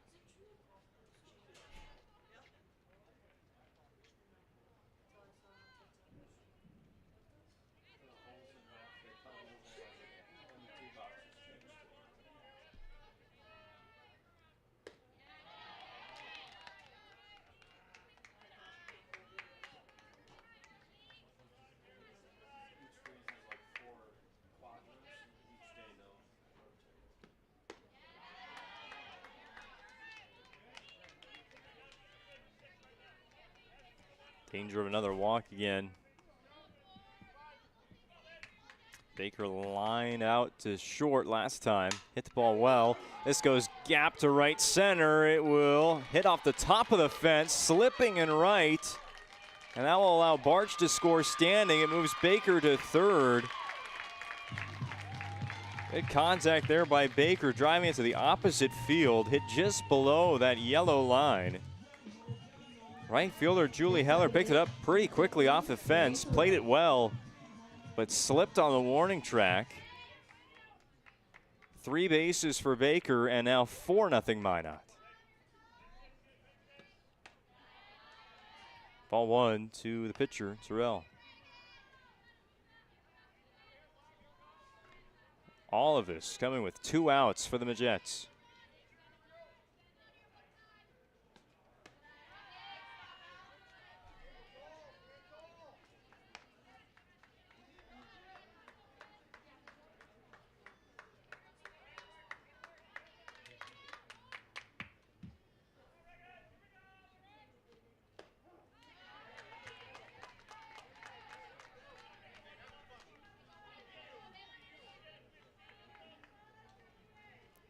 Terrell 22 driven in this year.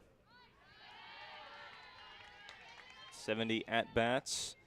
Focused on the pitching side, but hitting's been all right for Reagan.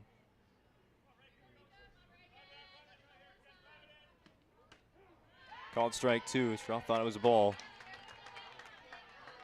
Full count, 2 out, top of 3.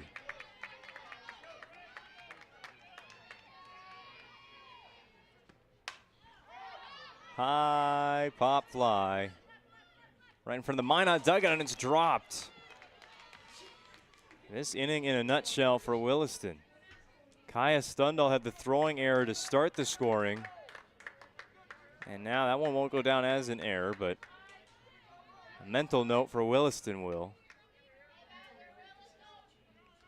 Had the third out given to him in foul territory instead. Terrell gets another chance. Payoff line into center field. That's just how softball works, and this one's going to get to the fence. Going to second base is Reagan Terrell. She's hit by the throw in. That doesn't count. It's 5-0 Minot. The third out was in the glove of Kaya Stundal, and then it ends up being a single and error, putting Terrell at second base. Anderson will be the courtesy runner.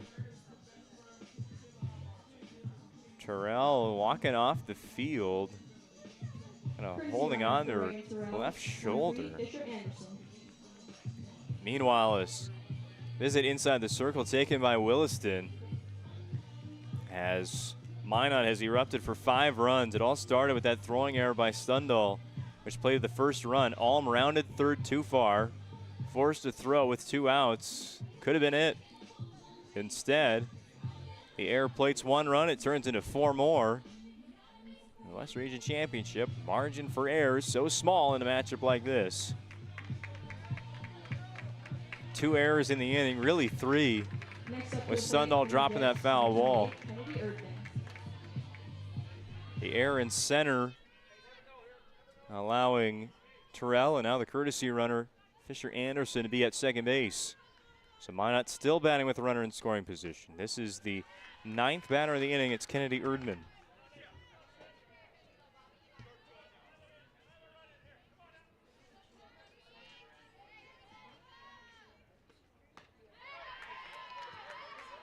Swinging strike 2. By the way, Serve Pro brings you that circle visit, 24/7 emergency service, trained technicians using advanced technology and specializing in fire and water cleanup and restoration. It's a strikeout to end the inning for Mika Klumker, but not the third inning Williston wanted at all. 5 runs for Minot High, capitalizing on 3 Coyote errors. A few big hits, including that triple off the fence for Baker. Whole new ball game as we go to the bottom of the third. 5-0 Minot on the BNC National Bank scoreboard.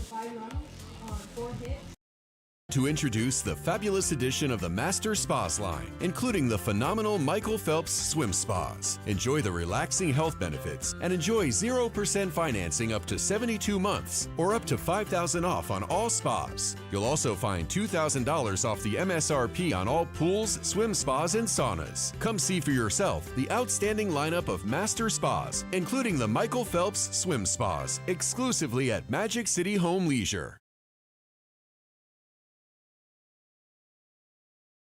Nodak Insurance Company has been serving our state's residents in good times and challenging times. We come together for the greater good, from simple acts of kindness to company-wide efforts that make a difference in our community. It's who we are, rooted in North Dakota and ready to serve when it matters most. Nodak Insurance Company, agents with answers. Darren Johnson, Cody Olson, and Scott Wilkins, your agents with answers in Mandan.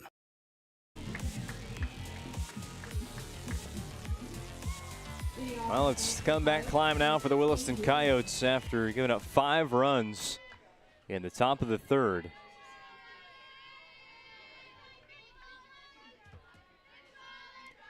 It's Julie Heller leading off. It's 9-1 and 2 due up.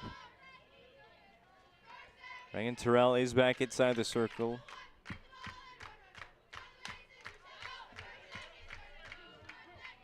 For Minot, Did kind of come off the field after that single and error.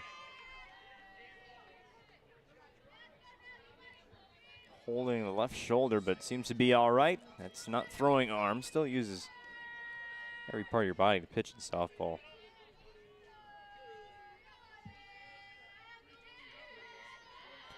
Oh, 0-2 already to the Williston right fielder. She's going to swing and miss. Rises one. Up next for the Coyotes, number 21. First time through the order for Terrell. 4 strikeouts, 1 hit, and no runs.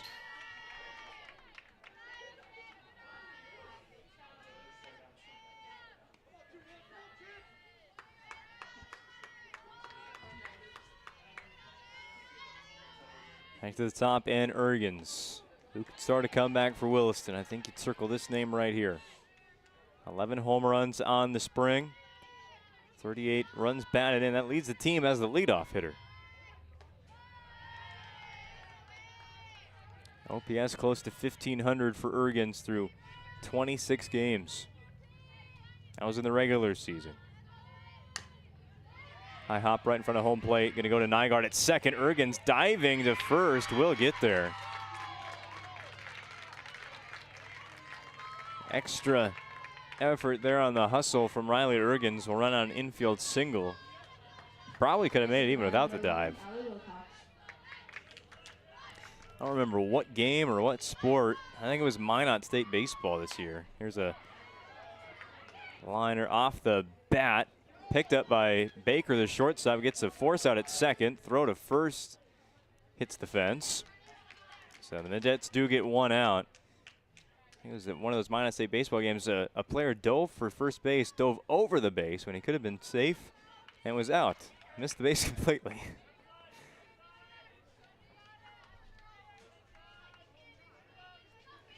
So Wilcox is on after the fielder's choice. Ergens out at second, 6 unassisted. 2 out in the bottom of the third inning. Here's a backhand stop at short by Baker. The throw won't be in time. Now overrunning second is Wilcox. The throw back gets away from Nygaard, but not too far. Everybody safe. First and second for Kaya Stundal.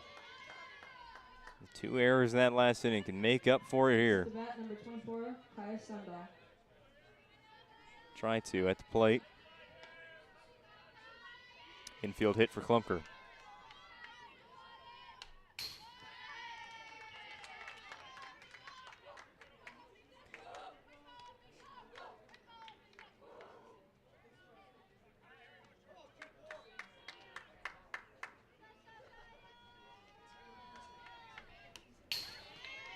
Klumker hitting 383, or sorry, Kaya Stundal. Kaya Stundal hitting 434 through 100 plate appearances.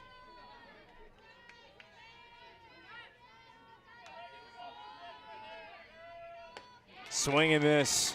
The inning ends on a strikeout for Terrell. Williston's top of the order gets on base, but they don't get around. They trail 5-0 on the BNC National Bank scoreboard. 3 innings in the books from Minot.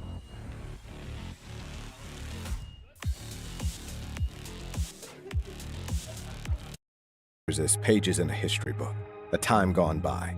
But even in this modern world, there are new frontiers to conquer. Whether you're tending the land to grow a better tomorrow or growing a business for new opportunities, the work you do powers the world. Exploring the frontier means stepping forward, shaping the future for yourself and for those around you. First International Bank and Trust, helping you live first, one step at a time. I can't believe I wrecked my car. There are some things in life we can't control. But what's important is how we respond. At Jerome's Collision Center, they provide the highest quality of service, assuring the job gets done stress-free and making it feel like a breath of fresh air. And to give you peace of mind, they handle the insurance. Are you even a therapist? Don't worry about it. Jerome's, they're the experts. Jerome's.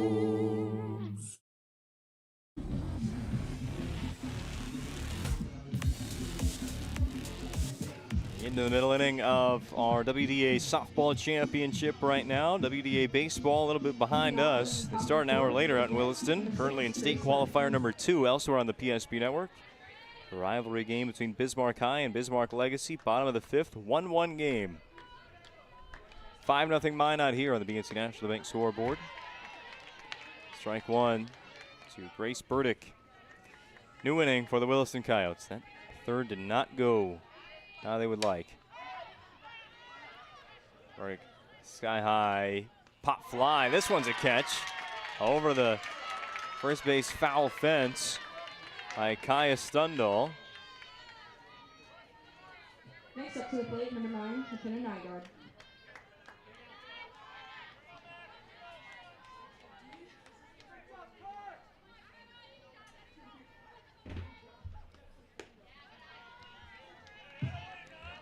One out for McKenna Nygaard.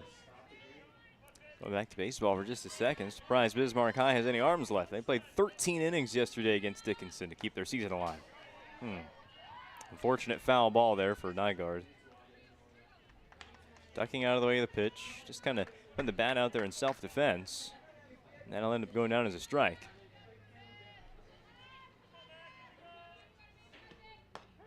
Klumpker hits the outside part of the plate. 2 of them now on McKenna Nygaard.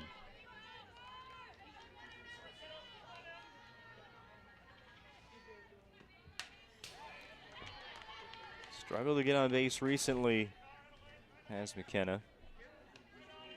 Plays a good defensive second base for Minot.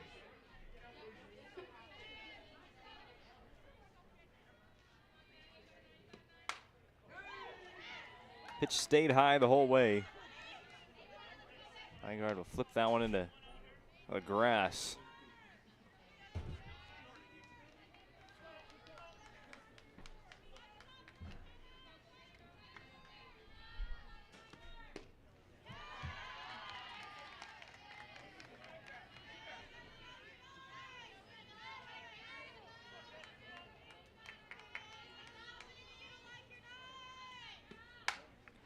This is into fair territory between the lines. Hanging in the air. Ergens back to make the catch in the outfield, but out number 2 for next batter, Journey Larson.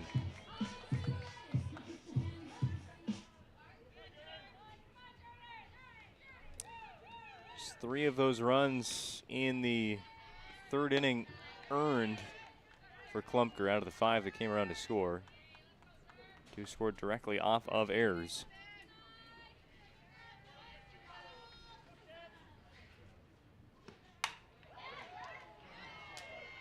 Picked off the turf by Ergens. Played out if you don't know if it was a catch or not. 3 up, 3 down for Klumpker in the top of the 4th inning. Halfway home of the West Region Championship. Minot 5, Williston nothing.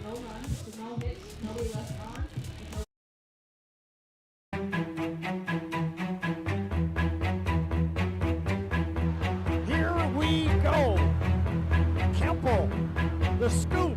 No, he went up and got it.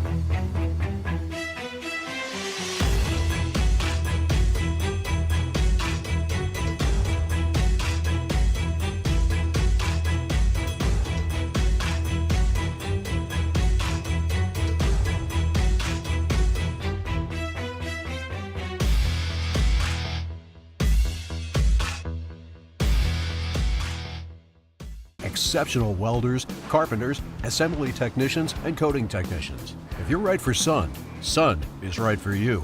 Since 1939, we've been making quality equipment and parts for the oil field and beyond. We're world-class, family-owned, and all-American. And as our business grows, we need to grow our team in Newburgh, North Dakota. Sun Manufacturing offers great pay, great benefits, and a great community to raise a family. Apply today.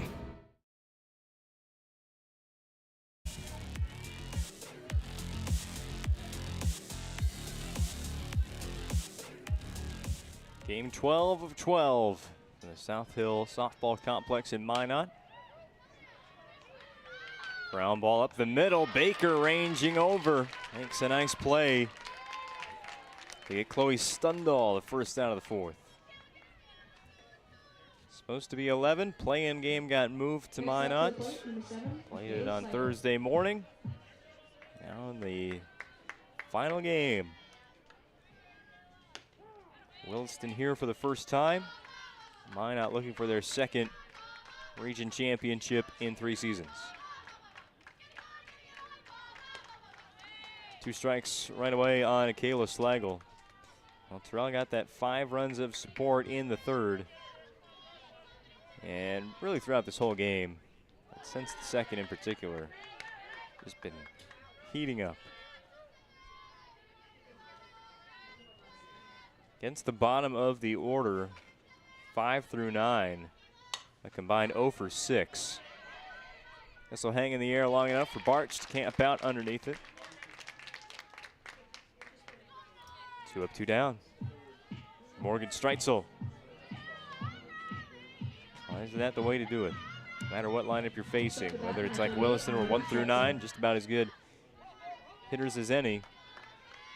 Face that bottom of the order.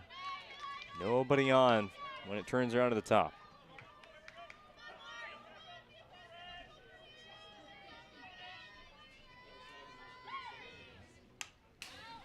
Foul ball for strike 2. Terrell 1 pitch away from wrapping up a very fast 4th inning.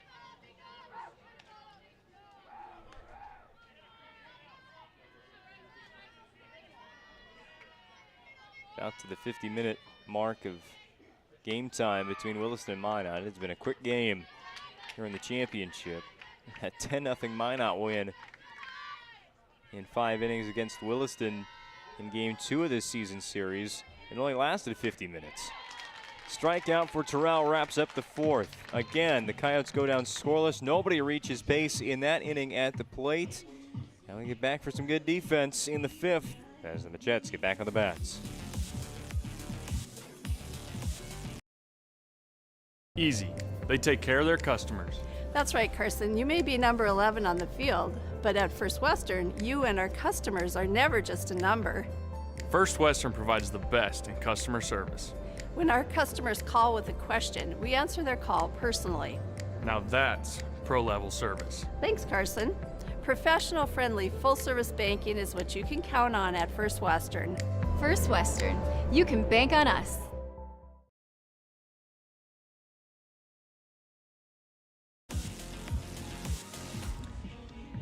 Following the final out of today's game, we will have the Planning Team Financial Advisors Shots Crossroads post-game show. I think before that, though, we will award the all-conference team and the team trophies as well. I think I was informed earlier today there won't be a team, like plaque. Maybe one that goes in the mail, but today all the champion will get is that cardboard championship sign, the cardboard hardware. Love it.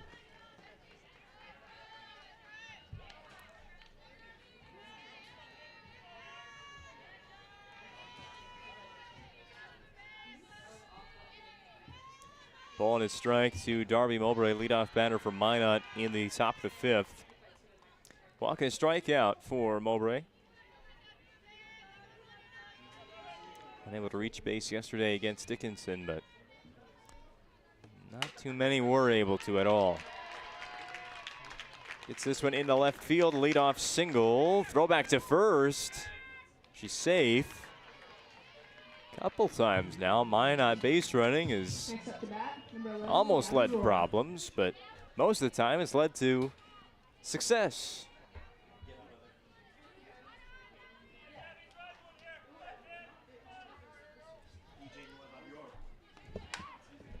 Bunt by Rohr. Hit aways, foul.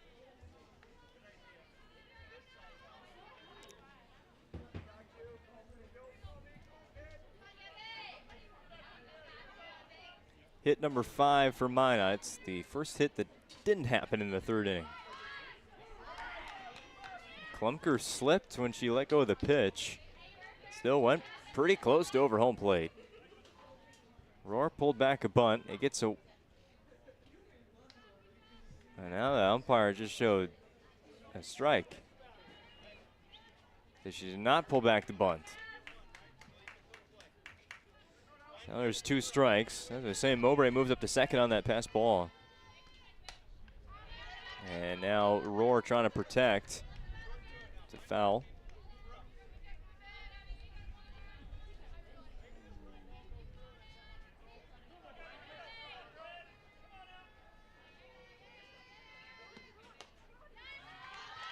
Right around.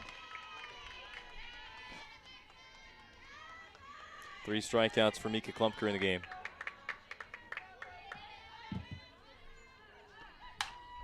Rounder, diving stop by Ergens, kicked it to the shortstop, Stundall, and again, rounding third, about too far, was Darby Mowbray.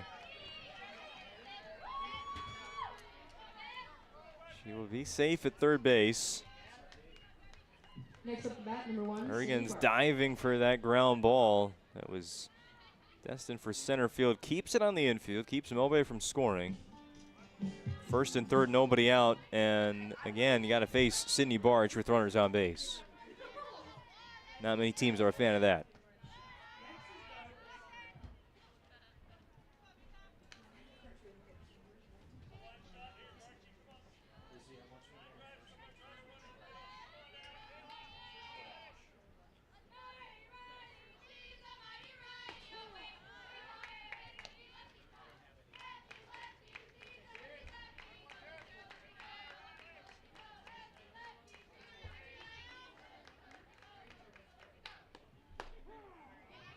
Called strike 2 on Barch.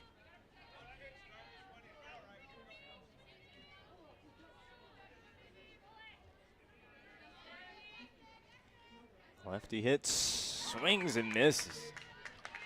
Up and out of the zone. The strikeout. Klumpker able to get the first out of the inning on her own doing. Hallie Baker tripled off the top of the fence and right. Last time up. Opposite field power.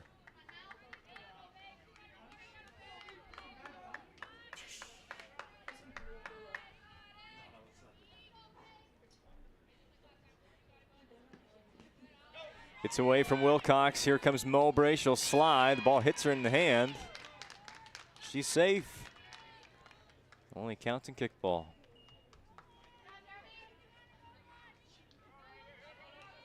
Safe at second base is Gabby Rohr.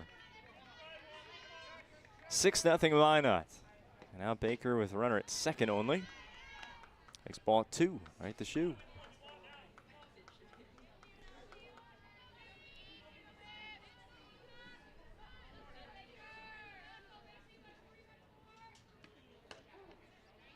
Strike call. They're going to throw down to second. Taking out for third. Williston drops the ball again. Minot probably should have paid for their base running today 3 times. Instead, they've never gotten out. Way off a second was Rohr. Not sure that was the plan. But it did take off pretty quickly, reacting to that throw from Wilcox. 2-1. 3-1, sorry. Baker is walked. Not the cleanest of games for Williston at all. Baker's going to walk to second base. Williston didn't even know it was happening. Baker takes second on the walk. Now first base empty for Reagan Terrell. Minot pulled off that play against Minot North once. Next time they got walked, Minot North threw it right to first base. That was a pickoff move. Infield moving all over for Williston here. I think they just need to take time here and get in the right spot. You've got some running in, some running to the side. I know that was bunt coverage, but at the same time, there's been nonstop movement out there. Terrell has shown interest in bunting here plenty of times this weekend. Make Williston make a play. They've already committed 3 errors today. Swinging bunt, tag play at home. Wilcox will get, well, why'd you tag her? Oh my goodness, now the throw home. I'm sorry about that, folks. And a rundown at home and safely scoring. And now Terrell will get to third base after all that. I'm sorry.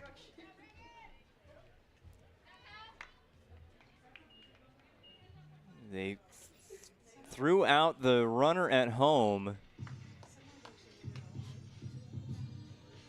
Rohr, it was a swinging bunt. Rohr took off from third, didn't have to. It was a tag play. Wilcox got it for the second out. They threw down to second where Terrell took off. They had her beat. But second baseman Riley Ergens, instead of tagging her, had her focus on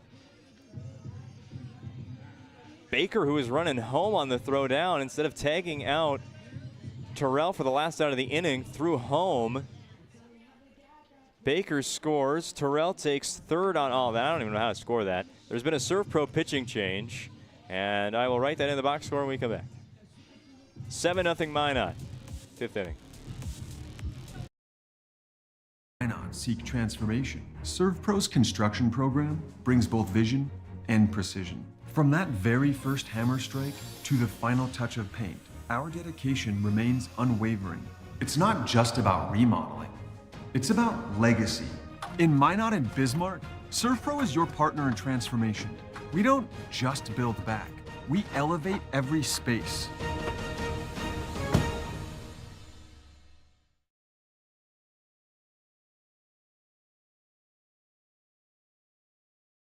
Have over 60 years combined experience in the field.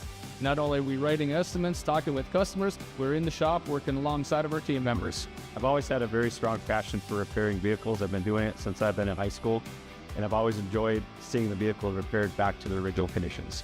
Thank you for the opportunity to serve the Bismarck-Mandan community for the last 7 years. We look forward to expanding into our new addition to better serve our customers, Centennial Collision and Paint. Serve Pro pitching change, 24/7 emergency service and trained technicians using advanced technology and specializing in fire and water cleanup and restoration. It's Serve Pro. Ilana Thomas is the new pitcher for Williston. She pitched both of the first 2 games of the tournament for the Coyotes. Complete game victory over Mandan, complete game victory over Bismarck. Each will run rule shortened games. Mika Klumker, the starting pitcher, moves to third, and Streitzel is taken out. Thomas picks up 2 straight strikes to Kennedy Erdman, looking to end the 5th inning now after it really should have ended on that last play before we went to break. It'll go down as a fielder's choice the whole way. A swinging bunt that rolled halfway to the pitcher's circle. Klumker flipped it home. They got the out there, so it's a 1-3 or 1-2 fielder's choice. A strikeout by Thomas ends the inning, but Minot tacks on a few more. They lead 7-0 after 4.5 in the West Region Championship game. Williston have to start the comeback now. Nodak Insurance Company has been serving our state's residents in good times and challenging times. We come together for the greater good, from simple acts of kindness to company-wide efforts that make a difference in our community. It's who we are, rooted in North Dakota and ready to serve when it matters most. Nodak Insurance Company, agents with answers. Darren Johnson, Cody Olson, and Scott Wilkins. Rooted in the heart of our vibrant communities stands Bravera Bank, offering complete financial services for banking, wealth management, and insurance. From home loans and checking accounts, let me tell you about the cashback rewards with this account, to wealth management, we'll help you forge your path ahead. Let's create a plan to reach your financial goals. Sounds great. With specialty insurance coverage, our advisors ensure your operation can carry on. Looks like it's going to be a great harvest.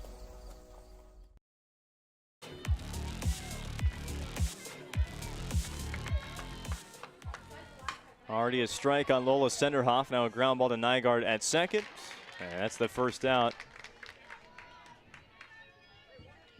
In the bottom of the 5th inning, 7-0 Minot on the BNC National Bank scoreboard. It's the bottom part of the lineup for Williston. Senderhoff, Heller, then the top. 2 up against Reagan Terrell. A bunt by Heller back to the pitcher. Quick turn by Terrell to first. Burdick the catch. Well, once again, the top of the order comes up with nobody on base. It'll be on Ergens to start things with 2 outs. The bottom 5 through 9 of the order, 2 times through, now 0 for 10 against Terrell. Williston has just 3 hits in the game.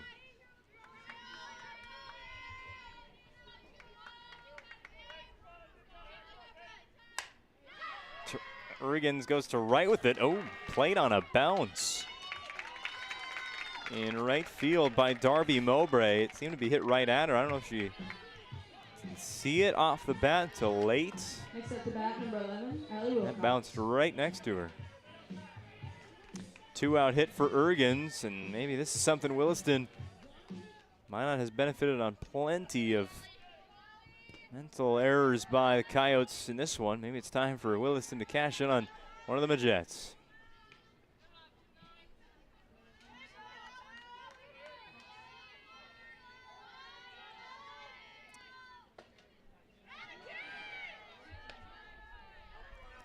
Batter is Allie Wilcox.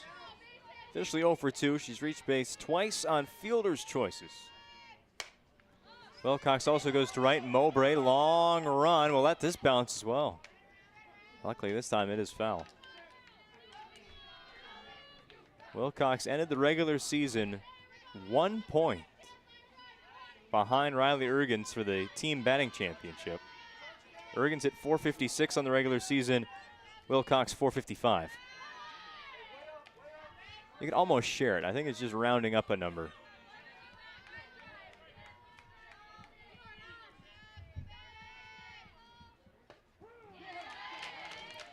Called strike. Home plate umpire made that look like strike 3. They started the lawnmower with that one, but it's a full count. Oh, that one's going to hit Wilcox on the hand. Take it and go to first base. Next up to bat, number 25, Mika Klumper. Base hit, and Wilcox gets hit. First and second. 2 out for Mika Klumper.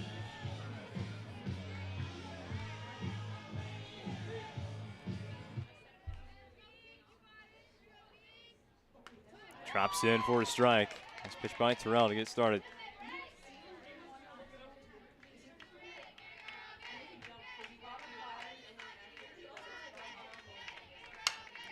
Out to left, on a line, catch made by Rohr. We are through 5, Minot 7, Williston nothing. Majets closing in on a second West Region crowd. For a new vehicle, Ryan Family Dealerships has the best selection we've had in years. You'll find fantastic offers from Nissan, Honda, Chevrolet, Buick, GMC, Cadillac, Chrysler, Dodge, Jeep, and Ram. Hold up. Ryan sells Chrysler, Dodge, Jeep, and Ram? Yes, we do, and we'd love to sell one to you. Visit one of our 5 convenient locations in Minot and Williston. Get your next vehicle from a name you know and trust. Ryan Family Dealerships. Exceptional welders, carpenters, assembly technicians, and coating technicians. If you're right for Sun, Sun is right for you. Since 1939, we've been making quality equipment and parts for the oil field and beyond. We're world-class, family-owned, and all-American. And as our business grows, we need to grow our team in Newburgh, North Dakota. Sund Manufacturing offers great pay, great benefits, and a great community to raise a family. Apply today.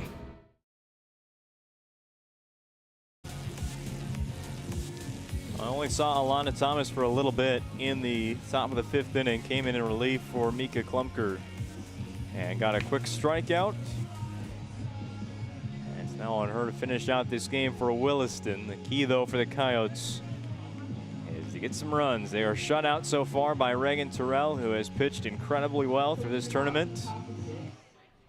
Number 6, Grace Burke. He's now gone 19 innings, allowing 1 run.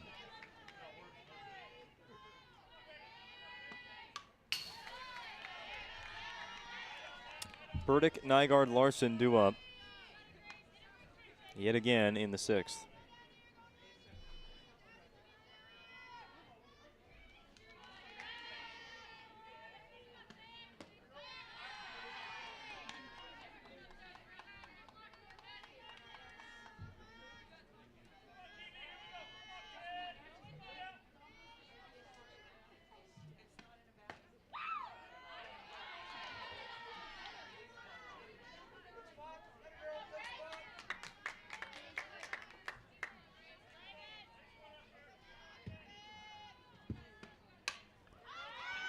straight up in the air.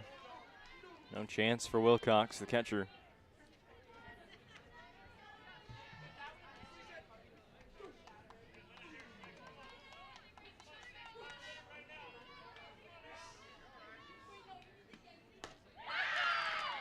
Another strikeout for Thomas. So far this tournament, she has pitched very well for Williston. Again, we thought that game plan would be Thomas game 1, Klumpker game 2, Thomas in the final game. A bit different for Coach Stundahl in the end. Thomas the first 2.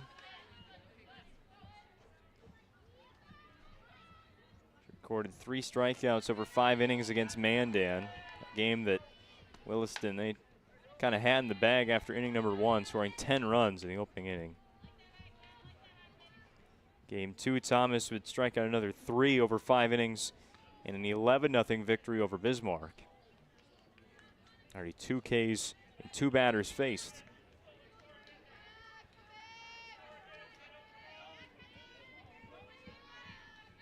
Ball and a strike on McKenna Nygaard. Nygaard out to left center. This one will fall.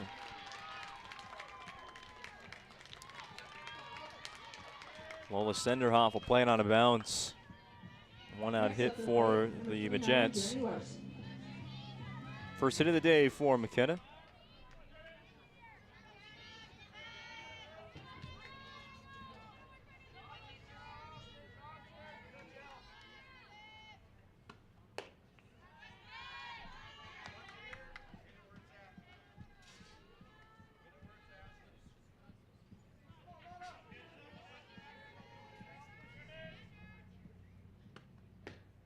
Jumps out of the way of ball 2.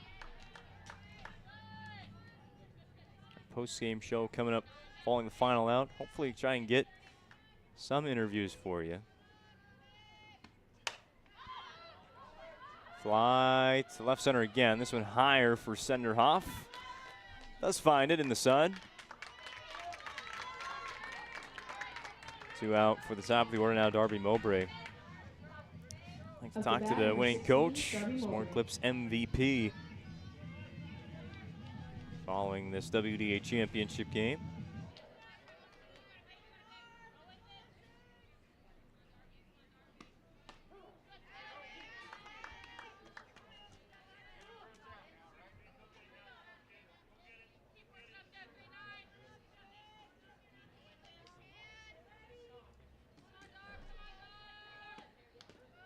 Foul tip. 2 strikes still on Mowbray. 1 hit already and a walk for Darby. 2 runs scored.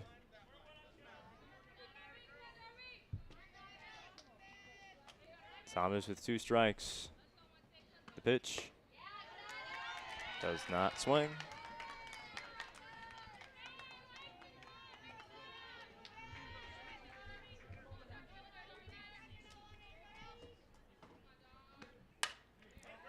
Another one for Senderhoff. Another one that will fall.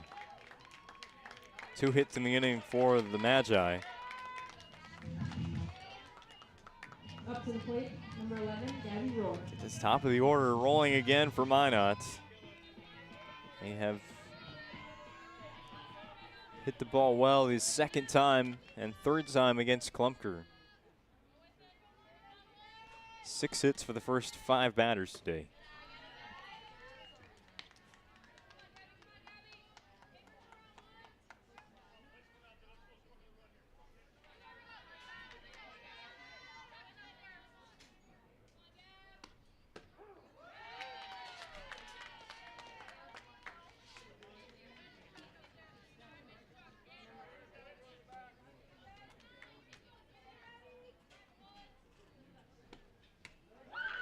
Swinging strike 2 on Gabby Rohr. 2 for 3, 2 singles. Was thrown out at home on that crazy play in the 5th inning. That was the start of it. Eventually Baker would score and Terrell would take third on a fielder's choice. Terrell had put the ball in play. It rolled about 20 feet. Threw home, tagged out Rohr on the slide. Threw it to second. Had a tag play there, did not tag. Threw it home, missed the tag. Terrell went to third base. 2-2.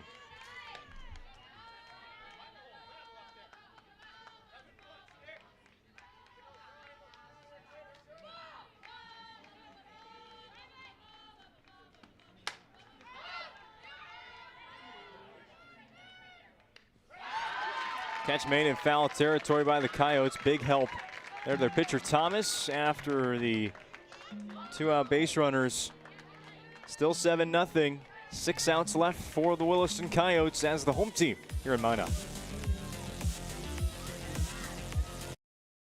Service financial plan or planning for farm or business succession. Planning Team Financial Advisors is here to help you work toward achieving your financial goals. With locations in Bismarck, Garrison, and Center, our full-service team of professionals are dedicated to helping you work towards achieving your financial goals. Visit us online, planningteam.com. Securities offered through LPL Financial, member of Finland Civic. Investment advisory services offered through New Edge Advisors LLC, a registered investment advisor. New Edge Advisors LLC and Planning Team Financial Advisors are separate entities from LPL Financial. As a group of people living in the same place or sharing common goals. Community is the largest part of our name, and we make it the largest part of our business. We support our local schools, organizations, youth programs, and local events from Bowman to Bismarck, because we all share a common goal to better the quality of life in our communities. Come bank with us at Dakota Community Bank and Trust, your real community bank. Well, we should know by now. Third game that Reagan Terrell has pitched. You get to the later innings here, and she's rocking and rolling inside the circle. You're not going to be able to get a 60-second ad break in. Did not take too much time warming up, and already has 2 strikes. And Wilson's leadoff batter in the 6th, Kaya Stundal. Stays alive with the foul ball. I want to thank Ryan Family Dealerships for sponsoring a broadcast of high school softball all season long. For 50 years, Ryan has been a trust name for car buyers in western North Dakota. Swung out and missed for strike 3. Shop their entire inventory online at driveryan.com for their 5 locations in Minot or Williston. Second time Stundal has struck out. Terrell looking to already put the finishing touches on a WDA championship, her 3rd win of the tournament.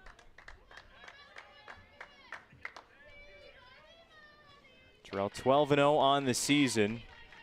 She was the starter against previously 12-0 Mika Klumpker. Start of the day. Klumpker in line though for her first losing decision.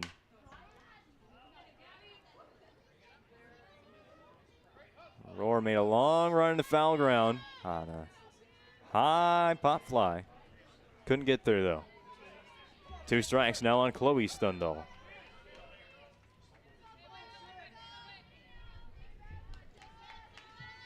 0-2 hole. Drops it in. A strikeout for Terrell. Stundal checked down and saw that ball was up high. Broke right into the zone. 2 up, 2 down by the strikeout. This is a Kayla Slagle's spot in the order. Be a pinch hitter for Williston. Pitch hitter number 4, Callie Larson.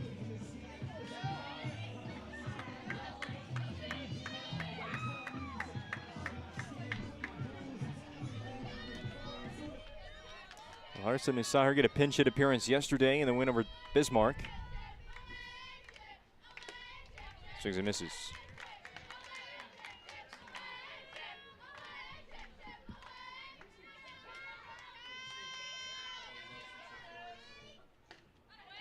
Again swings through a strike.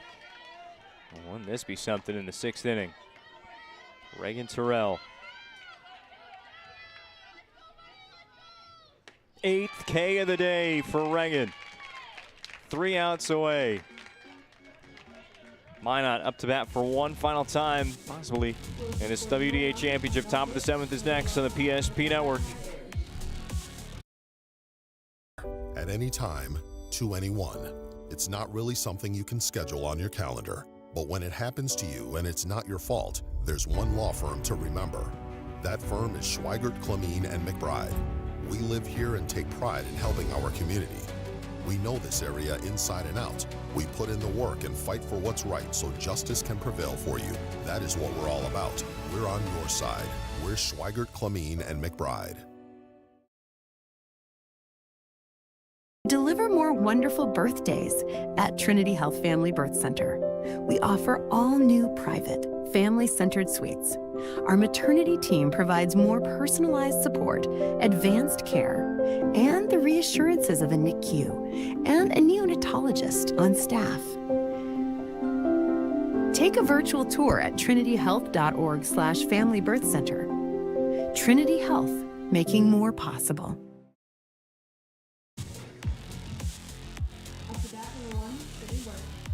Top of 7, BNC National Bank scoreboard reads Minot High 7, Williston nothing. The second-seeded Minot High Majets. It started with a single by none other than Sydney Barch. Second hit of this game at 3 yesterday.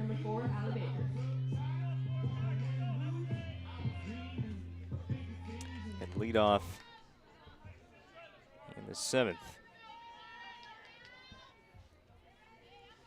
Followed up by Baker. Sees a strike. Minot looking to become just the second lower seed to win a game in this tournament. Obviously, we already know it'll be the top 4 seeds coming into the bracket that we represented at state. The only lower seed to win a game in this tournament has been Mandan. They beat the 5 seed Legacy in yesterday's loser-out game. And it kept it close against 3 seed Dickinson as well today. Falling 6-3. Back pick to first by Wilcox, almost got Barch. First game of the day, Bismarck High 10-run ruled Jamestown in 5 innings, 10-0. Demons back to the state tournament. They finished second, losing that state championship last spring to Dickinson. Be a few new teams at the tournament this time around, including these Williston Coyotes. No matter the result today, they will be off to state. Fair ball. Lots of room down that foul line by Klumker to the pull side for Baker. Barch to third. Baker in with a double. Not high, not happy with just a 7-run lead right now. Up the bat, number 15, Megan Terrell. This will be it, the last home game for the departing seniors. I guess some of them, they're all-stars. They'll be back here in a couple weeks, but you get the idea.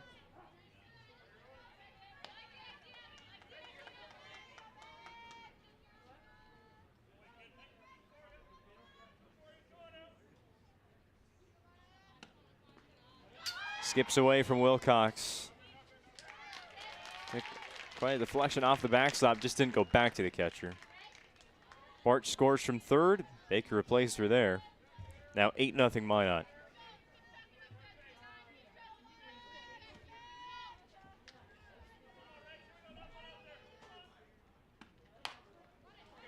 Grounded to Wilcox, or sorry, that was Stundall at short. RBI ground out for Terrell. The bases are empty. And now Terrell will go back to the dugout. Focus on pitching.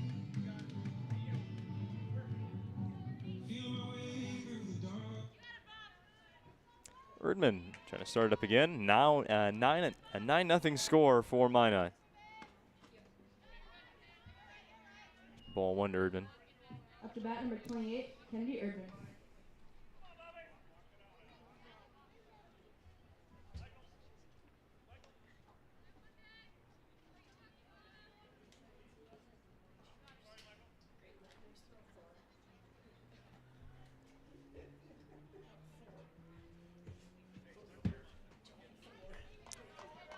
Williston, the regular season champions. There was a chance these teams would share it.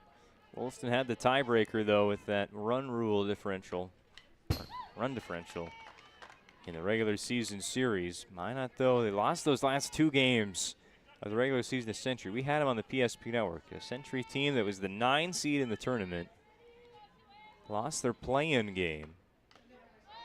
Found tip for strike 2, and you can't help but throw up some question marks as to saying, hey, How is the tournament going to go next week for Minot after how they played against the Patriots that night? But thanks to now 20 superb innings inside the circle by Reagan Terrell. Clutch hitting everywhere on the order. And 3 outs away from a region championship. And all doubt behind him heading into Grand Forks next weekend.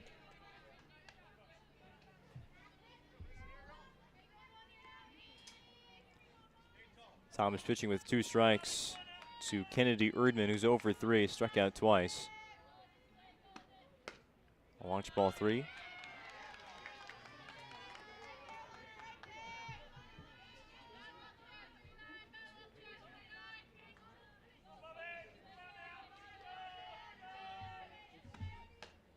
Reaching out, Erdman will strike out swinging. Thomas's 3rd strikeout of the relief appearance. 2 down in the inning for Grace Burdick. 2 runs already in the top of the 7th for Minot. Williston will bat in the bottom half of the inning. No matter how many more Minot scores.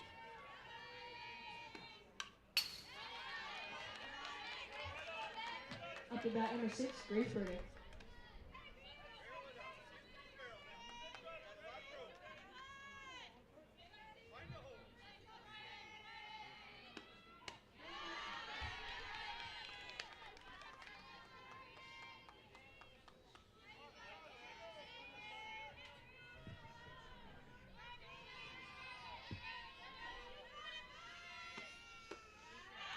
Up again. Well, once this one is done, we'll have the post-game show, and you'll still have time to make your way over to our other PSP Network stream today for the WDA Baseball Championship. Perfectly timed today.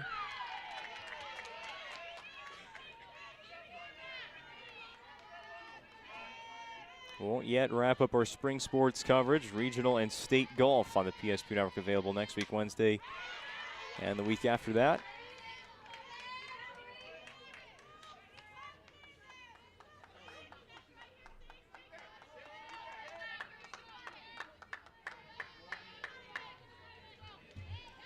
Two from Thomas, another one to Burdick. No chase there.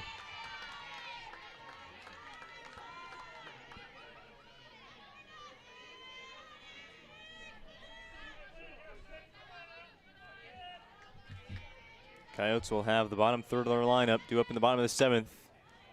Needing 9 runs. Catch made by Klumpker at 3rd. That's it for Minot at the plate. Job is simple for Williston in the bottom of the 7th. Down 9-0. Down to their final 3 outs.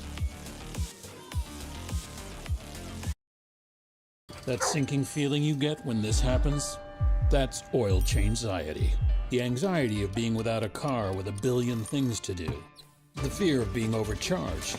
The stress of not knowing where to go or who to trust. But you never get those feelings at Valvoline Instant Oil Change, where you can watch us work right from your car, and we finish up in about 15 minutes. We changed your oil and did our 18-point safety check. Valvoline Instant Oil Change. Service you can see, experts you can trust.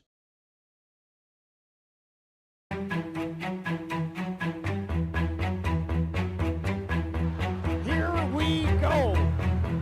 Kemple, the scoop. No, he went up and got it.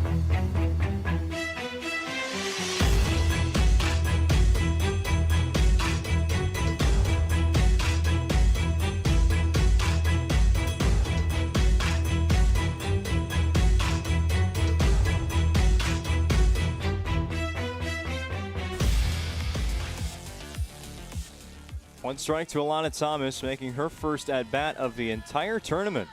We're in the bottom of the 7th inning, and she's 1 for 1 in the West region. She's been designated hit for as the pitcher throughout the event. Came in for the starting pitcher then, Mika Klumpker, who moved to 3rd, taking Morgan Streitzel out of the lineup. There'll be a pinch runner in for Thomas. The Avery Ostrom, and there's a pinch hitter at the plate, Alex Ostrom. The 2 hooping sisters for Williston, leading their program resurgence. Try and save things here in the WDA Softball Championship. Avery Ostrom, the runner at first. Alex Ostrom at the plate, batting in place of Lola Senderhoff. After Alana Thomas picks up the base hit.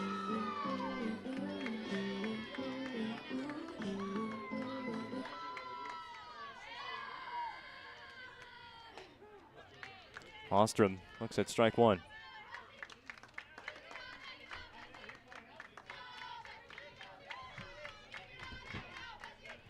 Reagan Terrell looking to close things out here in the 7th. 21 innings she's worked here in this West Region tournament. Complete game, 1 run allowed against Minot North. Complete game, 1 hitter against Dickinson. And a shutout intact so far through 6+ against the Coyotes in the championship. There's a strikeout on 3 pitches to the pinch hitter. That's the first out of the inning. This will be Julie Heller spotting the order, and it's Heller batting for the Coyotes. She will see a strike.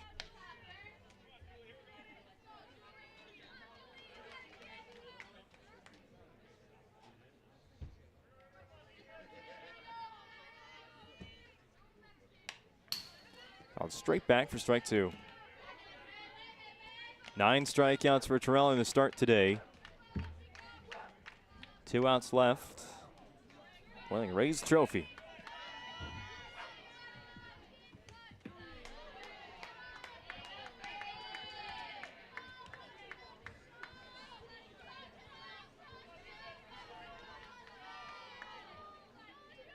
Pitch.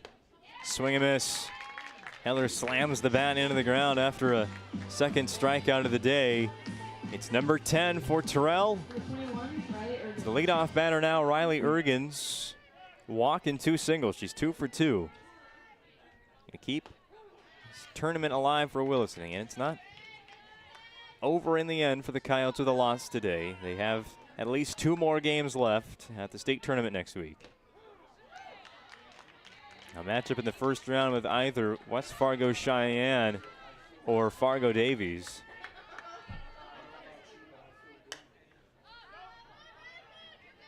Oh, 0-2 pitch is fouled off, and the pressure's on.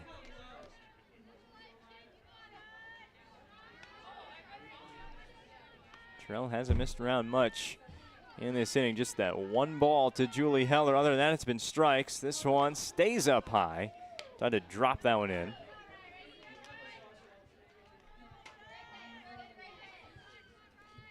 On the count 1-2. The pitch. Popped up foul. 1 more for the parking lot.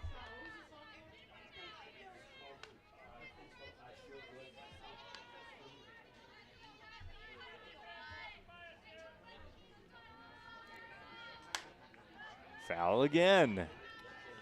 Sticking around for a while today. Now Ergens can reach. That'll give Allie Wilcox a chance. She's reached base 3 times without a hit.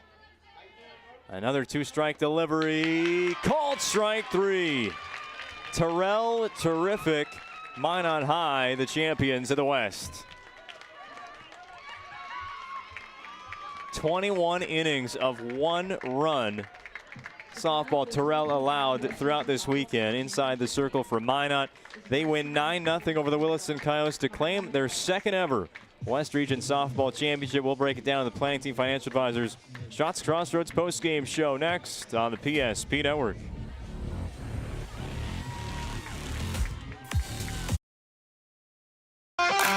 This presentation on the PSP Network is proudly brought to you by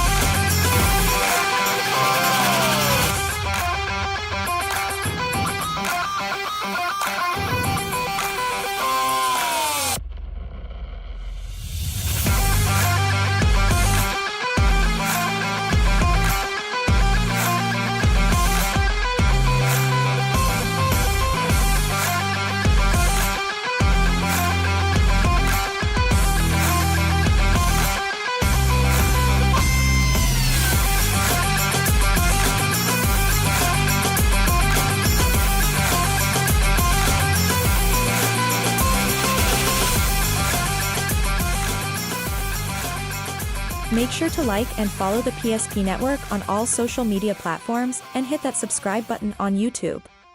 PSP Network. It's game day.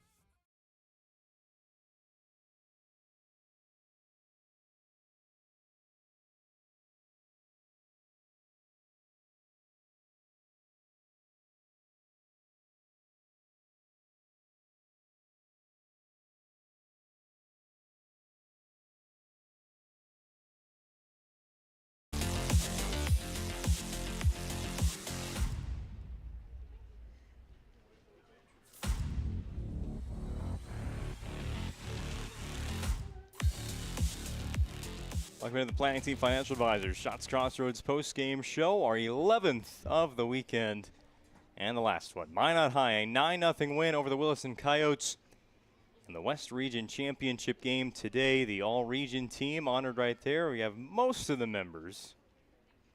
A few teams already headed out of town. Bismarck and Dickinson making plans for Grand Forks next weekend. Here is the Senior Athlete of the Award presentation. It goes to Minot North's Katie Shipman, who is here in attendance, of course. Katie, who will be playing next spring at North Dakota State and this summer for the Minot Honeybees of the Northwoods League. Playing at Corbett Field, and the Coach of the Year is Jesse Stundall, of course, from Williston, leading this team to state next weekend for the first time in program history. Coach Stundall, two daughters that play on the team, Kaya and Chloe. Obviously, the result today, not the way they wanted this one to go, but they have two more games at least, and now a West Region Championship. The second one coming home with the Minot Majettes. They win this one on the home field as well. 9-0 over Wilson. Let's get into the the post-game show now. We will have some interviews with the winning team shortly. Once they are done with their celebration, they'll come up here and get them set up for to talk a little softball after winning a West Region Championship today. Let's talk about how this game happened, starting with, of course, the pitching right away. It was the pitching matchup we had penciled in. We had circled all tournament long. We wanted to see Mika Klumpker 12-0 versus Reagan Terrell 12-0 on the season, and at least for Terrell, it did not disappoint. Klumpker had a few tough plays by our defense there that were wrenching into things for Williston in the middle innings. We start in the first. Williston got to go in the bottom half. They got a few base runners out there, but left them all, going scoreless in the first. Minot would wait till their 9th batter of the game to even reach base in the top of the 3rd inning, but that started and opened up the floodgates. A walk followed by another, back-to-back singles, then a triple by Hallie Baker. A couple errors in there as well for Williston. Reagan Terrell would single as well. Minot High plated 5 runs in that 3rd inning to take the lead, never looked back after that. Terrell continued to cruise through the following middle innings, and Minot back on the bats then in inning number 5, a leadoff single by Mowbray. Rohr would single, and then the odd play. After a Baker walk, runners at 1st and 3rd, Reagan Terrell hit a swinging bunt back to the pitcher. They threw home, got Rohr out. Coyotes then threw down to 2nd. There was 2 outs in the inning after that tag play. Threw to 2nd, could have tagged out Reagan Terrell advancing. Instead of the tag right there, they threw it home, missed the tag on Hallie Baker. That scored a Minot run, and Terrell went to 3rd. It was just one of those plays that an error won't go down in the box score, but for Williston, it will in the brain, as Minot would end up scoring 2 runs that inning to take a 7-0 lead. They extended it then in the top of the 7th with 2 more runs. Thanks to that middle part of the order, so good all tournament long. Sydney Barch and Hallie Baker, they crushed pitching of any kind throughout this weekend in the West Region Tournament. And then Reagan Terrell, 3 strikeouts in the end, the 7th inning to finish it. 10 strikeouts in the game for her. She finishes an incredible 21 innings pitched this weekend with 1 run allowed. That was on day 1 of the tournament in the 1st inning against Minot North. After that, 20 scoreless innings pitched by Reagan Terrell. Spoiler alert, we're going to be talking to her in just a second in this Planning Team Financial Advisors Shots Crossroads postgame show. How about we hand out those awards here, starting with the Sport Clips MVP of the game. They're the home of the MVP haircut experience.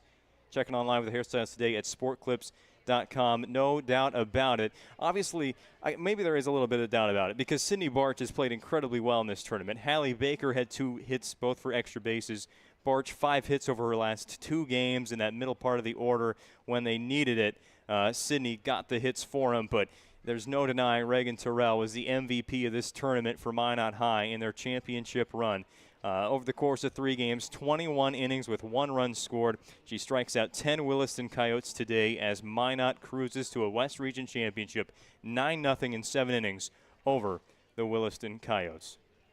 As for our Magic City Home Leisure move of the game, home of the Michael Phelps Swim Spa is a 5 out of 5-star Google rating with over 200 customer testimonials. You can check them out on Broadway in Minot. Move of the game today is going to be Hallie Baker's triple off the right field fence as part of that big 5-run inning for Minot High. Absolutely crushed it. Not too many balls were flying out of the park this weekend or today. Just one that left the fence, and that was in Dickinson's game by Gabby Soblik. But Baker got as close as you could without it going over the wall. Hit just below the yellow line, scored a few, got to third, would score later in the inning. That one, your move of the game in this championship West Region final between Minot and Williston. Hallie Baker's RBI triple as part of the 3rd inning run for Minot, getting them ahead and eventually getting them the win. All right, as we wait for those 2 interviewees to make their way upstairs to the broadcast booth here, we'd like to remind you that the state tournament field is set. We don't know the seeding yet from the East. They still have their championship game to play. It's in action right now between Fargo North and Grand Forks Red River. But at least from the West, it will be Minot High as the number 1 seed, matching up against the East's number 4, either West Fargo Cheyenne or Fargo Davies. Williston will be the 2 seed, matching up against the EDC's 3. You can figure out the rest. The 3 seed will be Dickinson. The 4 seed will be Bismarck. I tell you what, the West, ever since that canceled 2020 season, has dominated Class A softball, and there's a good chance that they have some very good results next weekend as well out east in Grand Forks. These 2 teams we saw today, Williston, a fantastic softball team, just didn't have it this afternoon against Minot on day 3 of the tournament, but you watch that offense work in the quarterfinals and the semifinals. They're a scary team to pitch to. Minot High, the pitching side, was there all weekend long. They found the clutch hits when they needed them. They're the number 1 team in the coaches poll coming into that tournament. Bismarck, a team that just eats you up. The small ball they play to perfection as they'll be the number 4 seed. And Dickinson, the pitching of Reagan McMahon leads the way. We saw some incredible defense as well from the midgets. The West will be loaded heading into Grand Forks next weekend as part of that state Class A softball tournament. We are going to step aside for a bit, have Coach Cedarstrom and Reagan Terrell make their way up to the broadcast booth for their post-game interviews here on the Planning Team Financial Advisors Shots Crossroads post-game show, and we'll be back in 60 seconds on the PSP Network. Gary is an ordinary guy, but right now Gary has car trouble. Gary doesn't know about magic towing. Don't be like Gary. Remember the name and the number. It's Magic Towing. We are here to help 24/7. Magic Towing in Western North Dakota. Don't be like Gary. Remember the name and the number. It's Magic Towing. Into this. With Shots Crossroads Fuel to Food Reward Program, you can. Here's how it works. Pick up a fuel tracker card from any of our C-Store cashiers. Every time you fill up with gasoline or diesel, use the fuel tracker card to record your gallons. Once you reach 1,000 gallons, you'll be eligible for a $10 gift card to Shots Crossroads Restaurant. Start earning your rewards today at Shots Crossroads. At any time, to anyone. It's not really something you can schedule on your calendar. But when it happens to you and it's not your fault, there's one law firm to remember. That firm is Schweigert, Clemene, and McBride. We live here and take pride in helping our community. We know this area inside and out. We put in the work and fight for what's right so justice can prevail for you. That is what we're all about. We're on your side. We're Schweigert, Clemene, and McBride. Have over 60 years combined experience in the field. Not only are we writing estimates, talking with customers, we're in the shop working alongside of our team members. I've always had a very strong passion for repairing vehicles. I've been doing it since I've been in high school, and I've always enjoyed seeing the vehicle repaired back to their original conditions. Thank you for the opportunity to serve the Bismarck-Mandan community for the last 7 years. We look forward to expanding into our new addition to better serve our customers, Centennial Collision and Paint.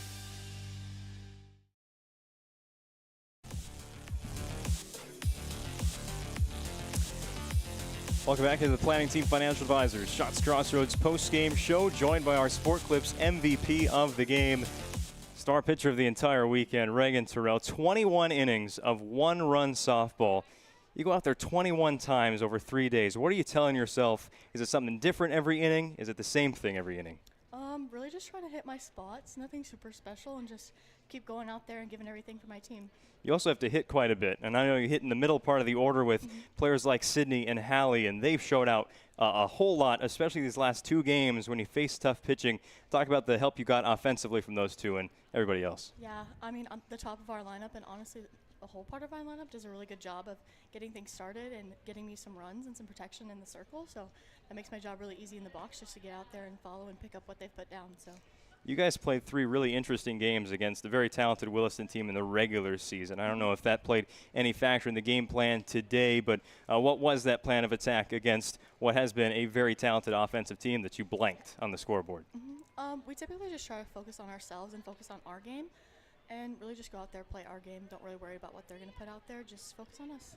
Plain and simple, just like that. 21 innings of one-run softball. West Region champions. How good does that feel? Oh, it feels great. All right, our Sport Clips MVP, Reagan Terrell. We'll talk to your head coach here in just a second, but thank you for joining us. Thank you. All right, we'll take another quick break here on the Planning Team Financial Advisors Shots Crossroads post-game show.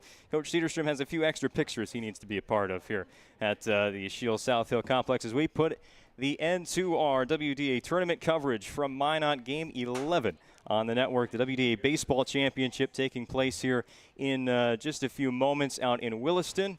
Make sure we get out of here in time for you to switch over and catch the ending of that tournament. Minot High in action as well. They look to sweep the baseball, softball tournaments. They take on Mandan, a battle of top 2 teams there. Talk about pitching.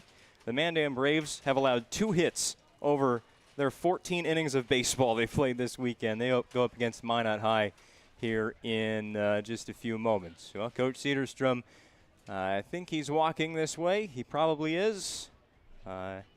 He asked me in the regular season if we could do some interviews, and I didn't tell him then, but I kept it inside that if you win the championship, we'll talk to you during the post-game show after the championship. So Coach Cedarstrom on his way. We'll take another quick post-game break, come back with one more interview, and then tear it down here from the Shields South Hill Complex in Minot as the WDA softball tournament comes to a close. 9-0 Minot High victorious in the West Region Championship over Williston. Stick around. Deliver more wonderful birthdays at Trinity Health Family Birth Center. We offer all new private, family-centered suites. Our maternity team provides more personalized support, advanced care, and the reassurances of a NICU and a neonatologist on staff. Take a virtual tour at trinityhealth.org/Family Birth Center. Trinity Health, making more possible.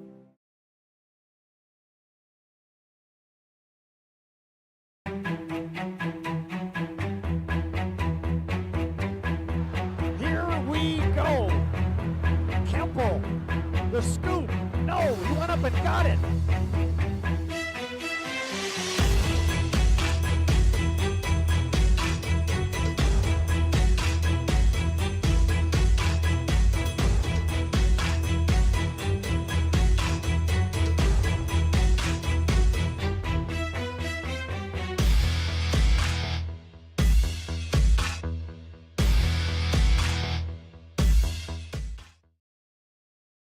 Exceptional welders, carpenters, assembly technicians, and coating technicians. If you're right for Sun, Sun is right for you.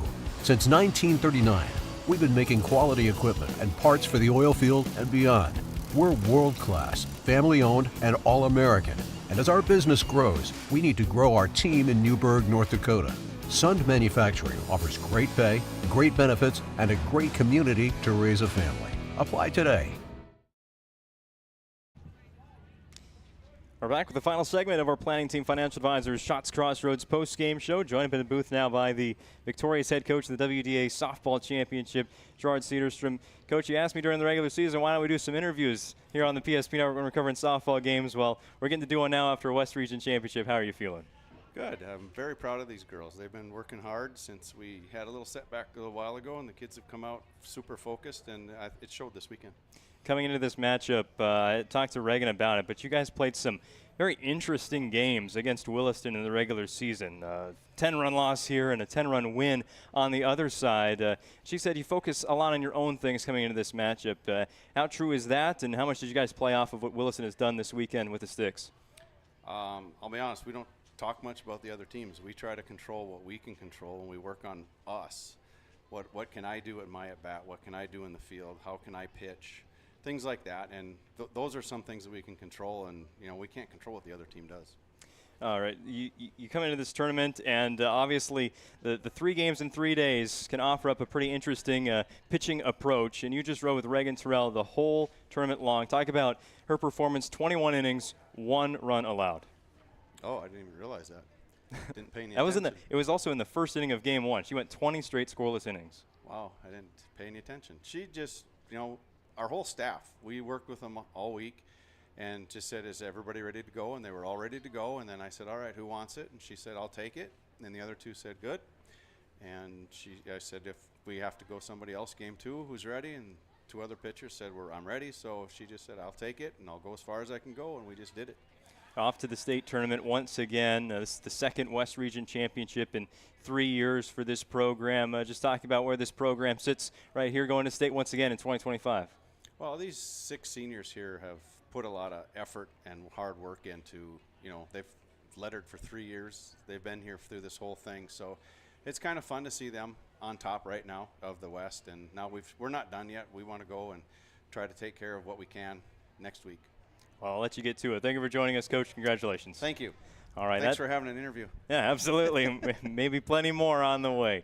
All right. That does it for our West Region tournament coverage here from Minot on the PSP Network and our Planning Team Financial Advisors Shots Crossroads post-game show.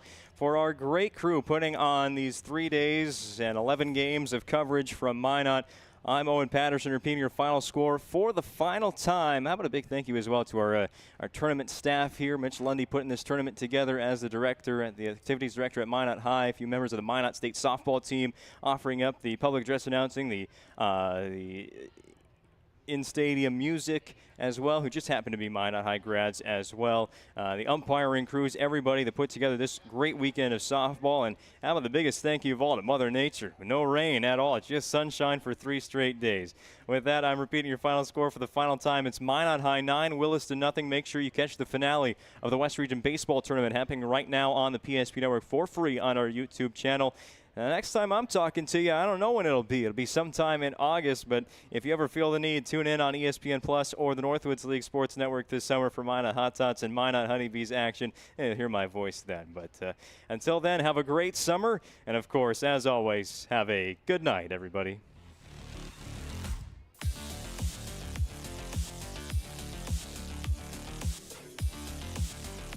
The nuances of cutting men's hair. Less pomp, more adore, huh, Brittany? Square face, wavy hair. Mid-fade with a textured top. Finish it off with the hard part and taper that neckline, Coach. Cowlick, what's the move? It's not just all about hard work here. Hit all. 7. Pressure. Points. Yeah.